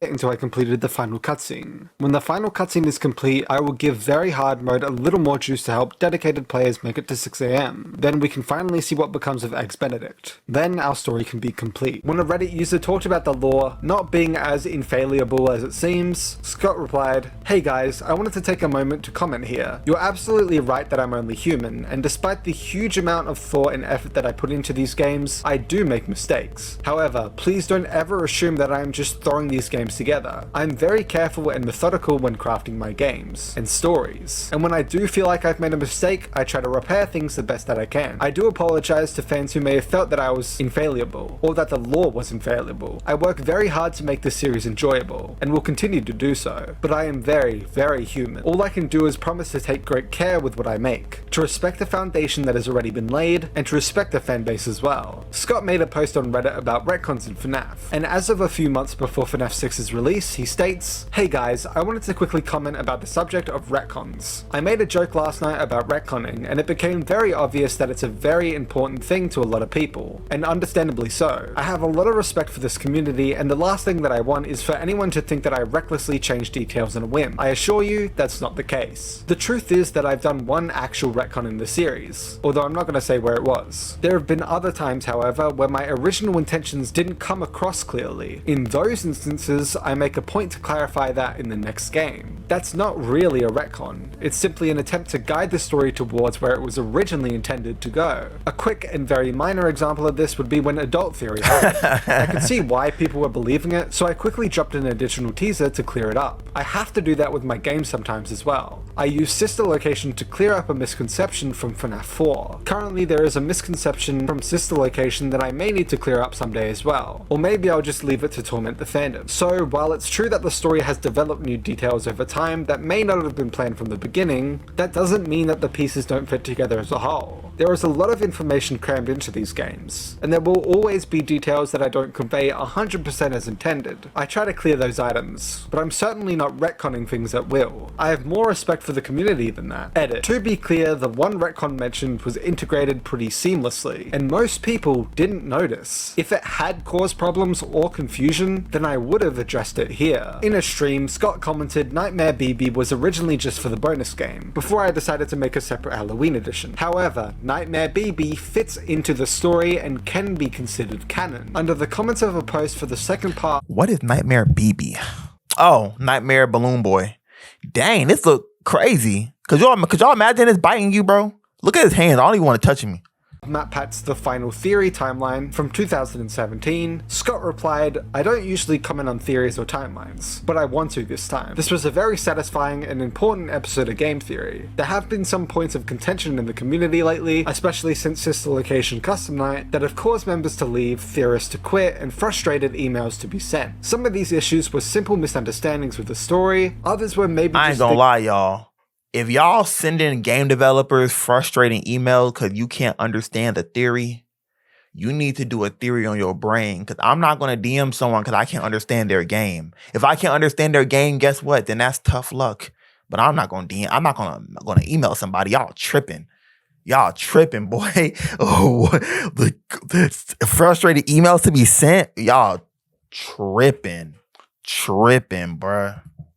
That I didn't leave enough clues about. They became things that I felt I needed to answer with a new game, but now some of those things have been answered by MatPat. Obviously, it's not 100%, but he really came through for this community, I think, during a time when everyone needed him. I won't go through the video point by point, but I will say this. For those of you who were really upset about the idea of mic trap, or upset about the idea of Purple Guy being literally purple, or hung up on 1983 versus 1987, watch MatPat's video and breathe a sigh of relief. Like I said, it's obviously not 100%, but he really hit this video out of the park. Continuing on from the idea of mic trap, Scott would later comment, "I'll clear this up right now for you guys. The robotic sound in the voice was actually an unintended side effect of me slowing down the end of the line reading for dramatic effect. It wasn't intended to sound robotic. Unfortunately, this minor detail caused a lot of confusion. When talking about a future update for FNAF 6, Scott asked the fanbase, so on that note, what sounds like more fun for an update? An endless tycoon mode with new items and new day-to-day challenges, or some kind of ultimate custom night featuring lots of characters, leaving the choice up to the community." And obviously Ultimate Custom Night 1. When someone noticed some models were taken from fans for the Freddy files, Scott replied, "I told Scholastic about it this morning. They are going to stop production and fix it ASAP. I'm not sure what else to say about it other than I'm sorry again. I need to disable Google search on the computers of everyone I work with." And the reason that I'm mentioning this here is because wait, you can disable Google search on every... I need to disable Google search. Google, I say it so weird, bro. On people's computers. Okay, so they were taking pictures that were fan made. Okay. Freddy Files? Scott replied, I told Scholastic about it this morning. They are going to stop production and fix it ASAP. I'm not sure what else to say about it. Scholastic makes games? The Scholastics that also produces books. Okay. I need to disable Google search on the computers of everyone I work with. And the reason that I'm mentioning this here is because this is evidence that Scott does not write the guidebooks himself, and has a team working by him as well. So when something is quote unquote revealed in a guidebook, it isn't. In Dorko's interview, Scott said a lot of interesting things. When Dorko asks which ending really happens in FNAF 3, Scott replies, I've given a lot of thought as to whether or not I should answer this question. Okay. And I went back and forth and back and forth and back and forth. And the answer is very interesting. Okay. You know? The answer is very interesting. The answer is complex. Okay. However, I'm not going to answer it because it's only going to cause strife. When talking about the box and game theory videos, he stated this. But I'll tell you, he did a video on that box, and he kind of said that he thinks the contents of the box changed over the years. You know, and I bet nobody gave that a whole lot of thought, but I saw that and I was like, he's absolutely right. He's absolutely right. The contents of that box have changed over the years because, you know, it's for that very reason. It's because, you know, of what I was intending the game to be when it happened, and then after the reaction of it, I was like, I need to craft this into something better for respect for the people who see this as important. Respect. And that kind of indirectly does change the contents of the box, you know, because it changes the contents of everything that came before. So I just thought that was an interesting observation on his part. Talking about FNAF World, he stated, I should have used that for a troll game, or I should have,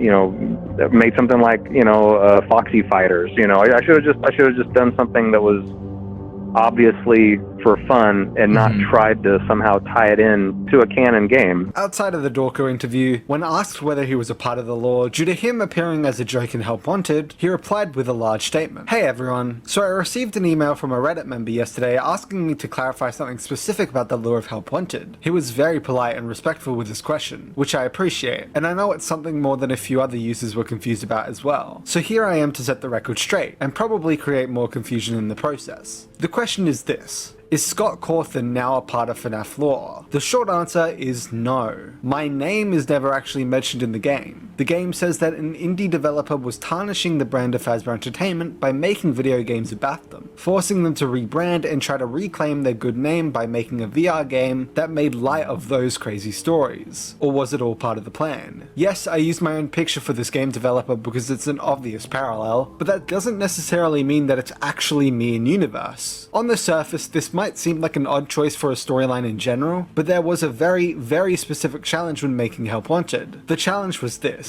How do you take characters that are canon, along with characters that are questionably canon, and characters from every point of the timeline, and throw them all together in one game that is canon? That's quite the problem when you think about it, but it was important for me that Help Wanted means something. I didn't want just a meaningless collection of minigames, although I'm sure most people would have been okay with that. I wanted it to be canon, and that meant that I needed to solve the substantial puzzle of how. Now that you all know the problem, maybe you can understand my approach. That doesn't mean that you have to agree that it was a good idea. I keep a bowl of candy out for people who show up with torches and pitchforks at my front door, so no, I'm not canon. Fredit isn't canon. The fan games aren't canon. You aren't canon. Only the existence of a game developer that supposedly made video games based on actual events that may or may not have been a cover-up by Fazbear Entertainment is canon. Along those lines, keep in mind that I do tend to use pictures of me and my family in the games just because they are so readily available. My little boy Jason is the face of the one you should not have killed in Ultimate Custom Night. I'll share the original sometime. He looks sweet as an angel in the original picture and I turn him into a monster. In FNAF 4, I used a picture of a mountain range that I took while I was a truck driver in West Texas. I used a picture of a snowman that me and my older sons made together. I used a picture of a pet mockingbird that we nursed back to health one year. Do these have lore significance? Well, you probably already know the answer. Again, this doesn't mean you have to agree with any of it. I'm always available for a good roasting, and I sometimes deserve it, although I will say that I appreciate the fandom being polite about it, which everyone usually is. I hope this makes things clear as mud for everyone. Expect a new teaser shortly. Seeing people asking if the lore is solvable, Scott made a post. I know this is random, y'all,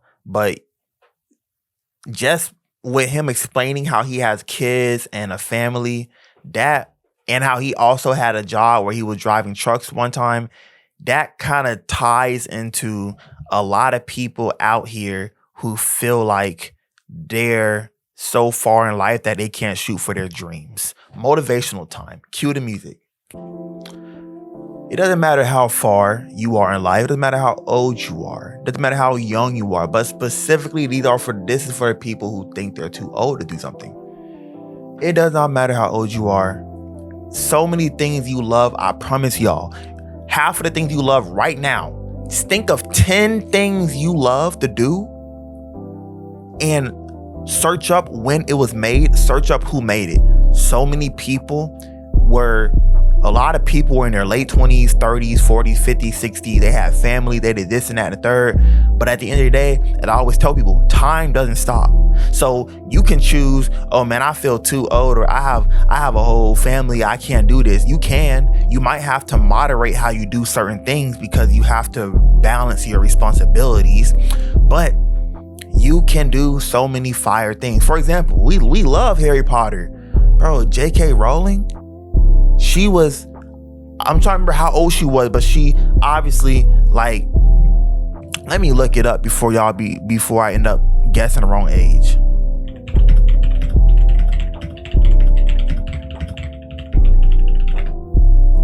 She made Harry Potter at 30 years old.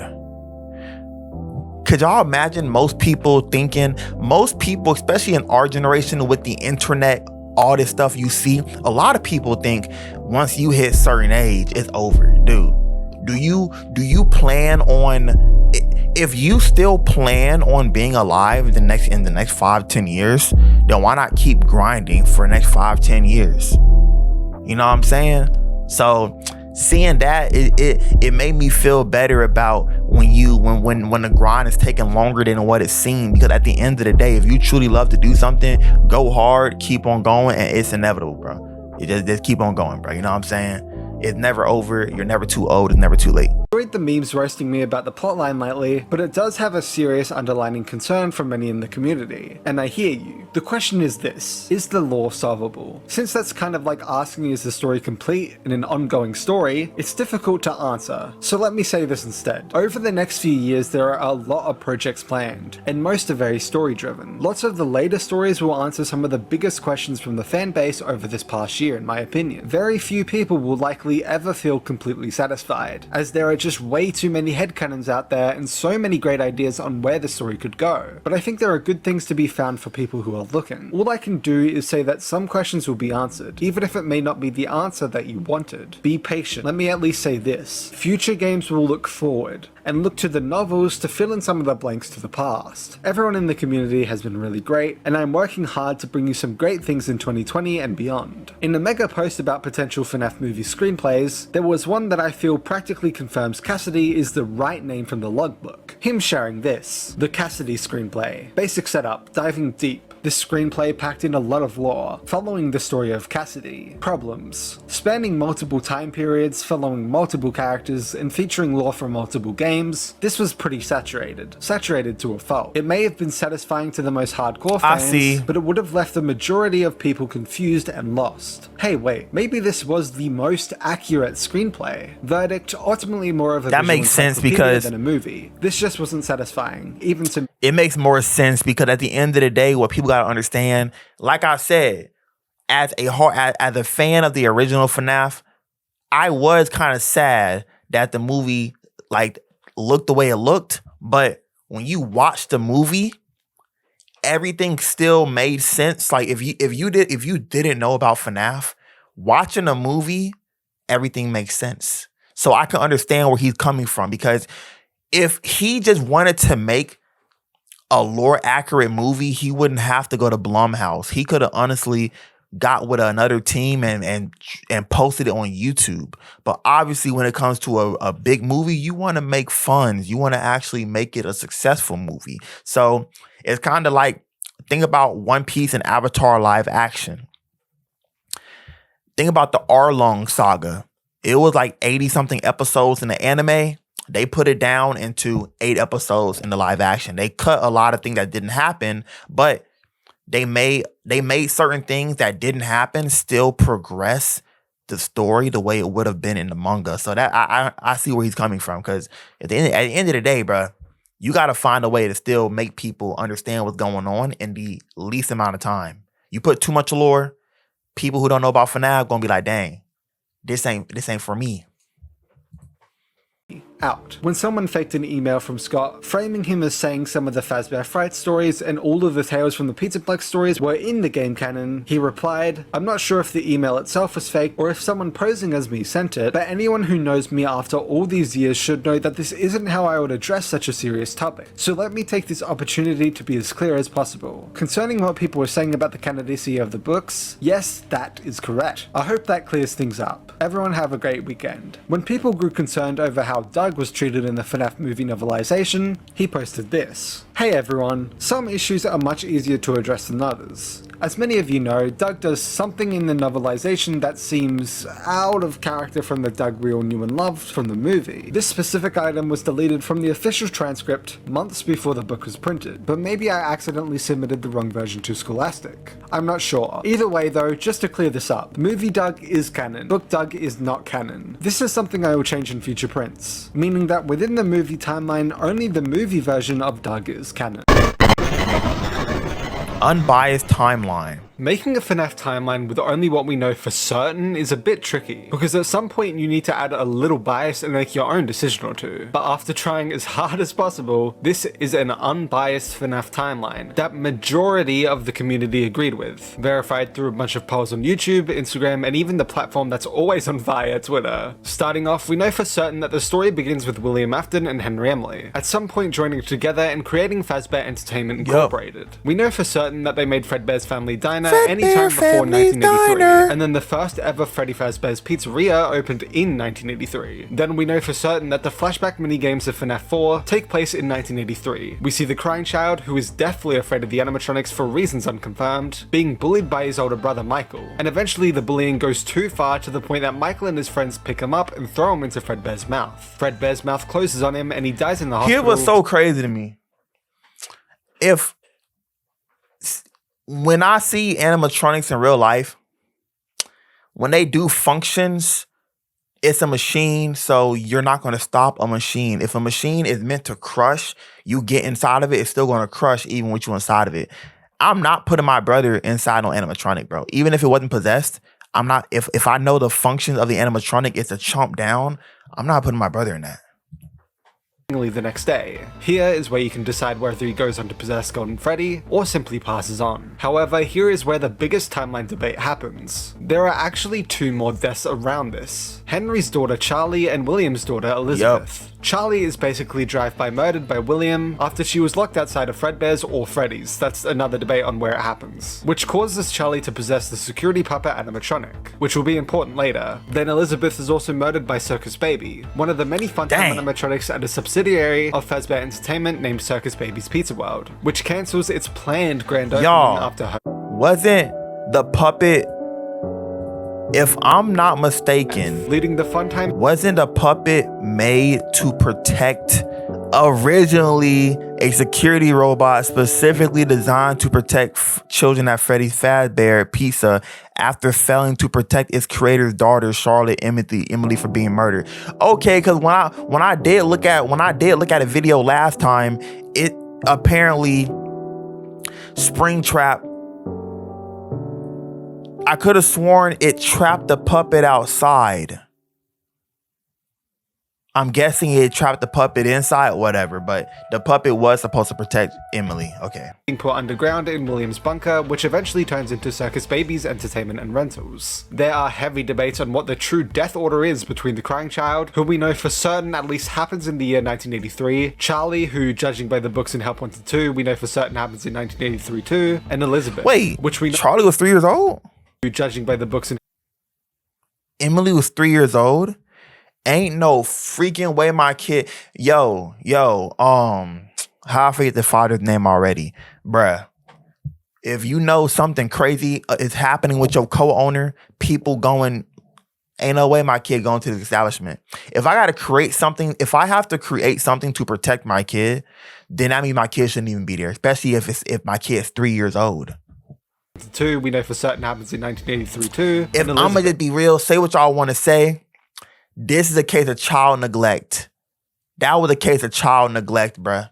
Because if you knew what was going on at Fazbear's Entertainment, I'm not finna keep it a secret from my kids and make a animatronic protect them.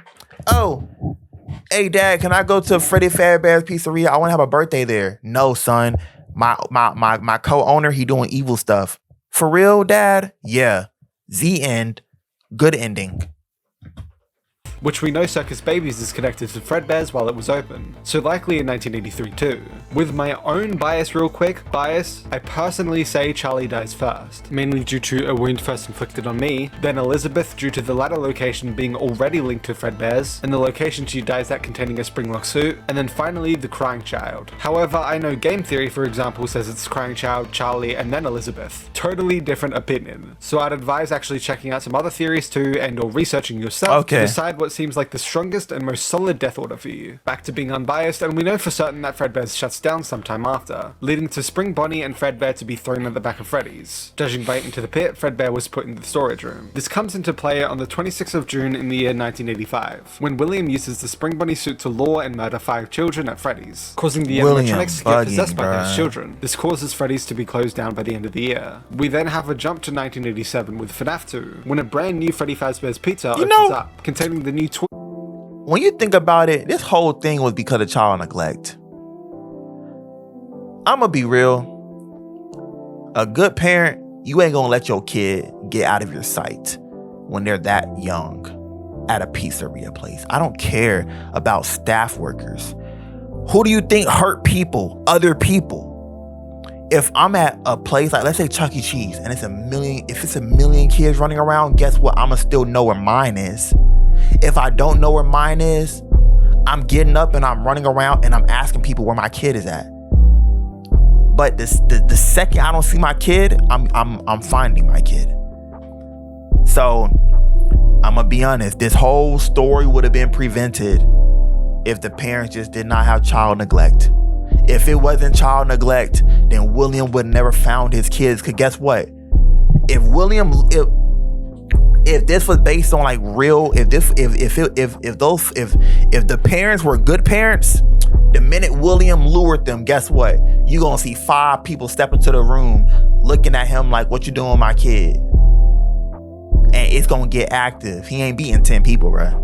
Animatronics with facial recognition software, the puppet from earlier who looks a bit different, and the original animatronics now put into parts and services as the Withers. Whether they're literally the withered 1985 animatronics or retrofitted versions that they then quickly scrapped after is another debate. Eventually William gets to this location, kills another 5 kids, and then disappears. This causing police to investigate the building and the place to have to shut down very quickly, the location only being open for about a week. Those 5 murdered kids then go on to possess the other 2 animatronics, not counting the puppet who's already possessed, causing them to start malfunctioning and acting aggressive towards adults, leading to the infamous bite of 87 on presumably Jeremy Fitzgerald, who was told to stay close to them. After the bite, Jeremy doesn't speak to anyone about it and can hardly do anything at all, still surviving though even without his frontal lobe. Although this then means that the twin animatronics get scrapped and pulled apart, while the original animatronics get moved to a new Freddy's, which needs us to jump ahead a few more years to 1993, which, to my knowledge, almost the entire community agrees with the next Freddy's location opening up. The week before takes place here where the phone guy, Ralph, records his messages for the next guard and unfortunately dies. Then we have that's tough, bro. Gameplay with the original animatronics back in shape. It's assumed that this Freddy's closed down in the same year too. Then, an unknown amount of time later, William goes back to the FNAF 1 location and taking their endoskeletons and burning them in, thanks to Help Wanted, supposedly this exact furnace, to create a substance containing the souls called Remnant. I still need to know how did William destroy their bodies and take them out when he wasn't even in the spring trap yet?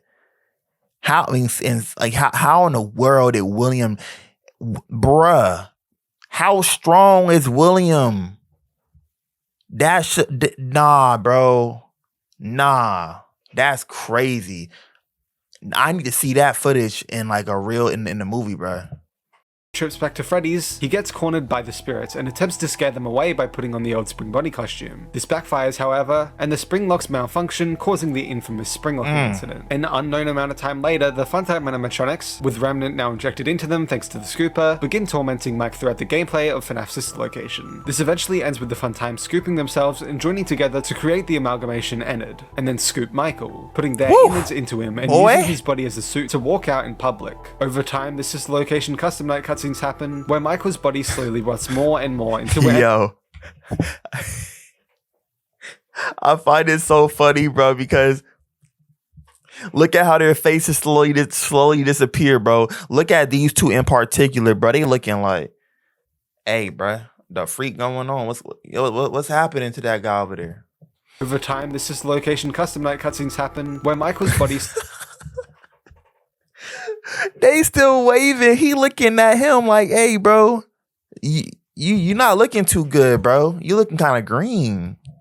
rots more and more until Ennard no longer sees Michael as a suitable buddy, leaving him. Eventually, a guy called Phone Dude and whoever he's with search through the old Freddy locations and find stuff to put into a spooky attraction based on the myths of Freddy's past called Fazbear's Fright. Then vaguely around the same time in 2023, the gameplay of both FNAF 4 and FNAF 3 happen. Phone Dude is guided to the hidden safe rooms and eventually finds William, still spring-trapped in Spring Bonnie, and puts him into the Fazbear's Fright location, which eventually gets burnt down to the ground. It's unclear whether FNAF 4 happens before, after, or even during the gameplay of FNAF 3, so I'm not 100%ing it into one place, but we know that it vaguely takes place around FNAF 3 due to it being called a recent dream in a logbook featuring Fazbear's Fright, and that being noted on the second night. Then, an unknown amount of time later, Springtrap somehow dons the look of Scraptrap. The rest of Ennard eventually kicks Circus Baby out due to her taking too much control, who turns into the form of Scrap Baby, while the others in Ennard then become Molten Freddy, and the puppet is then captured by a machine called Lefty, who was specifically designed to capture the puppet, to be taken to a new location, Freddy Fazbear's Pizza Place. This location is created by William's old business partner Henry, who wants to lure everyone remaining to one place and burn everything to ash, with no escape possible, freeing their souls and ending the misery of the past few decades in the process. This is FNAF 6, where Michael helps Henry complete this task, bringing everyone together by the time Henry burns it all down. Then, immediately after this fire, Ultimate Custom Night happens. One of Afton's past and vengeful spirits, either Cassidy, Andrew, or both, torment Afton with a never-ending nightmare of his past, and he's subjected to face each and every animatronic at once. At the same time, whether time exists in this game, FNAF World presumably happens, mainly due to the trophies being achievable across both at the same time, Old Man Consequences, etc., where the crying child is supposedly helping the spirits put their memories together to be freed. If you believe the frights are in the game timeline, then the Stitch Wraith Stingers would then take place here. Either way, Happiest Day most likely takes place here after Ultimate Custom Night. FNAF World and possibly the frights all finish up due to everyone's story now being done. Although I will note that I have seen a few say Happiest Day may still take place after FNAF 3 anyways. The tapes collected in Help Wanted then take place next. An unknown amount of time after FNAF 6 burns down, Fazbear Entertainment Incorporated come back as Fazbear Entertainment LLC. They hire an indie game developer named Steve Snodgrass to create video games based on Freddy's past. I'm sweating, so y'all. This light is beating on my face. Parodying those games and treating them like complete insane jokes made by a lunatic. They hired a game company named Silver Parasol Games to create the game. While making the game, they receive circuit boards by an unknown person and are told to scan said circuit boards, including one with a virus, to speed up the development process. They do so, meaning they also scan the virus from the circuit boards into their system. Jeremy, a member of the team, began to experience weird things. R.I.P. Jeremy. An anomaly of some sort, the glitch in the game, coming to a climax with him cutting his face off with a guillotine paper slicer in order to stop the anomaly from taking control. A what? Paper what? A guillotine paper slicer? Tape Girl, another member of the team, to take over Jeremy's work from where he left off, meaning noticing the anomaly and trying to stop it, creating tapes along the way to document her progress and eventually to help split the code into pieces and stop it from being able to do anything. The game's development then transfers to another company, but then FNAF Help Wanted happens, where Vanessa, the player, is fooled by the virus mimicking Tape Girl's voice, tasking her to bring the tapes together again, which she does, forming the anomaly, who we know as Glitchtrap,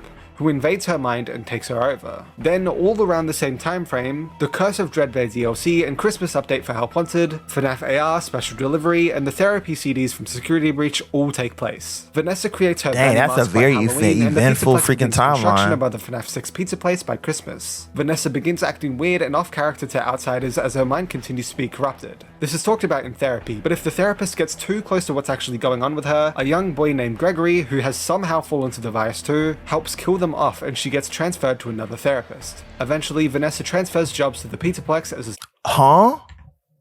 What's actually going on with her? A young boy named Gregory, who has somehow fallen to the virus too, helps kill them off, and she gets transferred to another therapist. Eventually, Vanessa transfers jobs. Okay, Greg catching bodies. It's unknown how long before Security Breach this happens, but whether you believe the Tales books are game canon or not, the Mimic robot is definitely delivered to the Pizzaplex and trapped underground, underneath the FNAF 6 location. If you believe the Tales from the Pizzaplex books are in the game timeline, they would most likely take place all around here, up until Security Breach. 4.75 years later, judging by the quarterly magazines, FNAF Security Breach then takes place. Somehow, Gregory has lost the virus, and upon likely sneaking into the Pizzaplex, he's spotted by Glamrock Freddy during a performance, who glitches out and malfunctions. He restarts in safe mode and notices that Gregory has crawled into his stomach hatch while he was down. Gregory has to stay alive until 6 AM to escape. However, he decides to play through the 3 Princess Quest arcade machines in order to somehow free Vanessa from the virus. She is freed, and Vanessa helps her to escape the Pizzaplex, eating ice cream on a hill afterwards. An unknown amount of time later, FNAF Help Wanted 2 takes place. The player, who is most likely Cassie's father, comes down to the pizza place for an unknown reason, where he completes technician simulations.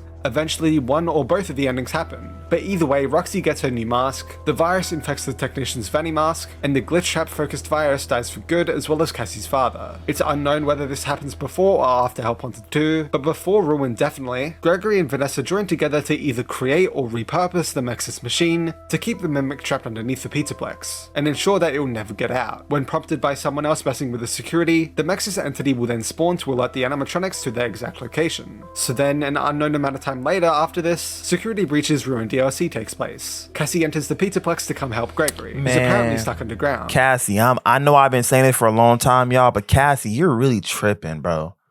Gregory, you on your own. Again, if you're not my mom, my dad, my brother, or my future baby, I ain't gonna hit. You hit me up saying you need help. Guess what? 911. I always tell people, quick PSA, if you're ever in real danger, please, literally don't call me, bro. I'm gonna be honest with you. Unless for some weird reason you cannot get the cops, call me after you call the cops. Once you call the cops, then you can call me. But don't call me as your first help. I don't have a weapon. So what am I gonna do? Get there and become victim number 2? No. Call someone who has a weapon and then get me. She's given her father's Vanny mask and ventures through the Pizzaplex, turning off security nodes on her way, frying Monty in a lake, rebooting Roxy, and then finally going down to the underground pizza place. She reaches Gregory's location, and it turns out it was the Mimic mimicking Gregory's voice to lure her down to free it. One of the 3 Ruin endings then occur, but no matter what, the Mimic is officially free. And that's the end for now. As I mentioned earlier, the death order of the crying child, Charlie, and Elizabeth can be argued, same as who the one you should not have killed is, and some smaller details like who the guard is in FNAF 2 and 3, some argue it's not Mike, etc. For these questions to be answered, either refer back to my own opinions in the lore sections of the games the subject you want to learn about comes from, go watch some other theories based around the specific subject, or go investigate and research the subject yourself to come to your own conclusion, which I personally think is the best way to do it. Unbiased list. Plus, all abbreviations. Now it's time for what I've been leading up to in almost every theory section through this video. Almost every theory in FNAF completely unbiased, besides if it's outright debunked by Scott himself. But before that, just quickly, as I've personally seen people ask what these mean, MCI is short for Missing Children Incident, the 5 kids killed at Freddy's that possessed the original animatronics. DCI stands for Dead Children Incident, basically just to separate the second MCI, where 5 other kids die at FNAF 2 Freddy's that possess the toy animatronics from the first, and Toyshink, short for the one you should not have killed. Now onto the theory names in alphabetical order, and I know for a fact you'll definitely not remember all the names specifically, but the theories themselves may interest you, and you can then use the names to then research further into them. Although you can just simply listen through all these theories to possibly come up with some inspiration for your own, or just to hear how many vastly different perspectives there are in this community. Abby Biff movie. The theory that Abby in the FNAF movie is meant to be Elizabeth from the games, as Abby is an anagram of baby, she's Mike's younger sister who wears pink/blue clothes throughout the movie, and more. Adult theory. Since Abby is a nickname, I don't believe nothing goes by anybody's head. I don't believe that it's a coincidence out of all the coincidences. So I think that theory might be true. I don't believe someone just happened to say, let's name her Abby, which also comes from the word baby. B-A-B-Y-A-B-B-Y. Same words, same everything. And then it's a nickname for Elizabeth. I don't know about that. You know what I'm saying? The infamous theory before this location's release that Circus Babies was actually an adult-themed location instead of a child's entertainment place, mainly due to Ballora. This was actually Ballora was freaking going crazy for no reason by quickly releasing a teaser showing off. When I saw Ballora's design, I was like, that's a weird design for a kid's place, but hey, I guess.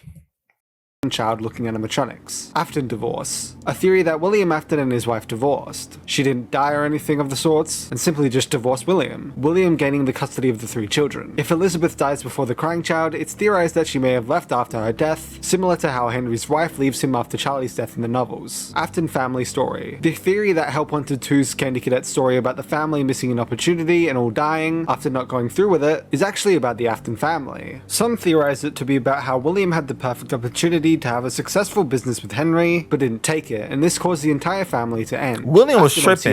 The theory that after the events of the Follow Me minigames in FNAF 3, the 5 missing children all attached themselves to William in order to keep him alive in the Spring Bunny suit. This theory goes against Monton MCI. Afton Midnight Motorist. The theory that... Could that be why William be tweaking? Because when I was playing even though this is a fan game, when I was playing a Five Nights at Freddy's simulator game and I was playing as William, he was like hearing voices, seeing faces.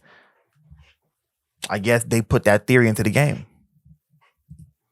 Motorist is in some way about the Afton family, and that William Afton is the one driving the Midnight Motor, aka is the yellow guy. This was seemingly, keep in mind the very important word seemingly, confirmed through 5 laps at Freddy's showing the Midnight Motor containing a yellow Spring Bunny item. Agony Tangle. The theory that the tangle from Security Breach and Ruin, underneath the Pizzaplex, is actually made up from just pure agony, from either the events of FNAF 6 or possibly the murders of the Mimic from the Tales from the Pizzaplex epilogues. Agony Corpse. The theory that the questionably canon burn trap from Security Breach is made from the agony of William in some way, shape or form. There's a split version of this where the endoskeleton is still the Mimic while the flesh and suit come from William's agony. Agony Plush. The theory that the Fredbear plush in FNAF 4 is actually possessed by the agony of the crying child, meaning that the crying child is bullied so much that all the negative emotions may have actually generated enough agony to go on to possess the Fredbear plush, leading to all of his weird teleportation around the place and more. Some have also pointed out his clear black eyes in the intro could be hinting at it as well. Agony plushies. A similar theory where instead of just the Fredbear plush, it's actually all of the plushies, making sense of the "we are still your friends" line. Andrew Fifth. The theory that instead of Cassidy, the 5th missing child is actually Andrew instead. This is mainly due to the fact that some believe Andrew takes Cassidy's place in the Fazbear Frights, and instead of it being a parallel, it means he has literally taken her place. Andrew Afton. The theory that Andrew is actually an Afton. There's not much evidence for this theory, I don't know about that one. Just a random theory. Andrew Bear. The theory that Andrew is actually the bear in the Odd Man Consequences cutscene in Ultimate Custom Night. I like that theory. This cutscene has nothing to do with Cassidy, and the bear is meant to be the creator of Ultimate Custom Night. Andrew DCI. The theory that Andrew is actually one of the kids murdered in FNAF 2. This is mainly due to the fact that we have no concrete information on when or where Andrew died. Andrew Experiments. The theory that Andrew was one of the kids being experimented on in the observation room seen in Sister Location and showcased in Didophobia, possibly before Rory. I've seen this as mainly to explain a reason for Andrew to be the vengeful spirit, since he was experimented on unlike any of the other spirits, attaching himself to Afton this way. Andrew First. The theory that Andrew was actually the first death of the entire story. Another way to explain him possibly being the vengeful spirit, being the first and forgotten spirit. This is again mainly due to the fact that we have no concrete information on when or where Andrew died. Andrew MCI. The theory that Andrew is actually one of the kids murdered in the original missing children's incident. This is usually with the assumption that the 6 kids in Into the Pit actually mean the 5 kids and then Andrew is grouped along with them. This is also due to the fact that we have no concrete information on when or where Andrew died. Andrew Midnight Motorist. The theory Dang, how many Andrew theories are there, bro?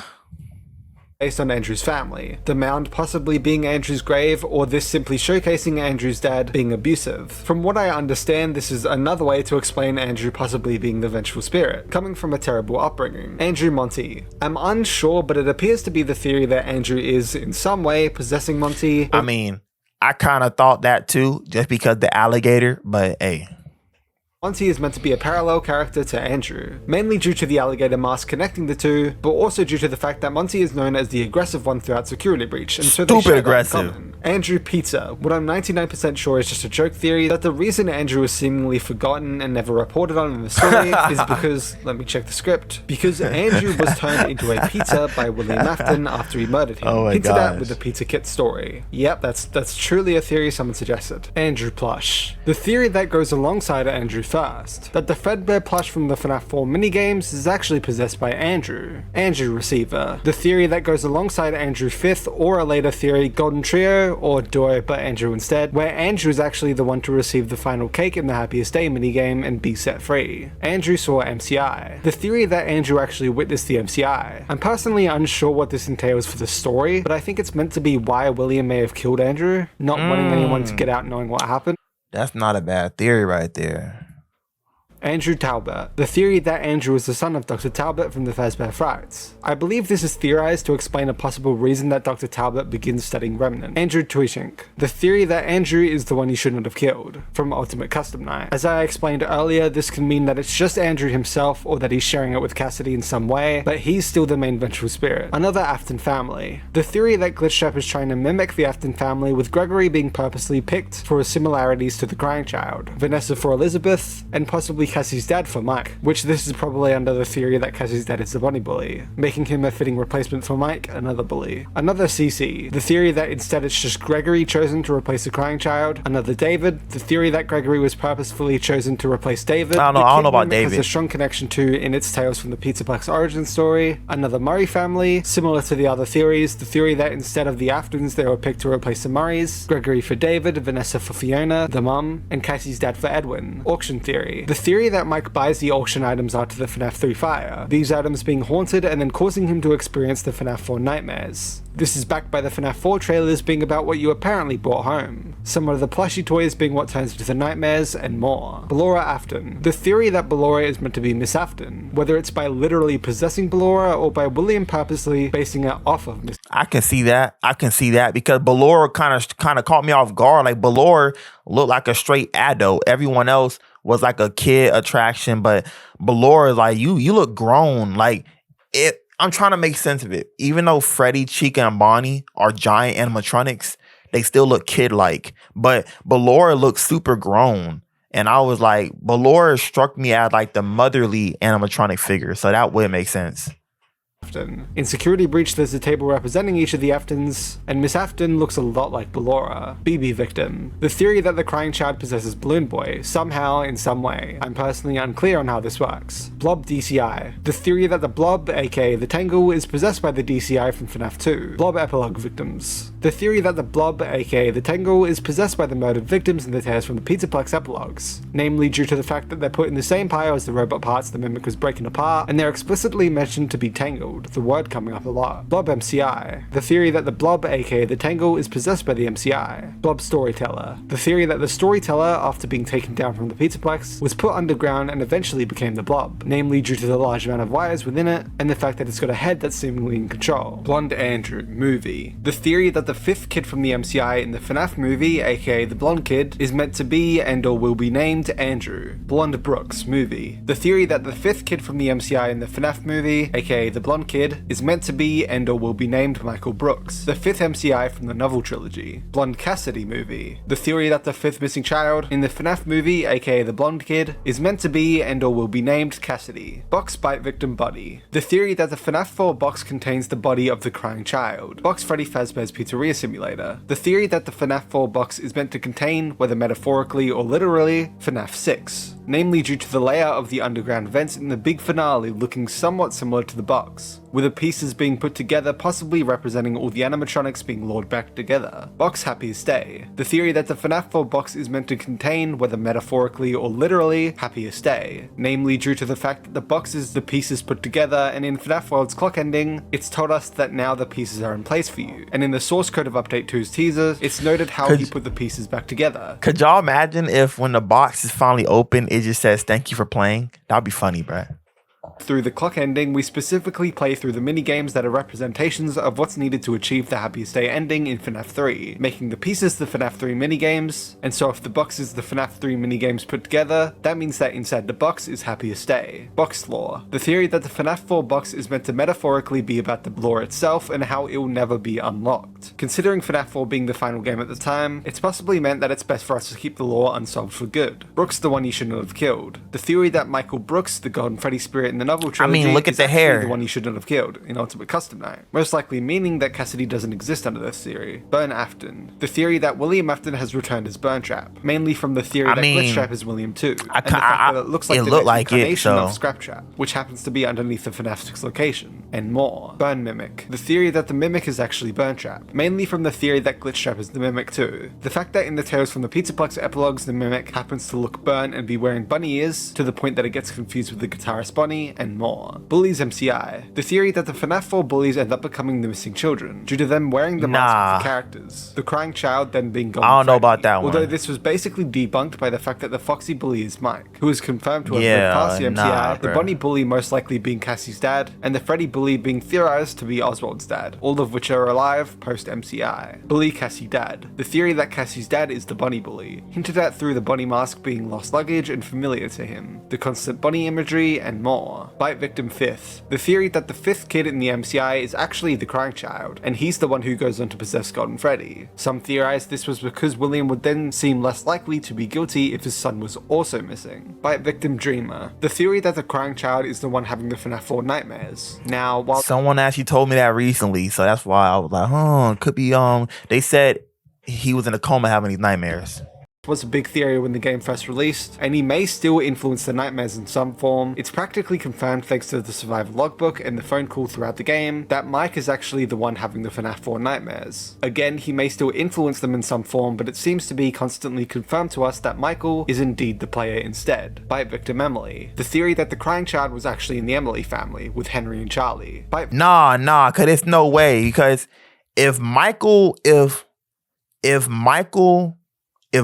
son grabbed Henry's son and threw him into, they would have been fighting. It would have been hands on deck. But it seems to be constantly confirmed to us that Michael is indeed the player instead. Bite victim Emily. The theory that the crying child was actually in the Emily family with Henry and Charlie. Bite victim experiments. The theory that the crying child was experimented on by William in the observation rooms shown in sister location and showcased in Didophobia. I explained this theory earlier. This is theorized to be why the crying child is afraid of the animatronics. That would make a lot of sense. I'm gonna be honest. The theory that the crying child dies first in the story, before Charlie and Elizabeth. Bite victim receiver. The theory that the crying child is the one to receive the cake and happiest day, mainly alongside the theory that the crying child possesses Golden Freddy. Bite victim saw a failure. The theory that the thing the crying child saw, referenced in FNAF 4, was a springlock failure. This is theorized to be why the crying child is afraid of the animatronics. Bite victim saw Charlie corpse. The theory that the thing the crying child saw, referenced in FNAF 4, was Charlie's corpse. This is theorized to be why the crying child is afraid of the animatronics. Bite victim saw Elizabeth's death. The theory that the thing the crying child saw, referenced in FNAF 4, was Elizabeth's corpse, somehow. This is theorized to be why the crying child is afraid of the animatronics. Bite victim saw MCI. The theory that the thing the crying child saw, referenced in FNAF 4, was the MCI. This is theorized to be why the crying child is afraid of the animatronics, although it is seemingly debunked by the fact the MCI most likely takes place in 1985, years after this line happens. Bite victim the one you should not have killed. The theory that the crying child is actually the one you should not have killed in I don't know about that one. Cassidy Afton. The theory that Cassidy is actually an Afton. Cassidy Bear. The theory that Cassidy is actually the bear in the Old Man Consequences cutscene in Ultimate Custom Night, either because she's the vengeful spirit and being told to let go, or because she's trying to stop Andrew and is told to leave William to him. Cassidy Boy. The theory that Cassidy is actually a boy, mainly because every other iteration of the 5 missing children have Golden Freddy's spirit as a boy instead. Also because some uses to explain the others in Ultimate Custom Night calling the face of the one you should not have killed a boy. Cassidy Burger. What I'm also 99% sure is a joke theory based on the fact that people say Andrew is a parallel to Cassidy, so instead of turning Andrew into a pizza, William turns Cassidy into a burger. Cassidy experiments. The theory that Cassidy has at some point been in the observation room shown in sister location and showcased in Didophobia. Cassidy Girl. The theory that Cassidy is a girl, mainly because the kid named Cassidy in the novel trilogy is a girl, and some compare it to the girl in Survival Logbook being handed the cake by the puppet. Cassidy Plush. The theory that the Fredbear plush in the FNAF 4 minigames is possessed by Cassidy. This would require the MCI to happen in 1983. Cassidy Princess. The theory that that the princess in Princess Quest is actually Cassidy herself, not just representing her. She's either possessing the machines or becomes the princess. I guess it could be a theory though, because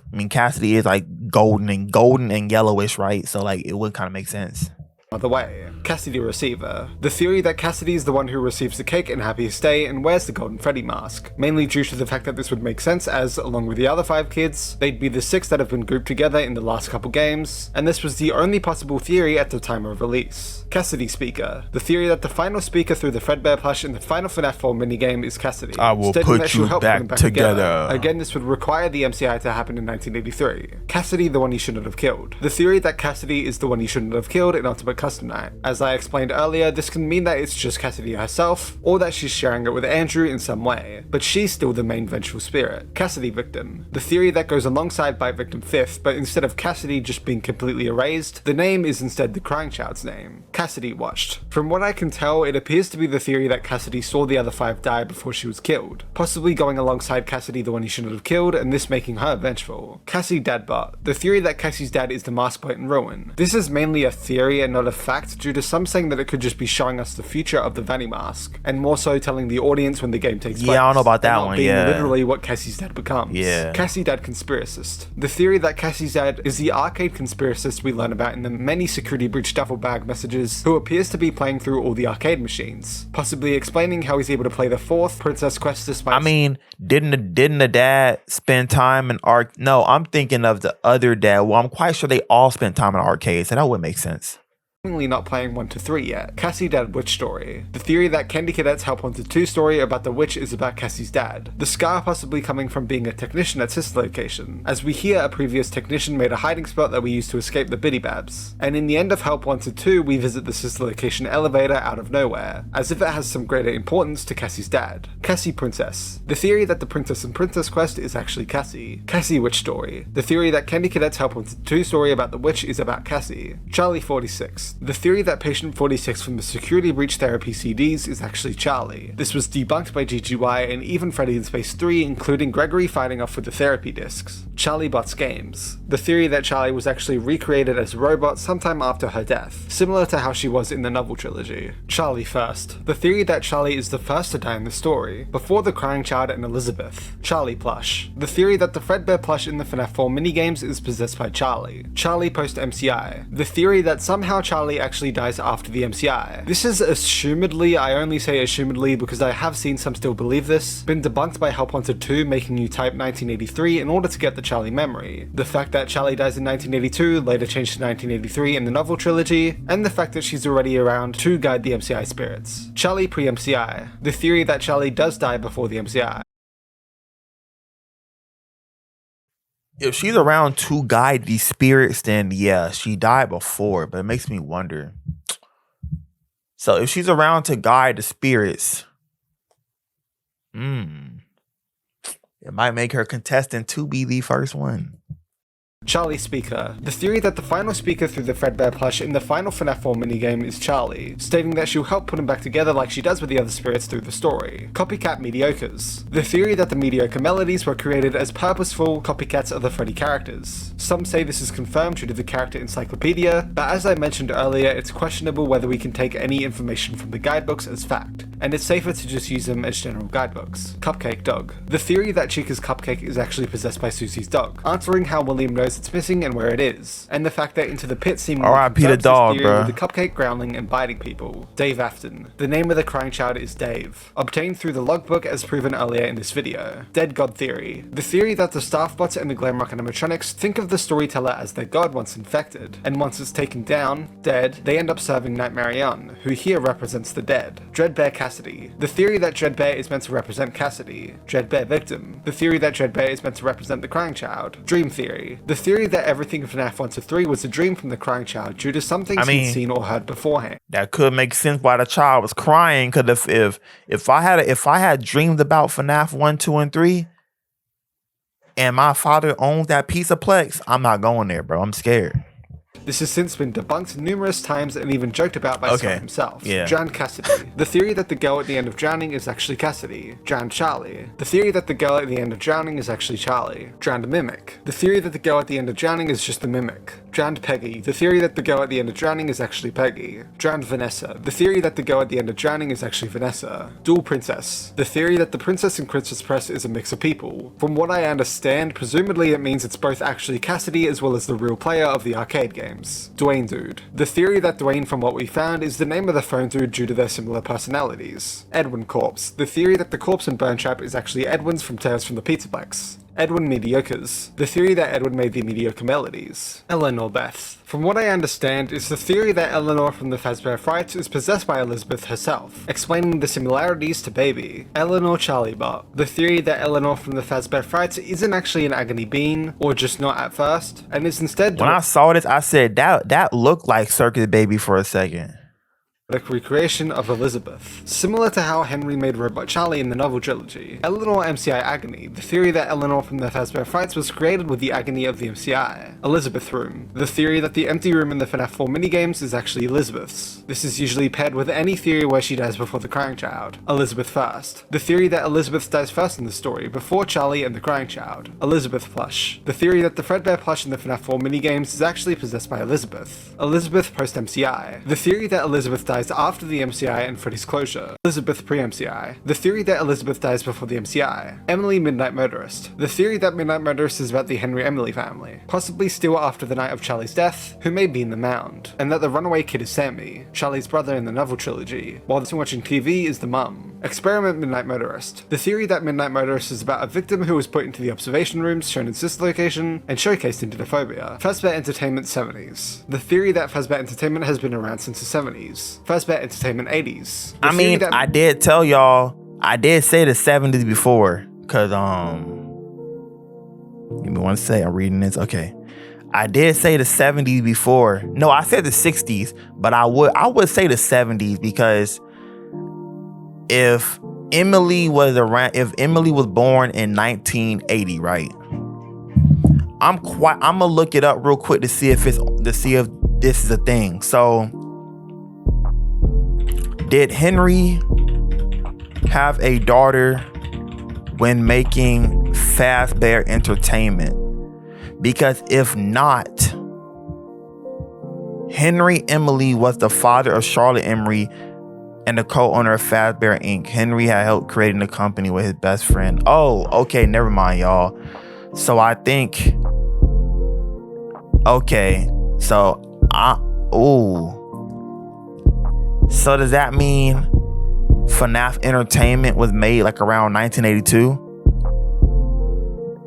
Fazbear Entertainment has been around only since the early 80s. Fazbear Entertainment Scooper, the theory that Fazbear Entertainment remade the Scooper that we see in Ruin. Freddy Fazbear's Pizzeria Simulator Fredbear's, the theory that the FNAF 6 location is actually Fredbear's Family Diner, the original story ending where it started. This is seemingly proven due to the Fredbear's Family Diner posters and references through the Pizzaplex, which was built directly above the FNAF 6 location, as well as the 70s Freddy being found directly attached to the FNAF 6 location. FNAF Arkham, the absolutely insane yet hilarious theory that FNAF takes place in the same universe as the Batman Arkham video game series. FNAF 1, 1991 to 2000. The theories that FNAF 1 takes place in any of those respective years. FNAF 3, 2015. The theory that FNAF 3 takes place in 2015, taking place 30 years after the first Freddy's closed in 1985. FNAF 3, 2017. The theory that FNAF 3 takes place in 2017, taking place 30 years after the second Freddy's closed in 1987. FNAF 3, 2023. The theory that FNAF 3 takes place in 2023, taking place 30 years after the final Freddy's closed in 1993. FNAF 6 2015, the theory that FNAF 6 takes place in 2015, which from what I can tell is under the assumption that FNAF 3 takes place in 2015 and FNAF 6 takes place close to it. FNAF 6 2017, the theory that FNAF 6 takes place in 2017, which from what I can tell is due to the belief that the game takes place on the date it was released. FNAF 6 2023, the theory that FNAF 6 takes place in 2023 due to the HRY223 log. Follow Me 1988, the theory that Follow Me takes place in 1988 after FNAF 2, in which William destroys the Wizards,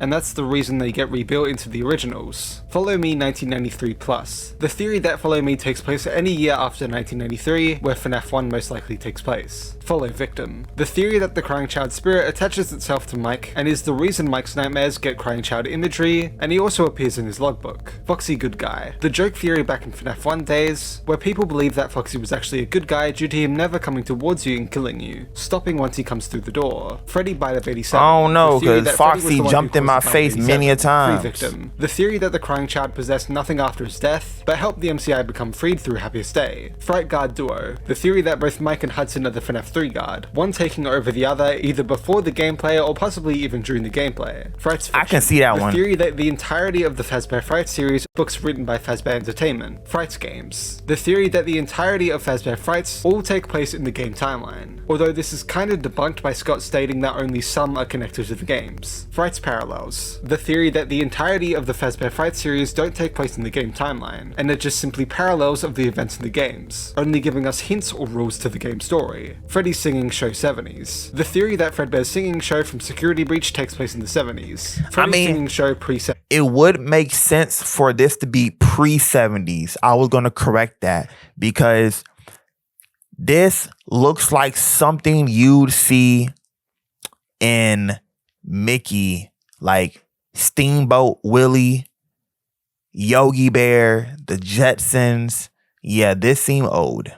The theory that Freddy's Singing Show from Security Breach takes place any year before the 70s. Funtime Afton. The theory that the Afton family is meant to be represented by the Funtimes, with Circus Baby being Elizabeth, Ballora being Miss Afton, Funtime Freddy being the Crying Child, and Funtime Foxy being Michael Afton. Funtime DCI. The theory that the Funtime animatronics are possessed by the FNAF 2 kids, their remnant being taken by William sometime after FNAF 2. Funtime Illusion Discs. The theory that the Funtimes contain illusion discs, mainly started by this circle flashing disc on Funtime Freddy being theorized to be an illusion disc. I'm unsure what this impacts on the story, or other theories that use this for it. Funtime MCI. The theory that the Funtime animatronics are possessed by the MCI kids, their remnant being taken by William after the Follow Me minigames. Garrett Puppet Movie. The theory that Garrett and Yeah, no, I don't know about that one. becoming the puppet in the movie universe. Garrett Shadow Bunny movie. The theory that Garrett I don't know ends about that one Shadow either. Bunny in the movie universe. Garrett Victim movie. The theory that Garrett is meant to be the crying I like child that one. in the movie universe. Glam Cassidy. The theory that Glamrock Freddy is possessed by the spirit of Cassidy, which from what I can tell comes from the fact that Glamrock Freddy's bow tie and top hat slowly turns from the black to its purple throughout the game. The fact that his neon sign is I didn't even notice that. And Golden Freddy saying I feel you are broken, which could be a reference to You're Broken coming out of the Fredbear plush in FNAF 4. Glam Charlie. The theory that Glamrock Freddy is possessed by the spirit of Charlie, which again from what I can tell comes from Glamrock Freddy saying I feel you are broken, which could be a reference to the You're Broken line, which some theorize Charlie to be the one to say. I'm unsure if this has any more evidence. Glam Edwin. The theory that after dying inside the storyteller, Edwin ended up possessing Glamrock Freddy. Glam Henry. The theory that after Glamrock Freddy clears the path to the pizza place, Henry went on to possess him. Glam Mike. The theory that Michael Afton is possessing Glamrock Freddy, mainly due to his voice line I found myself when I cleared the path. His line I am not me, and also his mysterious second wind that he gets out of nowhere. This theory is usually paired with Gregory representing the crying child in some way, shape, or form. It would make sense with this theory because it would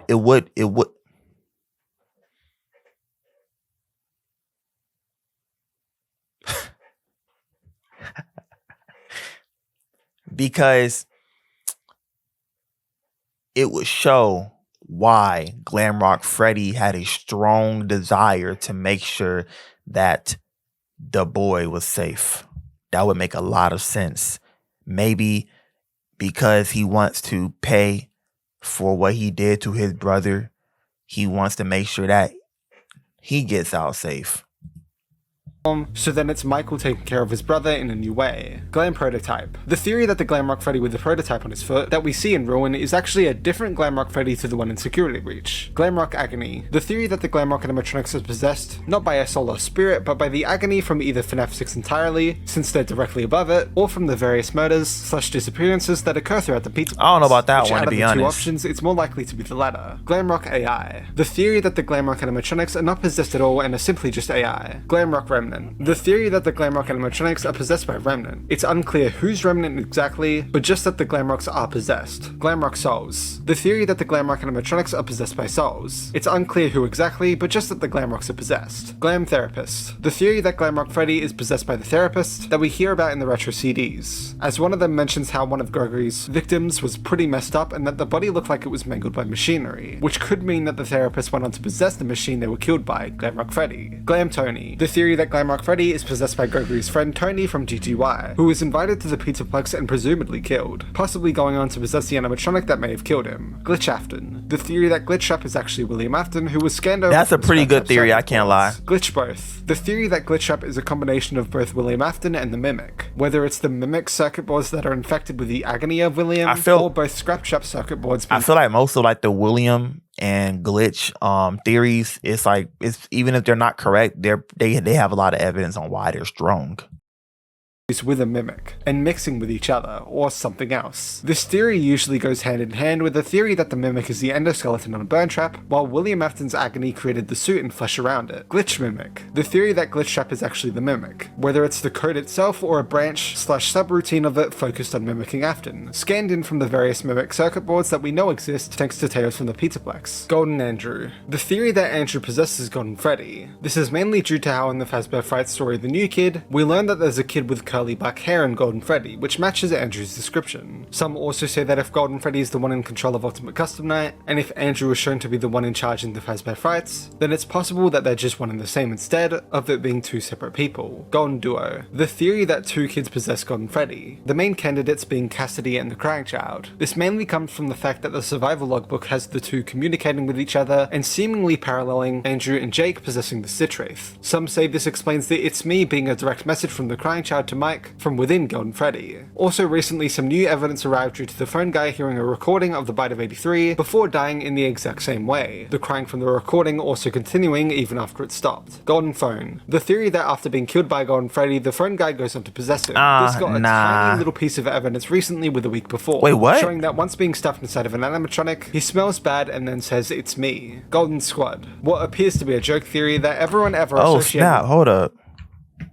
Of evidence recently with a week before, showing that once being stuffed inside of an animatronic, he smells bad and then says, "It's me." Golden Squad. What appears to be a joke theory that everyone ever associated with Golden Freddy possesses it. The phone guy, Cassidy, the Crying Child, Michael Brooks, Andrew, Kelsey, and Kevin. Golden Trio. The theory that Golden Freddy is possessed by Cassidy, Andrew, and the Crying Child all in one. Golden Uno. The theory that Golden Freddy is only possessed by one spirit, Cassidy. Golden Victim. The theory that Golden Freddy is only possessed by the Crying Child, mainly with the theory that Cassidy doesn't exist as our own character and the Crying Child is Cassidy. Gregbot. The theory that Gregory is actually a robot, similar to how in the novel trilogy Charlie was recreated as a robot. Greg Human. The theory that Gregory is simply just a human. Gregory Elevator. The theory that at the end of Ruin it was the real Gregory who dropped the elevator and possibly killed Cassie. Grimmick. The theory that Grim Foxy is meant to represent the Mimic, mainly due to Freddy and Friends on tour Grim videos Foxy showing looks Foxy crazy. in a costume and endoskeleton hides in, a shock to everyone else, which seemingly mirrors the Mimic hiding in costumes. The connections the Mimic seemingly has to Full Fest 2, as well as Grim Foxy being in the level where you collect a Vanny Mask. Happiest Day post FNAF 6. The theory that Happiest Day takes place after FNAF 6, since Molten Freddy possibly still contains the spirits of the MCI and Lefty still contains the puppet, showing that they're not freed. Happiest Day post FNAF 3. The theory that Happiest Day happens how we see it, directly after FNAF 3. Happiest Day post Frights. The theory that Happiest Day takes place after the Fazbear Fright Stitchline stories, mainly due to the puppet appearing in them. Happiest Day post Help Wanted 2. The theory that Happiest Day takes place after Help Wanted 2. This mainly goes in part with the theory that Cassidy is still around in Princess Quest, although I think there's a side theory in this that the memory plushies of the 5 missing children in the puppet are possibly the agony or spirits of them in some way, and so they cannot rest until Help Wanted 2 happens. Helpy Glitch Trap. The theory that Helpy in Ruin is meant to be the leftover Glitch Trap branch from Help Wanted 2. This explains why the Mimic seemingly argues with itself. Henry Corpse. The theory that the corpse in Burn Trap is actually Henry's. This mainly goes hand in hand with the theory that the separated office area we see in Security Breach is Henry's. Henry Fright Guard. The theory that Henry is actually the guard in FNAF 3. Henry Fritz. The theory that Henry is Fritz Smith in FNAF 2, coming after Phone Guy tries to contact the original owner of Fredbear's. Henry Mediocres. The theory that Henry created the mediocre melodies. From what I recall, most who believe this theory believe that he created them before his partnership with William. Wait.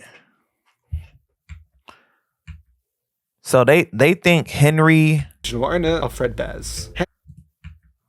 Henry Fright Guard. The theory hand with the theory that the They think, wait, did Henry die in the game? I mean, is Henry dead in the lore? Henry built a murder animatronic to get him because of what happened to his family around 1986. Oh, yeah, so Henry's dead. Henry Frightguard, the theory that Henry is actually the guard in FNAF 3. Henry Fritz, the theory that Henry is Fritz Smith in FNAF 2, coming after Phone Guy tries to contact the original owner of Fredbear's. Henry Mediocres, the theory that Henry created the mediocre melodies. From what I recall, most who believe this theory believe that he created them before his partnership with William, this being what leads to their partnership. Henry Mike Dad movie, the theory that Mike's dad in the movie is actually going to be Henry. Henry Midnight Motorist, the theory that Midnight Motorist is about the Emily family, and that Henry's the yellow guy, possibly being later that night of Charlie's murder, but from Henry's perspective. I'm unsure who is meant to be the couch person, the runaway, and the footprints in this explanation. Hudson Frightguard, the theory that Hudson from the Fazbear Fright story What We Found is the guard in FNAF 3. Help Wanted 1 post-epilogues, the theory that Help Wanted 1 takes place after the Stitch Wraith Stingers from the Fazbear Frights. Help Wanted 1 pre-epilogues, the theory that Help Wanted 1 takes place before the Stitch Wraith Stingers from the Fazbear Frights. Help Wanted 1 random, the theory that we play as a random person in Help Wanted 1. I'm honestly very... Help Wanted 1 reboot, the theory that Help Wanted I'm very curious about like when FNAF ends. Like, if I'm gonna be honest, FNAF honestly can go on forever if I'm being real with y'all. But if there is a definite ending in mind for FNAF, I would love if Scott would sit down and like debunk and green light all of these theories. I mean, if it has a definite ending, I'm quite sure most, if not all, theories will be correct and will be answered. But then again, there could be something that slipped through the crack, and that'll be very cool, bro. Completely reboots the story, and that FNAF 1 to Ultimate Custom Night are no longer canon in the new story, and/or didn't happen exactly as we played through. This was actually debunked by Scott, stating that Scott Cawthon is not canon and that the indie game storyline was the only way to make Help Wanted 1 canon to the other games. Help Wanted 1 Vanessa, the theory that we play as Vanessa in Help Wanted 1. Help Wanted 2, both endings canon. The theory that both endings in Help Wanted 2 are canon, mainly hand in hand with the theory that Glitchtrap is the Mimic. This way the Glitchtrap branch can die, but the mask can still be infected by Rowan. Help Wanted 2, Cassie Dad, the theory that we play as Cassie's dad in Help Wanted 2. Help Wanted 2, Gregory, the theory that we play as Gregory in Help Wanted 2. Help Wanted 2, Help Trap end canon. The theory that only the ending where the player is seemingly killed by the Nightmare staff bots and becomes the mask bot is canon. Help Wanted 2, Princess Quest 4 ending canon. The theory that only the ending where Glitchtrap is destroyed for good by Vanessa, Vanny, is canon. Help Wanted 2, Vanessa, the theory that we play as Vanessa in Help Wanted 2. Imaginary plush, the theory that the Fredbear plush in FNAF 4 is actually an imaginary friend of the Crying Child, whether it's just the talking from it that he's imagining or the plush itself, to explain how it teleports everywhere. Indie Frights. Oh my god, that'll make a lot of sense. Frights were made in universe, not by Fazbear Entertainment, but by someone who they'd try to discredit. Into the Pit Agony, the theory that Into the Pit isn't time travel and is instead visiting the agony/memory of the 1985 murders, explaining the nightmarish Spring Bunny, the random flashes of memory, and more. Into the Pit post FNAF 6, the theory that the modern day portions of Into the Pit take place after FNAF 6. Into the Pit pre-FNAF 6, the theory that the modern day portions of Into the Pit take place before FNAF 6, explaining why Trash and the gang are in the dumpsters. Into the Pit time travel, the theory that Into the Pit is actual time travel and Oswald is actually traveling to 1985. Jeremy Bully, the theory that Jeremy Fitzgerald is the FNAF 4 bully. Jeremy Dreams, the theory that Jeremy is having the dream cutscenes in FNAF 2 in between each night. Jeremy Father, the theory that Jeremy is the father of the other Jeremy he dies in the missing children's incident, likely making him Jeremy Sr., and the other Jeremy being Jeremy Jr. Jeremy Help Wanted Cassie Dad, the theory that Jeremy from the first Help Wanted survived, and is now Cassie's dad in Help Wanted 2. Jeremy Fitz Cassie Dad, the theory that Jeremy Fitzgerald is Cassie's dad in Help Wanted 2. Jeremy Witch Story, continuing on with those theories, but adding on the theory that the witch story in Help Wanted 2 is about Cassie's dad. So now instead of it being about anything to do with sister location, it's instead about his experiences as the FNAF 2 guard, or it's about his experiences that we hear about in Help Wanted. Junior's Bar, the theory that Junior's in Midnight Motorist is simply a bar, the green guy likely being a bouncer. Junior's Fredbear's, the theory that Junior's in Midnight Motorist is actually Fredbear's family diner, mainly due to some connecting the path from their house to Junior's being similar to the path from the Afton house to Fredbear's in FNAF 4, if you flip the image. Kelly Corpse, the theory that the corpse in Burn Trap is actually Kelly from the Tales from the Peterplex epilogues. This came into existence due to the Mimic killing her inside of a costume and then entering said costume, although it was disproven in the very next Tales book when the Mimic just quickly takes it off again. Laughing Bully, the theory that the laughing boy in the street in FNAF 4 is actually the Freddy Buddy. Lefty Fredbear, I mean, the theory that the Rockstar animatronics are looking at the images, I could see that theory. In the street in FNAF 4 is actually the He loved that green shirt. No, y'all, unless they meant to make their hair colors different, I don't think so. and then he obviously wearing shorts and he wearing pants. You could change clothes and dye your hair, but you know.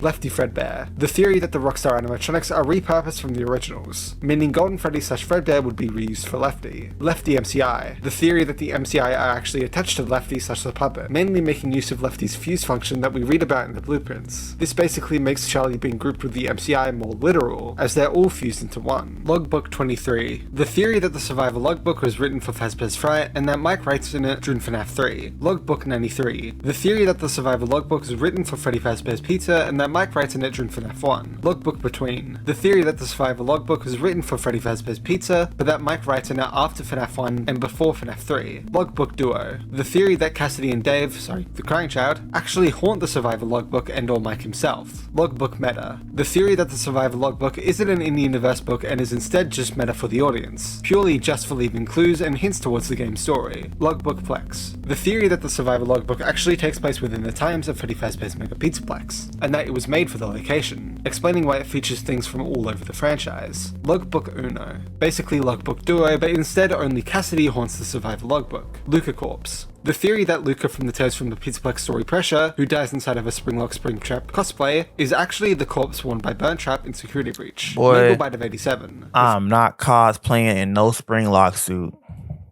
That Mangle caused the bite of 87. Mangle Dog. The theory that Mangle is possessed by a dog, mainly due to how animalistic Mangle acts. MCI 83. Yo, what is Mangle, bro?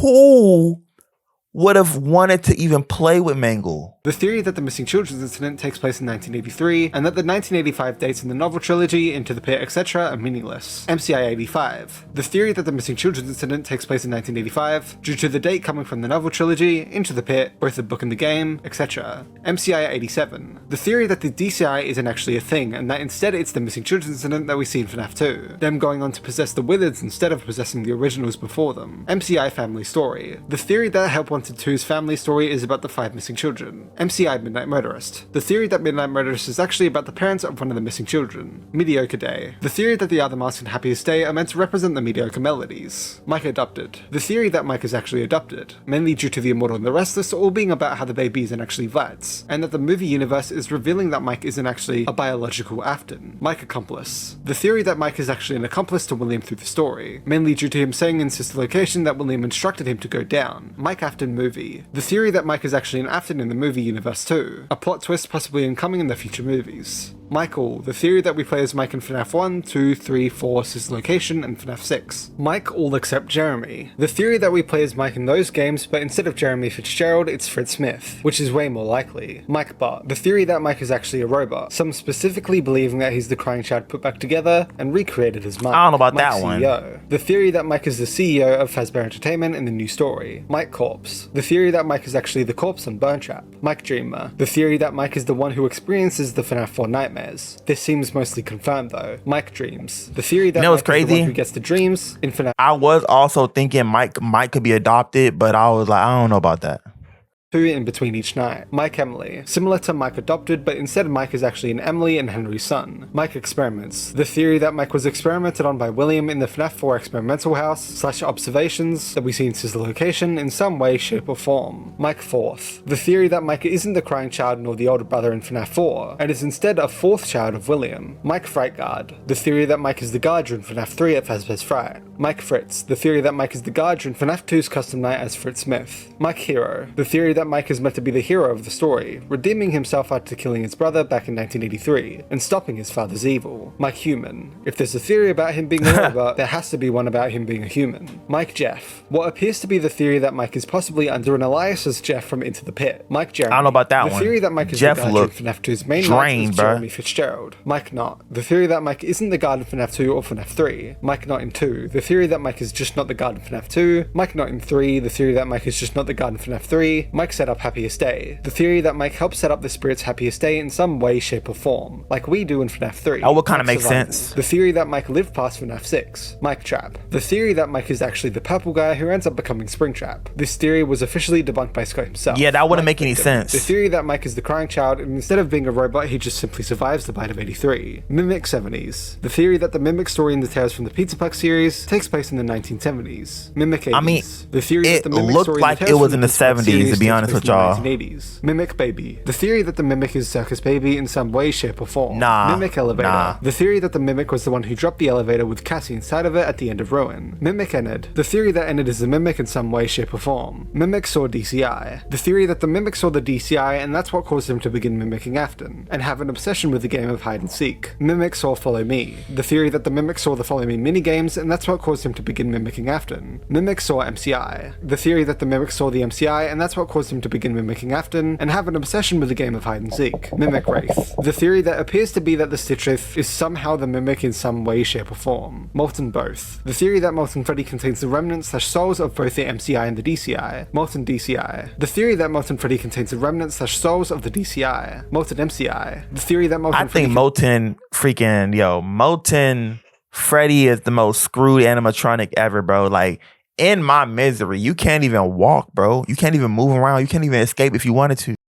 Remnant/souls of the MCI. Molten MCI Alter S. The theory that Molten Freddy contains the remnant of the Freddy, Bunny, Chica, and Foxy spirits, while Golden Freddy's spirit latches onto William himself to ensure that he never dies. This possibly leading to Ultimate Custom Night. Miss Afton CEO. The theory that Miss Afton is the CEO in the new story after FNAF 6. Miss Afton Plush. The theory that Miss Afton is the speaker of the Fredbear plush throughout the FNAF 4 minigames. Murray Family Story. The theory that Help Wanted 2's family story is about the Murray family from the Tales from the Pizzaplex story The Mimic. Mexis Afton. The theory that the Mexis entity is somehow William Afton. Mexis Cassie. I don't know about that. The theory that the Mexis entity is somehow Cassie's dad. That was Mexis a little Trap. better. The theory that the Mexis entity is somehow Glitchtrap. Mystic Vanessa. The theory that Vanessa is speaking through the Mystic Hippo in Help Wanted 2 to help the player defeat Glitchtrap. Network Victim. The theory that the flip side we hear about in FNAF World is the network of memories that overlaps with the real world. The agony of the crying child and others infects the flip side to create and bring agony creatures, objects, memories, and dreams into the real world. This causes what appear to be real arcade cabinets in FNAF 3 to be corrupted by memories of Fredbears, FNAF 3's guard seeing burn animatronics, Mike's FNAF 4 dreams being infected with the memories of the crying child, Into the Pit seemingly showing Oswald entering memories. I've been singing his share forever, bro. The theory that the crying child manifests as Nightmare Fredbear or Nightmare in FNAF 4. Nighty Agony. The theory that the Nightmare on plushies in Security Breach are created by agony of some kind. Nighty Andrew. The theory that the Nightmare on plushies in Security Breach is Andrew watching over and or returning in some way. Nighty Charlie. The theory that the Nightmare on plushies in Security Breach is Charlie watching over and or returning in some way. Nighty Eleanor. The theory that the Nightmare on plushies in Security Breach is Eleanor watching over and or returning in some way. No CEO. The theory that no one is the CEO in the new story past FNAF 6, most likely being a board of directors like the storyteller shows, or possibly being the Mimic pretending to be the CEO and giving actions out to the staff. Non-Miss Afton. The theory that there's no Miss Afton. Norman Afton. The theory that the crying child's name is Norman because of Help Wanted's files stating that the FNAF 4 bedroom is titled Norman Bedroom, although this is debunked, as the file name turned out to be from a stock asset. Novel Frats. The theory that the novel trilogy and the Fazbear Frights are in the same timeline, mainly due to the Yellow Doll. Novel Games. The theory that the novel trilogy somehow takes place in the game timeline. Old Man Consequences Andrew. The theory that Old Man Consequences is actually the spirit of Andrew. Old Man Consequences Cassidy. The theory that Old Man Consequences is actually the spirit of Cassidy. Old Man Consequences Deity. The theory that Old Man Consequences is actually no spirit and just a cosmic deity. Old Man Consequences Edwin. The theory that Old Man Consequences is actually the spirit of Edwin Murray. Old Man Consequences Henry. The theory that Old Man Consequences is actually the spirit of Henry. Old Man Consequences Mike. The theory that Old Man Consequences is actually the spirit of Mike. I definitely doubt that one. Old Man Consequences William. The theory that Old Man Consequences is actually the spirit of William. Omni MCI. The theory that the missing children incident and Charlie's death happened on the exact same night. Origin Midnight Motorist. The theory that Midnight Motorist is actually about William Afton's abusive childhood. Paper Balloon Boy. The theory that the third Paper Power in FNAF 2 is meant to be Balloon Boy. Paper Jackie. The theory that the third Paper Power in FNAF 2 is meant to be Jackie / the Mimic. Paper Puppet. The theory that the third Paper Power in FNAF 2 is meant to be the puppet. Phone Father. The theory that Phone Guy is actually the father of Phone Dude. Phone Fritz. The theory that Phone Guy is Fritz Smith in FNAF 2's Custom Night. Phone Killer. The theory that Phone Guy is the murderer William Afton. This theory was debunked by Scott himself. Pigtail Beth. The theory that the Pigtail Girl in the FNAF 4 minigames is actually Elizabeth, due to looking similar to Circus Baby. Pigtail Girl Speaker. The theory that the Pigtail Girl in the FNAF 4 minigames is actually who speaks through the Fredbear plush. Plush Victim. What appears to be the theory that the crying child possesses the Fredbear plush after dying. Possessed Mediocres. The theory that the mediocre melodies are possessed. Possessed Springtrap. The theory that William Afton dies and goes on to possess Springtrap instead of being kept alive by the spirits. Princess Avatar. I mean, the theory that the princess kept alive,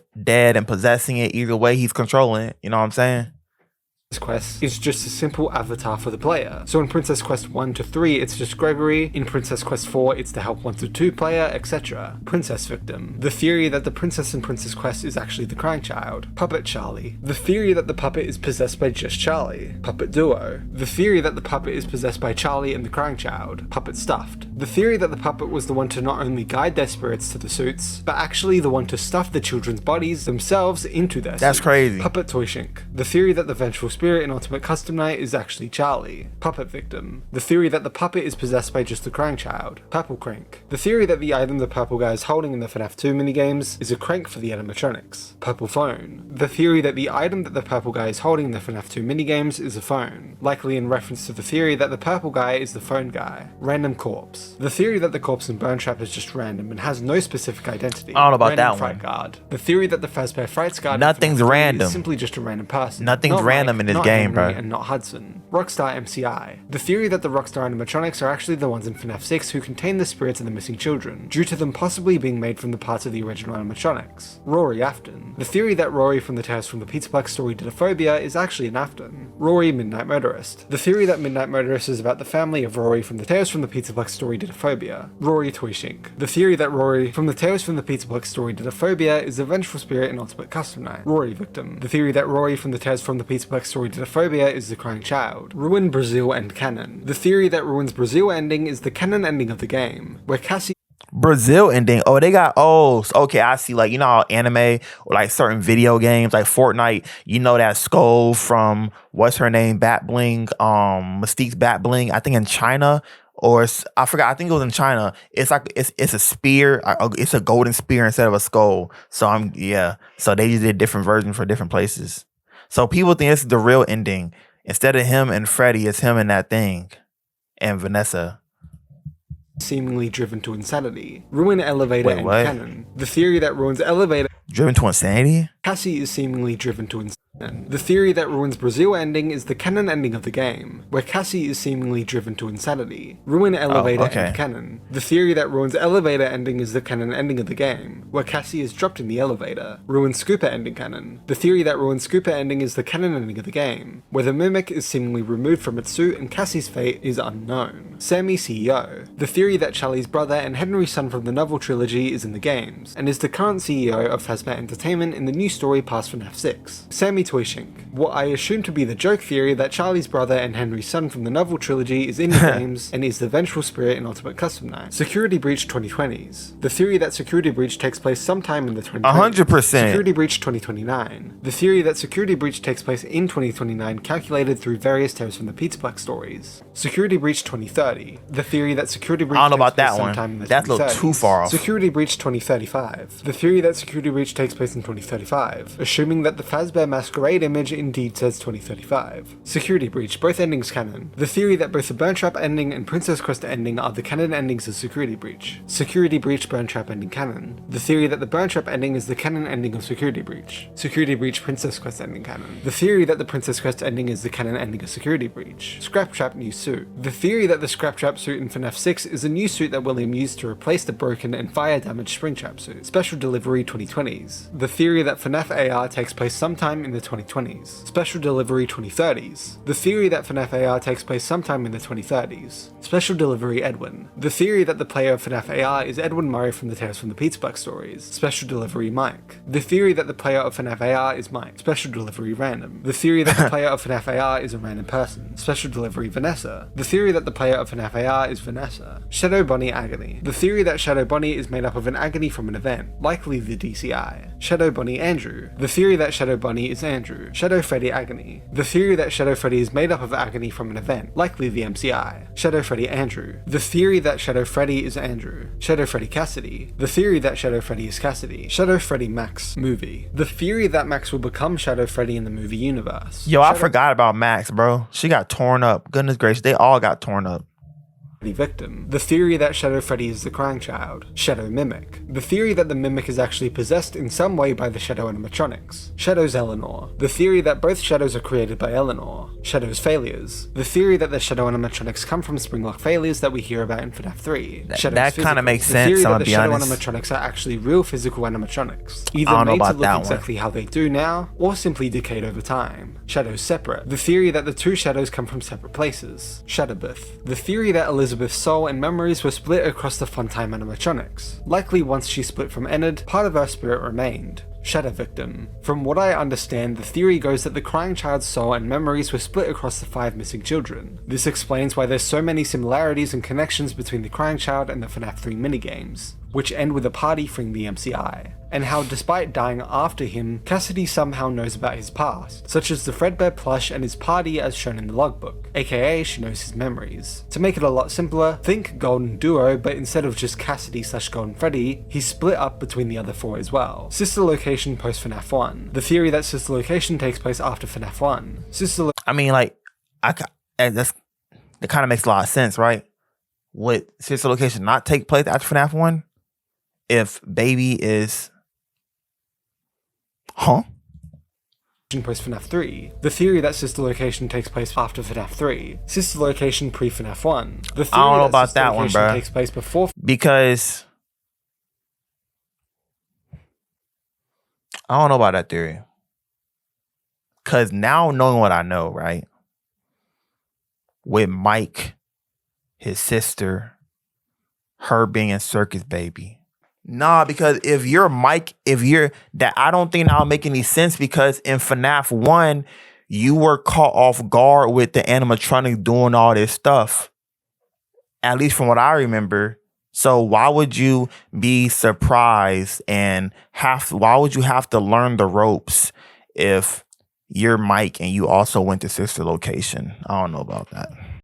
1 but after FNAF 2. Sister Location pre-FNAF 2. The theory that Sister Location takes place before FNAF 2. Sister Location Bunker Mound. The theory that the mound in Midnight Motorist is a secret entrance to the Sister Location bunker. Split Line Games. The theory that after FNAF 6 the timeline splits up. One timeline following the Stitch Wraith Stingers, and the other following the Help Wanted story. Springlock banning 83. The theory that the Springlock suits were banned in 1983. Springlock banning 85. The theory that the Springlock suits were banned in 1985. Stitch Wraith Stingers post-security breach. The theory that the Stitch Wraith Stingers take place after security breach. Stitch Wraith Stingers pre-security breach. The theory that the Stitch Wraith Stingers take place before security breach. Staff times. The theory that the staff bot table in security breach above the sticky note room is meant to represent the fun times. Stafftons. The theory that the staff bot table in security breach above the sticky note room is meant to represent the FNAF family. Stitch Line Games. That's the theory that the creepy. stories connected to the Stitch Wraith Stingers are in the game timeline. The exact stories explained in the Fazbear Fright section. Susie Artist. The theory that all the kids art in the games was drawn by Susie. This is mainly due to Coming Home featuring Susie drawing pictures to communicate from the dead. Susie Princess. The theory that the princess in the Princess Quest is somehow Susie. Susie Toyshink. The theory that Susie is the vengeful spirit in Ultimate Custom Night. Take Cake Fredbear's. The theory that Take Cake to the children and therefore Charlie's death takes place at Fredbear's family diner. Take Cake Freddy's. The theory that Take Cake to the children and therefore Charlie's death takes place at the original Freddy Fazbear's Pizza. I don't know about, I don't know about that one. The tales from the Pizzaplex books take place in the game timeline. Tales line. The theory that only the important tales from the Pizzaplex stories, such as the Mimic, GGY, the epilogues, etc., take place in the game timeline. This is assuming that the tales from the Pizzaplex series follows the same blueprint as the Fazbear Frights with Stitch line. Tape Vanessa. The theory that the tape girl from Help Wanted is Vanessa. 3 sets of victims. The theory that each FNAF 2 minigame shows different sets of kids. The 5 MCI and Give Gifts, the 5 DCI and Save Them, and another 5 in Foxy Go Go Go. Immortal and the Restless. I don't know about that one either, the bro. theory that the Immortal and the Restless also represents the Afton family. Immortal and the Restless MCI. The theory that the Immortal and the Restless also represents the MCI. The Immortal and the Restless Mike. The theory that Clara.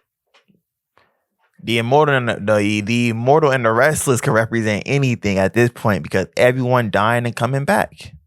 The Immortal and the Restless represents Mike, as practically confirmed in the logbook. Torture Machine Remnant movie. The theory that within the movie universe, the Torture Machine is meant to collect remnant. Torture Machine stuffing movie. The theory that within the movie, the Torture Machine is meant to stuff people inside the suits. Toy Chica, Bite of 87. The theory that Toy Chica is the one who caused the Bite of 87. Toy's Agony. The theory that the toy animatronics are possessed by the agony of the DCI. Toys Possessed. The theory that the toy animatronics are just simply possessed by the DCI plainly. Twisted Mound. The theory that the mounded Midnight Motorist is meant to be about the twisted animatronics. To Miss Afton. The theory that William has two separate wives in the story. Hey, Miss Afton, a player. The theory that there's two separate Vanessas in the story. Ultimate Custom Night Descent. The theory that Andrew is a spirit in Ultimate Custom Night, while Cassidy is trying to stop him so he can rest, only to be convinced to stop trying by Old Man Consequences. Ultimate Custom Night Duo. The theory that there's two spirits in Ultimate Custom Night, Cassidy and Andrew, both working against William. There's multiple sub-theories to this theory, such as Cassidy is the vengeful spirit while Andrew is Old Man Consequences, who tells her to move on so he can take over, or that Andrew is the one he shouldn't have killed, while Cassidy is the vengeful spirit, splitting what is assumedly the same character into two different roles. Ultimate Custom Night Nightmare. The theory that Ultimate Custom Night is an endless nightmare in William's mind, as shown in The Man in Room 128. Ultimate Custom Night Purgatory. The theory that Ultimate Custom Night is actually purgatory for William so he can't move on. I feel like that's a popular theory from what I've seen on the internet. Basically, instead of originals to witheds to originals FNAF 1, it's originals to unwitheds to witheds to originals FNAF 1. Vanessa Afton. The theory that Vanessa isn't Afton in the games like she's in the movie universe. Vanessa Beth movie. The theory that Vanessa is meant to be an Elizabeth stand-in for the movie universe. Vanessa Bot movie. The theory that Vanessa is actually a robot in the movie universe. Vanessa Princess. The theory that the princess in the Princess Quest is actually Vanessa. Vanessa Witch Story. The theory that Candy Cadet's Witch Story in Help Wanted 2 is about Vanessa. Vanny Scooper. The theory that Vanny made the new Scooper seen in Ruin. Video game theory. The theory that all the spin-offs are real videos. This Scooper makes a lot more sense because you guys see how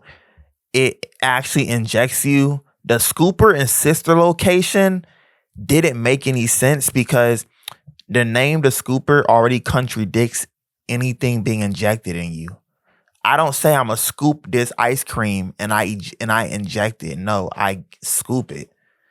So yeah, I like the way this Scooper looks a lot better than the one in sister location because it actually looks like it's injecting you with something because it is.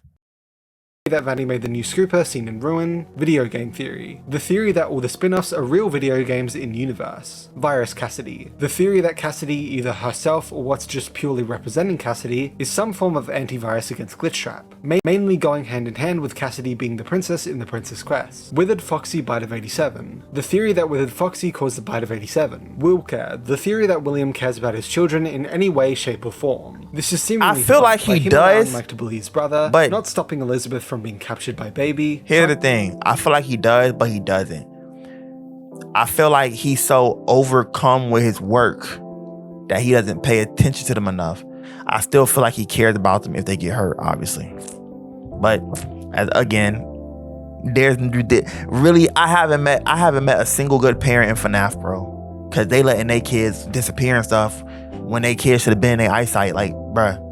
Kill Mike in FNAF 6 and presumably FNAF 3, being implied being captured by Baby, trying to kill Mike in FNAF 6, and presumably FNAF 3, being implied to be a drunk abuser if he's the yellow guy in Midnight Motorist, being abusive towards Vanessa in the novel trilogy, stabbing Vanessa in the movie, and more. Will Corpse. The theory that William Afton's corpse is on Burn Trap. Will Despise. The theory that William Afton despised his children and never actually cared that they were dying, instead excited to experiment on them. Will Fright Guard. The theory that FNAF 3 as a whole is actually a nightmare that William has after he's spring-locked and is stuck for years. Will Fritz. The theory that William Afton is Fritz Smith in FNAF 2's Custom Night. Will Grief. The theory that William Afton is motivated to bring the crying child back after he dies. William Dreams. The theory that William has the dreams shown in FNAF 2 in between each night. Will Midnight Motorist. The theory that Midnight Motorist is about William in some way, shape, or form. Will Plush. The theory that William speaks out of the Fredbear plush in the FNAF 4 minigames. Will Speaker. The theory that William is the final speaker out of the Fredbear plush in the final FNAF 4 minigame, promising that he'll put him back together. Will Stuffed. The theory that William stuffed the children into the suits to hide hide the bodies. Will Trap, Springtrap. The confirmed theory that William is Springtrap. Yellow Thing Eleanor. The theory that Pit Trap, aka Yellow Thing, is actually Eleanor. Yendo Agony. The theory that Yendo is made up from... That looks crazy, bruh. The theory that Yendo is actually Cassidy/Golden Freddy. Showing up if I seen that, I'm taking off, bruh. 4 flat. Usain Bolt.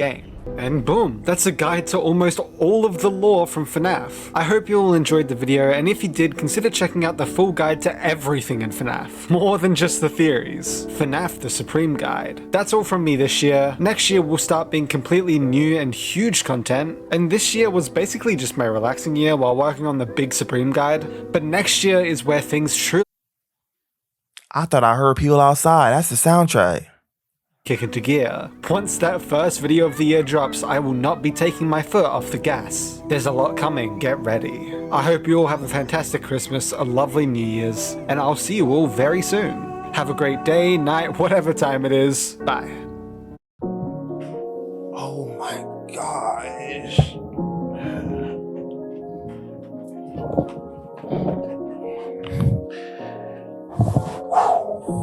Okay. I just sat through and freaking got so much information stuffed into my brain. I feel like I'm being stuffed into an animatronic, but with information. Thank you, Hyperdroid. I now have no excuse because I've learned a lot. Michael is Mike Smith, is Ben Benedict, all that stuff. That's Michael. His brother, his sister, Afton, Henry's daughter. Then, obviously, the son got messed up. Henry decided he wanted to make an animatronic to take himself out. The puppet failed to save Henry's daughter. Afton, shoom shoom bam, took away the 5 kids. The place closed down. And then you guys know the rest. So, I now have no excuse. I have no excuse now to sit here and act like I don't know the lore. Now I know the lore. And I'm gonna be honest.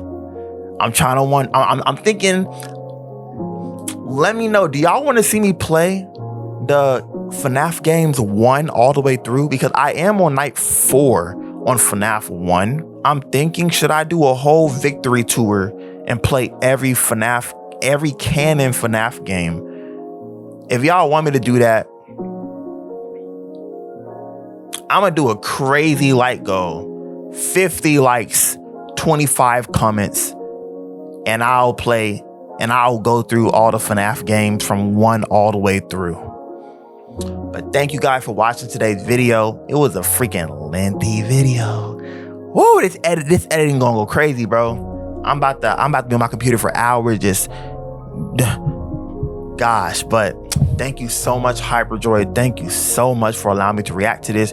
Also, thank you every other theorist that was in the video. You guys are amazing.